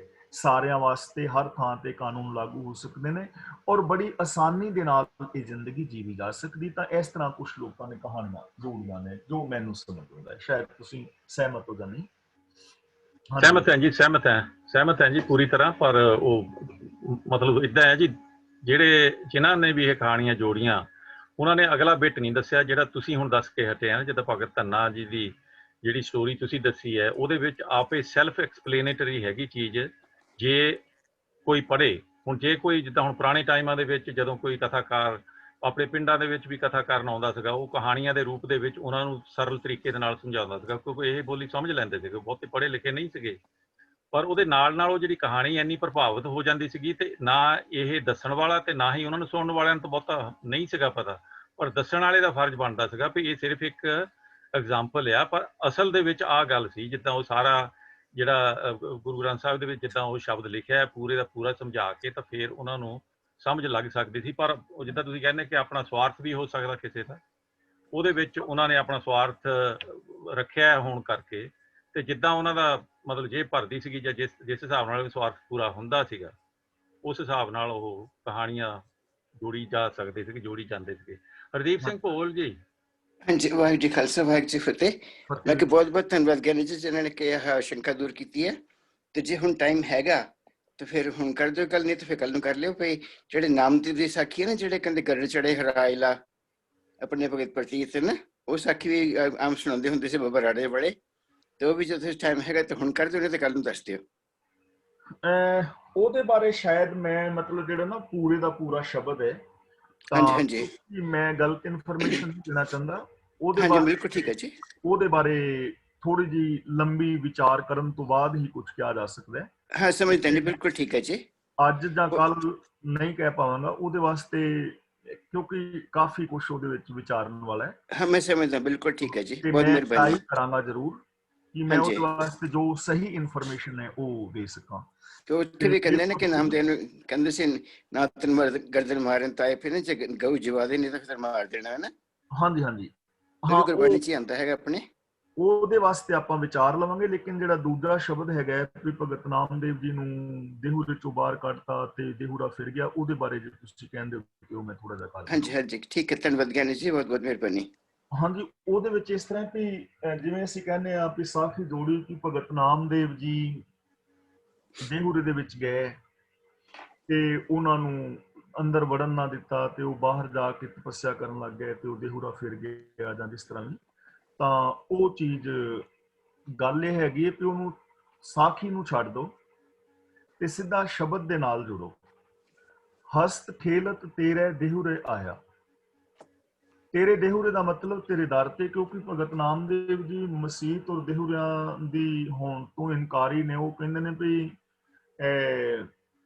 ਨਾਮੇ ਸੋਈ ਸੇਵਿਆ ਜਿਹ ਦੇਹੁਰਾ ਨਾਮ ਸੀ, ਅੱਲਾਹ ਏਕ ਮਸੀਤ ਬਸਤੇ ਅਵਰ ਮੁਲਕ ਕਿਸ ਕੇਰਾ। ਹਾਂਜੀ ਹਾਂਜੀ ਇਹਨਾਂ ਚੀਜ਼ਾਂ ਨੂੰ ਮੰਨਦੇ ਨਾ। ਤਾਂ ਹਸਤ ਖੇਲਤ ਦਾ ਮਤਲਬ ਹੱਸਦਾ ਖੇਡਦਾ ਵਾਂ ਮੈਂ ਉਤਸ਼ਾਹ ਵਿੱਚ ਆ। ਤੇਰੇ ਦੇਹੁਰੇ ਆਇਆ, ਦੇਹੁਰੇ ਦਾ ਮਤਲਬ ਦਰ, ਤੇਰੀ ਸ਼ਰਨ। ਹਾਂਜੀ ਇਹ ਪ੍ਰਭੂ ਜਿਸ ਦਿਨ ਦਾ ਮੈਂ ਤੇਰੀ ਸ਼ਰਨ ਵਿੱਚ ਆਇਆ, ਭਾਵ ਤੇਰੀ ਰਜ਼ਾ ਵਿੱਚ ਤੁਰ ਰਿਹਾ, ਤਾਂ ਉਦੋਂ ਦਾ ਮੈਂ ਹੱਸ ਖੇਡ ਰਿਹਾ, ਮੈਂ ਉਤਸ਼ਾਹ ਵਿੱਚ ਆ, ਮੇਰੀ ਜ਼ਿੰਦਗੀ ਵਿੱਚ ਖੁਸ਼ੀ ਹੈ। ਭਗਤ ਕਰਤ ਨਾਮਾ ਪਕੜ ਉਠਾਇਆ। ਭਗਤ ਕਰਤ ਦਾ ਮਤਲਬ ਰੱਬੀ ਰਜ਼ਾ ਵਿੱਚ ਤੁਰਦਿਆਂ, ਰੱਬ ਦੇ ਗੁਣਾਂ ਦੇ ਵਿੱਚ ਤੁਰਦੇ ਨੂੰ ਰੱਬ ਨੇ ਫੜ ਕੇ ਉਤਾਂ ਉਠਾ ਦਿੱਤਾ ਵਿਕਾਰਾਂ ਦੀ ਜਿਲਨ ਚੋਂ, ਅਗਿਆਨਤਾ ਚੋਂ, ਪਾਪਾਂ ਵਿਕਾਰਾਂ ਚੋਂ, ਕਰਮ ਕਾਂਡਾਂ ਚੋਂ ਰੱਬ ਨੇ ਉਤਾਂ ਉਠਾ ਦਿੱਤਾ। ਭਗਤ ਕਰਤ ਨਾਮਾ ਪਕੜ ਉਠਾਇਆ। ਲੈ ਕੰਬਲੀ ਚੱਲਿਓ, ਇੱਥੇ ਵਿਸ਼ਰਾਮ ਲਗਾਉਣਾ ਹੈ। ਲੈ ਕੰਬਲੀ ਚੱਲਿਓ ਪਲਟਾਏ। ਇੱਥੇ ਕੰਬਲੀ ਦਾ ਮਤਲਬ ਹੈਗਾ ਵਿਸ਼ਵਾਸ ਦੀ ਕੰਬਲੀ। ਹਾਂਜੀ ਵਿਸ਼ਵਾਸ ਦੀ ਜਿਵੇਂ ਬਾਣੀ ਵਿੱਚ ਇੱਕ ਤੁਕ ਆਉਂਦੀ ਹੈ ਨਾ, ਧੰਨ ਧੰਨ ਮੇਘਾ ਰੁਮਾਵਲੀ, ਧੰਨ ਧੰਨ ਕ੍ਰਿਸ਼ਨ ਉਢੇ ਕਾਂਬਲੀ, ਧੰਨ ਧੰਨ ਤੂੰ ਮਾਤਾ ਦੇਵ ਕੀ, ਜਹ ਗ੍ਰਹਿ ਰਮਈਆ ਕਵਲਾਪਤੀ, ਬੇਨ ਬਜਾਵੇ ਗੋਤਨ ਚਰੇ, ਨਾਮੇ ਕਾ ਸੁਆਮੀ ਆਨੰਦ ਕਰੇ। ਉੱਥੇ ਇਹ ਭੁਲੇਖਾ ਪੈਂਦਾ ਹੈ ਕਿ ਸ਼ਾਇਦ ਭਗਤ ਨਾਮਦੇਵ ਜੀ ਕ੍ਰਿਸ਼ਨ ਭਗਵਾਨ ਦੀ ਗੱਲ ਕਰ ਰਹੇ ਨੇ ਜੀ, ਪਰ ਉੱਥੇ ਵੀ ਇਹ ਜਿਹੜੇ ਨਾ ਬਿੰਬਾਤਮਕ ਰੂਪ ਦੇ ਵਿੱਚ ਇਹਨਾਂ ਚੀਜ਼ਾਂ ਨੂੰ ਲਿਆ ਗਿਆ। ਭਾਈ ਪ੍ਰੋਫੈਸਰ ਸਾਹਿਬ ਸਿੰਘ ਦੇ ਤੁਸੀਂ ਜਦੋਂ ਅਰਥ ਪੜੋਗੇ ਤਾਂ ਉਹਦੇ ਵਿੱਚ ਵੀ ਇਹ ਚੀਜ਼ ਹੈ ਕਿ ਧੰਨ ਧੰਨ ਬਨਖੰਡ ਬਿੰਦਰਾ ਬਣਾ, ਯਾਨੀ ਆ ਜਿਹੜਾ ਸਾਰਾ ਸੰਸਾਰ ਹੈ ਇਹ ਬਿੰਦਰਾ ਬਣੇ ਤੇ ਧੰਨ ਹੈ। ਜੇ ਖੇਲੇ ਸ੍ਰੀ ਨਾਰਾਇਣ, ਜਿਹਦੇ ਅੰਦਰ ਨਾਰਾਇਣ ਵਿਸ਼ਨੂੰ, ਨਾਰਾਇਣ ਦਾ ਮਤਲਬ ਨਾਰ ਪਲਸ ਆਇਨ, ਜਿਹਦਾ ਪਾਣੀ ਵਿੱਚ ਘਰ ਹੈ ਵਿਸ਼ਨੂੰ। ਲੇਕਿਨ ਇੱਥੇ ਨਾਰਾਇਣ ਸ਼ਬਦ ਕਿਹਦੇ ਲਈ ਵਰਤਦੇ ਨੇ? ਨਾਰਾਇਣ ਸਭ ਮਾਹੇ ਨਿਵਾਸ, ਕਿ ਇਸ ਸੰਸਾਰ ਦੇ ਅੰਦਰ ਧੰਨ ਧੰਨ ਖੇਲੇ ਨਾਰਾਇਣ ਆ, ਕਿ ਇਹ ਸੰਸਾਰ ਰੂਪੀ ਬਿੰਦਰਾਬਨ ਧੰਤਾ ਯੋਗ ਹੈ ਜਿਹਦੇ ਵਿੱਚ ਰੱਬ ਖੇਲ ਰਿਹਾ ਹੈ ਆਪਣੀ ਖੇਲ। ਧੰਨ ਧੰਨ ਬਨਖੰਡ ਬਿੰਦਰਾ ਬਣਾ ਜਹ ਖੇਲੇ ਸ੍ਰੀ ਨਾਰਾਇਣ। ਔਰ ਨਾਲ ਧੰਨ ਧੰਨ ਮੇਘਾ ਰੋਮਾਵਲੀ। ਮੇਘਾ ਦਾ ਮਤਲਬ ਬੱਦਲ, ਬੱਦਲ। ਹਾਂਜੀ ਰੋਮਾਵਲੀ ਦਾ ਮਤਲਬ ਕੰਬਲੀ। ਧੰਨ ਨੇ ਉਹ ਕੰਬਲੀ ਬੱਦਲਾਂ ਦੀ ਜਿਹੜੀ ਰੱਬ ਨੇ ਉਹਦੀ, ਜਿਵੇਂ ਗੁਰੂ ਨਾਨਕ ਦੇਵ ਜੀ ਆਰਤੀ ਕਰਦੇ ਨੇ ਨਾ ਗਗਨ ਮੈਂ ਥਾਲ, ਉੱਥੇ ਉਹਨੂੰ ਥਾਲ ਕਹਿ ਰਹੇ ਨੇ। ਧੰਨ ਧੰਨ ਕ੍ਰਿਸ਼ਨ ਓਢੇ ਕਾਮਲੀ, ਇੱਥੇ ਕ੍ਰਿਸ਼ਨ ਦਾ ਮਤਲਬ ਅਕਾਲ ਪੁਰਖ। ਧੰਨ ਹੈ ਅਕਾਲ ਪੁਰਖ ਜਿਹਨੇ ਬੱਦਲਾਂ ਦੀ ਕੰਬਲੀ ਓਢੀ ਹੈ, ਵੀ ਉਹ ਨਿੱਕੀ ਦੀ ਕੰਬਲੀ ਲੈਣ ਵਾਲਾ ਰੱਬ ਨਹੀਂ ਹੈ। ਧੰਨ ਧੰਨ ਤੂੰ ਮਾਤਾ ਦੇਵ ਕੀ। ਦੇਵਕੀ ਦਾ ਮਤਲਬ ਹੈ ਅਕਾਲ ਪੁਰਖ ਰੂਪ ਦੇਵ ਕੀ ਮਾਂ ਤੂੰ ਧੰਨ ਹੈ।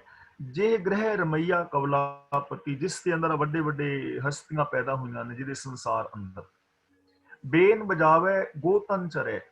ਬੇਨ ਬਜਾਵੇ ਦਾ ਮਤਲਬ ਰੱਬ ਹੁਕਮ ਦੀ ਬੰਸਰੀ ਵਜਾ ਰਿਹਾ ਹੈ।